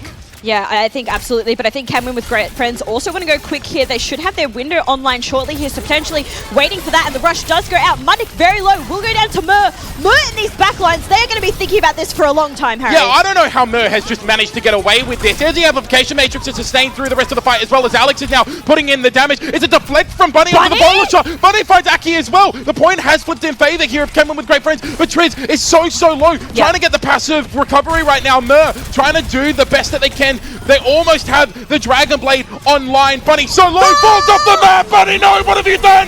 There's the Terror Surge coming out from Trismau. They will go down. Sled does get the kill. The Dragon Blade still online. They pull it. They want to try and find the slash and dash, but they can't do it just yet. They try and just go into Chappadoodle. It's a lot of damage, but Sled falls. Somehow finding the Tracer is Mur. Mur is putting on a clinic. Yeah, and crucially there for Cameron with great friends in that fight. Even though they were losing some of those engages, they have so much percentage, Harry. But Bunny on the Dragon Blade, getting it back. 2 kills here for the side of Supernova, but Cameron with great friends really getting this percentage up. Yeah, Mur's back though and killed Mutnik once again. The Immortality Field is there just to keep the Genji alive. Somehow Mur is doing everything at the moment. Aki finds Slid. Primal Rage there, but it's only Triz in the way of Chappadoodle. The point still isn't really being flipped over at the moment. 90% built up here for Cameron with great friends. And Aki's found another. Bunny does find Aki though, so there's no more Baptiste here for Cameron with great friends. But Alex takes down Chappadoodle before the sound barrier can come through for Mutnik. The deflect kill comes through. Triz is down. It's a 1v1 there between Alex and Bunny. It's going to be Alex who takes away. They have the bowler shot online. They connect onto Slid. Supernova fall. Cameron with great friends. They move to map point. 1 round away from taking the grand finals here. Our 3rd seed and can win with great friends on Supernova's map pick here of Lijiang on one of the maps they've looked the best on, not only today, but throughout this entire tournament. I think they have to get off the Winston here, Harry. I agree. I think they need to get off this Winston, and they will, because we're going to Control Center. They're going to the Ramatra. They've looked good on this comp, but they need to find a way to shut down Mur. I've just looked behind us and looked at the team. They've got smiles on their face. They're looking happy. They're looking comfortable. This is a dangerous position for Supernova. Yeah, this is going to be really interesting here. Both teams playing Juno here. I think this is the first time we'll see Liam Fox on the Juno throughout this whole matchup. But Chappadoodle and Triss, our tank matchup to watch out. The Ramatra versus the Orisa. This could be our final round here of the grand finals. And notably, we haven't seen Chappa actually play the Ramatra against the Orisa yet. We've only seen it against the Malga. Yeah, this is going to be really difficult here for Chap. I think looking a little bit more warmed up here on the Hazard, but is going to pick it. Mur is definitely on the minds of Supernova at the moment, and there will be no Freya in the mix for Supernova as well, but there will be the Freya online for Alex. Mur already on the flank, looking to just pressure out Liam Fox. These shurikens are so accurate for Mur, and it's Trez who gets the first kill. Mur gets in onto Slid. This is an absolute murder from Gremlin with great friends. They are looking so good right now. They will take this first point control on the second point of our last map. Yeah, a second point capture going to the side of Canwin with great friends, at least for now. As Supernova on the back foot and making some changes, so we will see the Genji v Genji matchup. And I don't think you're going to be wanting to opting into that Genji v Genji matchup. And Mutnik dying there is an absolute disaster, and Supernova look rattled. Their mental does not look like it's in it right now, looking a little bit disjointed as we were talking about, Harry. I think they came into the series thinking that they were going to win 3-0, and I think that's thrown them. Yeah, I think they definitely thought they would win that last map on Runasafi. It was a great comeback from Camwin, so maybe the mental has been shattered. It's a great dash through from Mur, who's building up towards that Dragon Blade and has been the real difference maker for Camwin with great friends. Now in the 1v1 with Bunny, who's no slouch on the Genji either. There's the dash through. It's a little bit of a one-sided 1v1. Now we get some of the assistance coming through from both the support players, and it's going to have to be a disengage from Mur. In the meantime, there is actually a fight going on with Triz as well, who's just taken half damage right now, but the blade is online. There's Aki using the amplification matrix onto the high ground. They take down Mutnik. Mur's still there. They can't take down the Genji. Bunny does take down Aki, but it's a dash through. Mur, the Genji for Kenwin with great friends. It's just absolutely running the show. Yeah, I can't believe it, but Can Win with Great Friends are on the precipice of winning this map. Not a percentage on the board for Supernova. They look completely out of the series, Harry. Like, it's completely thrown them, as I was saying earlier. Can Win with Great Friends, Aki with a fantastic window here. 2 ultimates on the board for Can Win with Great Friends. A lot on the board for Supernova, but they've got no percentage here. The ult advantage in favor for Supernova. Like you said, it's going to have to be Chappadoodle who makes the difference here. Bunny has the Dragon Blade. There is the early orbital ray from both teams. Dragon Blade's being put from both teams. Merc gets Mutnix, Leon Fox gets Blue, Bunny gets Alex, Merc gets Leon Fox, Slid goes down, Bunny gets there. That's it!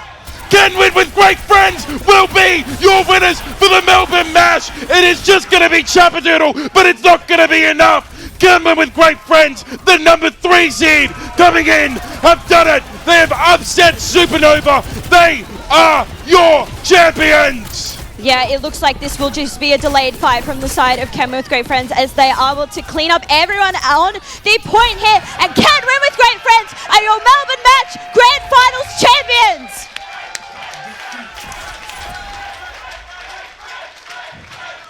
A massive congratulations to Can Win with Great Friends popping off there. A huge win and showing that Great Friends can win if you get yourselves together. Supernova, I think, definitely disappointed about their match, but I think they've put on a fantastic performance throughout this tournament. Definitely upset they didn't take the W, but they've been such a stellar team throughout this tournament. Can Win with Great Friends, showing that friendship is indeed magic. Magic is one word to describe that. This series was absolutely incredible. We saw it all. We saw back and forth. We saw a map 5 in our grand final. We could not ask for anything more. And it is just towards the end. Can Win with Great Friends, more composure, a better game plan, and they take out our series. They take away $500. They take away the mouse pads as well. But also, if you are the second place Supernova, you still take away a nice chunk of change. $300 is nothing to slouch at, as well as the mouse pads as well.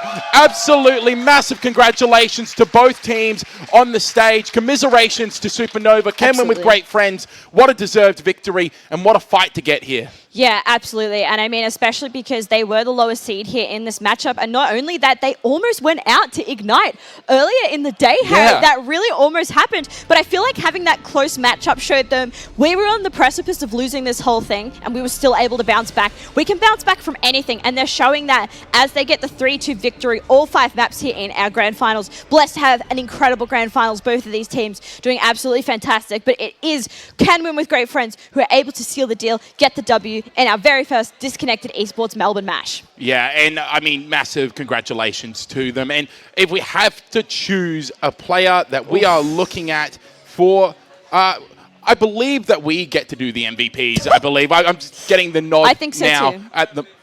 Pardon? Okay, cool. Before we do any of that, though, we are going to hand over to our amazing host who has been with us since the very start. But take it away. All right, good job. Can we get a round of applause for all the teams that played tonight? Did such a good job. Thank you, guys. Now, as promised, we have a little bit more Overwatch trivia to finish off the night. We have 3 items left, 2 mouse pads, and an art book left. So, who would like to answer the first question for the mouse pad? Any hands? You at the back? Come on down. We'll see.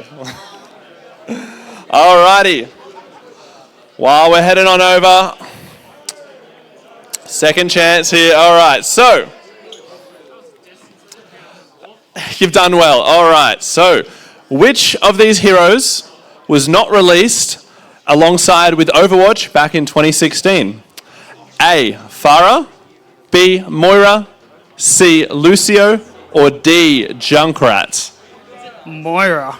Correct! Let's go! Here's a mouse pad for you, good sir. Lovely work. Alrighty, guys. Next one up for a... Someone from the right side. Come on down. Yep. Alrighty, we have one of our players here. Alright, an Overwatch lore question. So, which 2 characters in Overwatch are siblings? A. Anna and Pharah. B. Cassidy and Ashe. C. Reaper and Soldier. or D, Genji and Hanzo? Genji Hanzo, lock it in. Genji Hanzo, lock it in. You are correct. Here's a mouse pad for you. Nice work. Lovely stuff. All right, guys. It's so hard to pick who answers the question. We got one more art book to give away. One more question. Come on down. Come through. All right. So, this is a question about our beloved hero, Winston. Where was Winston Overwatch raised? A, Watch Point Gibraltar. B, Horizon Lunar Colony. C, Numbani. Or D, Lijiang Tower. Horizon Lunar Colony. You are correct! Congrats! Lovely work! Very good stuff! Fantastic, guys. All right, that is all for me as far as the quizzes go. I'll be handing out some pop keyrings shortly. Very good work to everyone here. Amazing work from all our production crew helping the event come together. So just with the standings tonight, we had in 4th place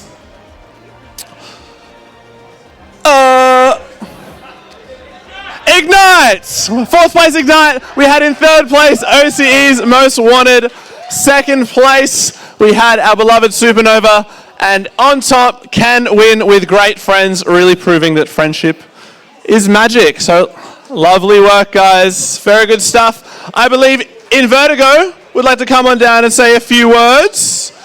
For those who don't know, this is the man behind it all that has set up the tournament, organized everything, and sort of made tonight possible. So he's got a few words to say.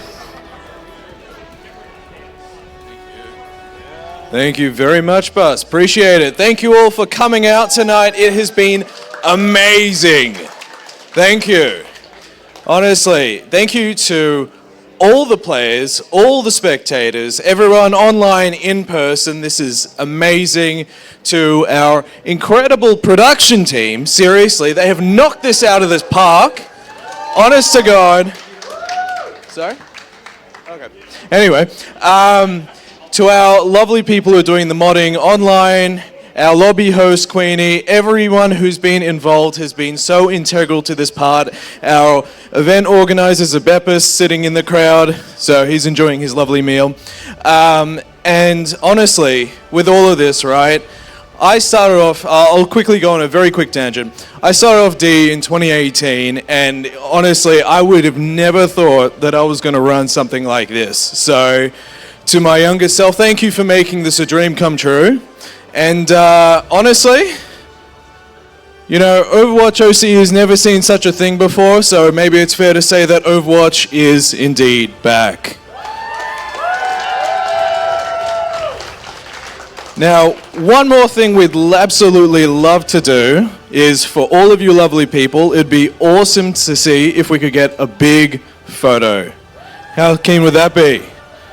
Let's do it. Let's do it, guys. All right, sweet as. So, how do we want to do this? All right, we have our lovely photographer here, Eshree, thank you. So, behind me? Hi. I gotta grab the camera.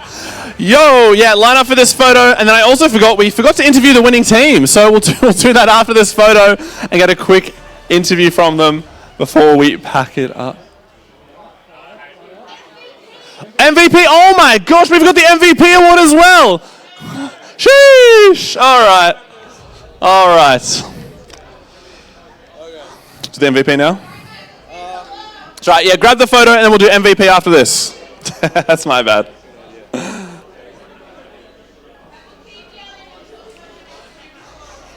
Let's go, bring it in, fellas. I love the signs. They're awesome. Rose before bros. That's very cute. Oh my gosh.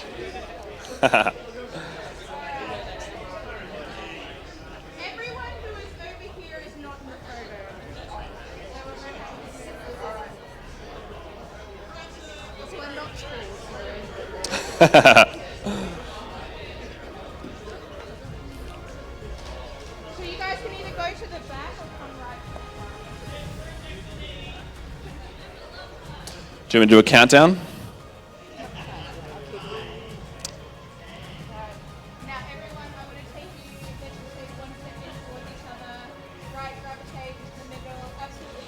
Pretend you're being grabbed by Zara right now.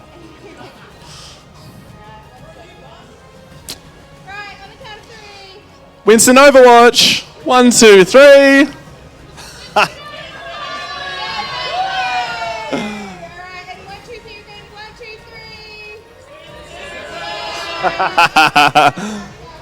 Our beloved hero. All right. Apologies about that. We now have the MVP award to give out. Gonna run this to our casters, and they're gonna present the MVP awards from both teams. So, if you played in the tournament tonight, stick around. You might be the winner of this fabulous prize.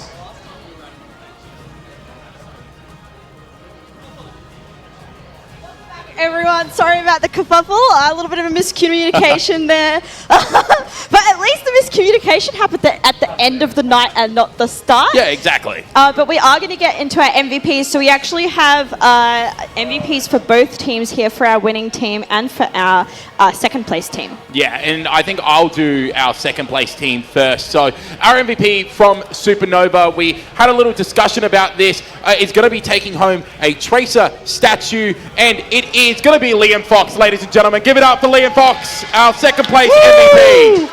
Yeah, this was a hard-fought battle between everyone of Supernova, but I think when it mattered most, Liam really stepped up, and I think this is probably the best he's played in his esports career. So I wanted to shout that out. Obviously, Chap was very close behind, but we think Liam played really well throughout the entire series. So Liam is our second-place team MVP. Yeah, wherever Liam is, I'm sure we'll get this to him eventually. Where?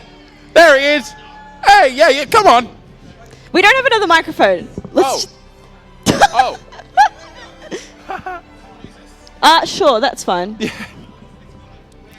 All right, don't worry about it, guys. We have all our silly miscommunication scuffness at the end of the day. Yeah, exactly. And at the start. Yeah, it's been a very long stream for everyone involved, so we're all starting to get a little bit... we're starting to get a little bit all over the place here as well. So, Liam, take your spot there. Yeah! Liam hopping on to the same boxes. Gem, this is great. Just one box is good, thank you. Yeah. I don't need two. Don't reveal that I'm on a box. That's Or a seven. production secret. Well, congratulations for getting second place. Obviously, you're probably disappointed that you didn't get the W. Yeah, I'll be crying later. You'll be crying later? Okay, that's great to know.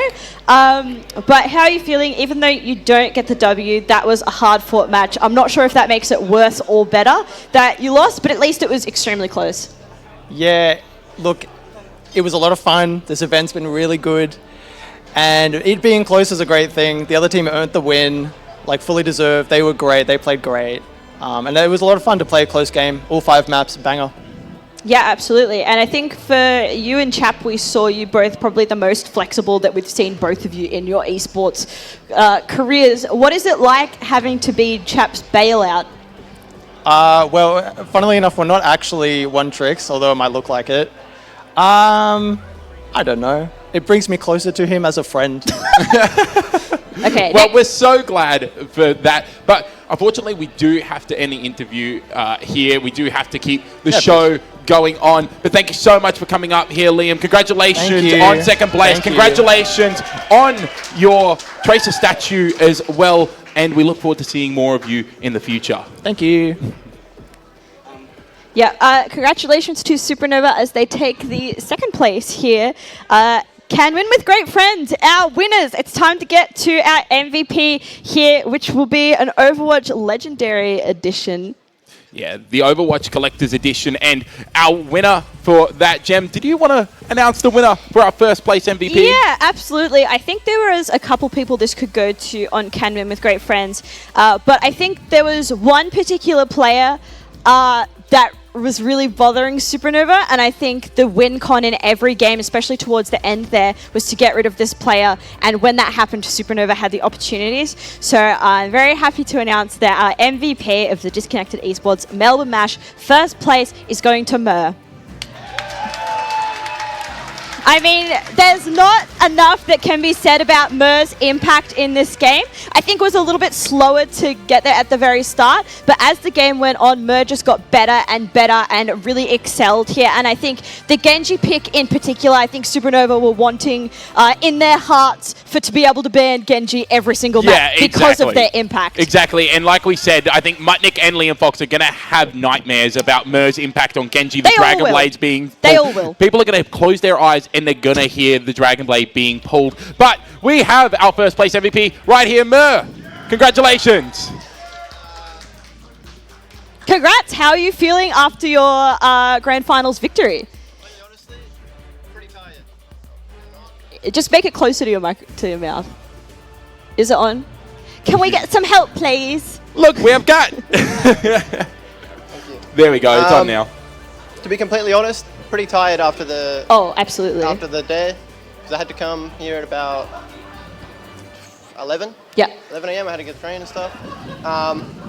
You know, can win with great friends.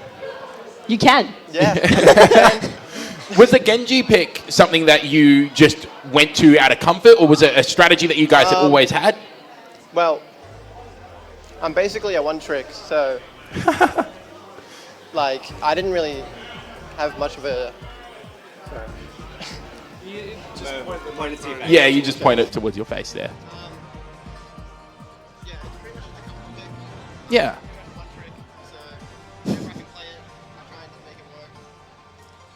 And it worked. We're just getting we're having a couple of microphone issues at the moment, so that's all right. But yeah, I completely understand that match. It was absolutely exhausting. It was exhausting for us to cast it, and we weren't even playing, so I can't even imagine the level of exhaustion that you guys are feeling. And particularly that you almost lost against Ignite earlier in the day. Was that fuel in your boots for this last matchup that you used? That definitely gave me like a lot of confidence going into this match for sure. Absolutely. You played absolutely fantastically, particularly on the Genji. I think your picks are just so crucial in those matchups, and it feels like you always had the better hand in the Genji matchup.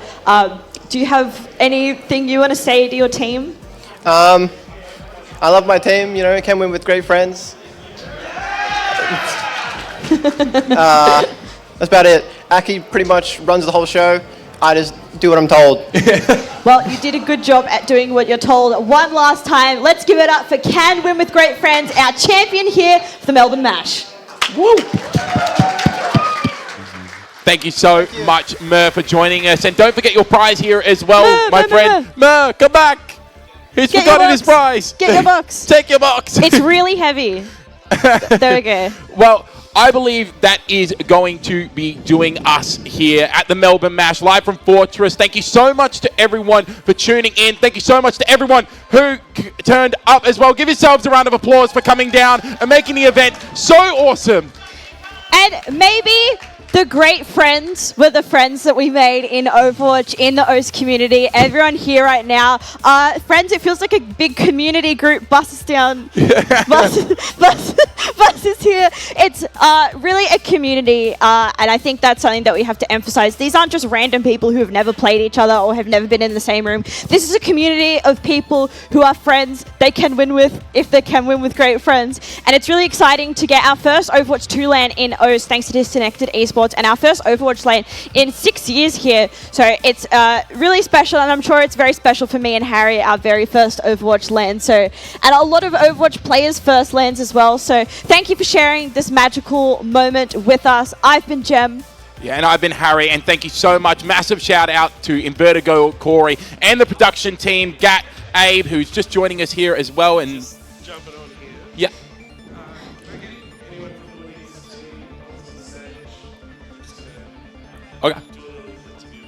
Okay, no worries. Interview. Yeah, okay, that works too.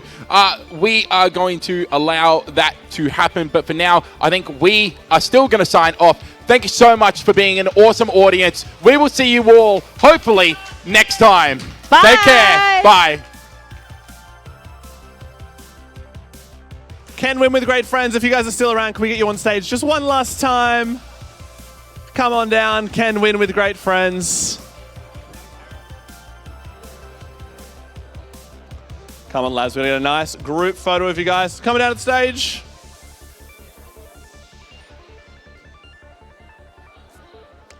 Oh, parkour. Okay. Yeah, the bat boots. Whoop. Yep, sick.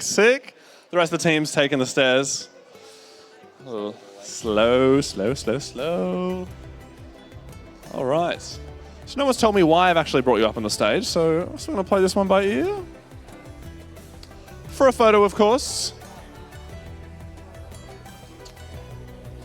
All right, lads, congratulations. Yes, I think there should be a photo time. You guys want a piece and pout? Where is our photographer at?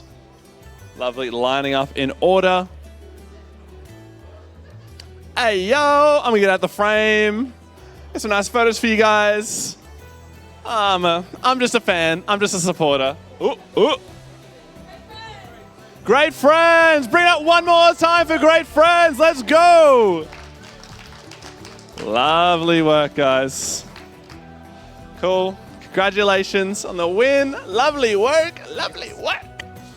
Good stuff. Thank you for hosting. Nice. All right. Oh, whoops.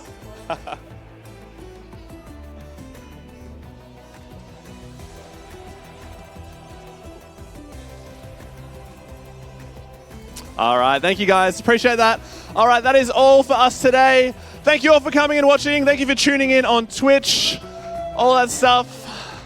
Hope you all have a lovely night. Thanks again all, and goodbye.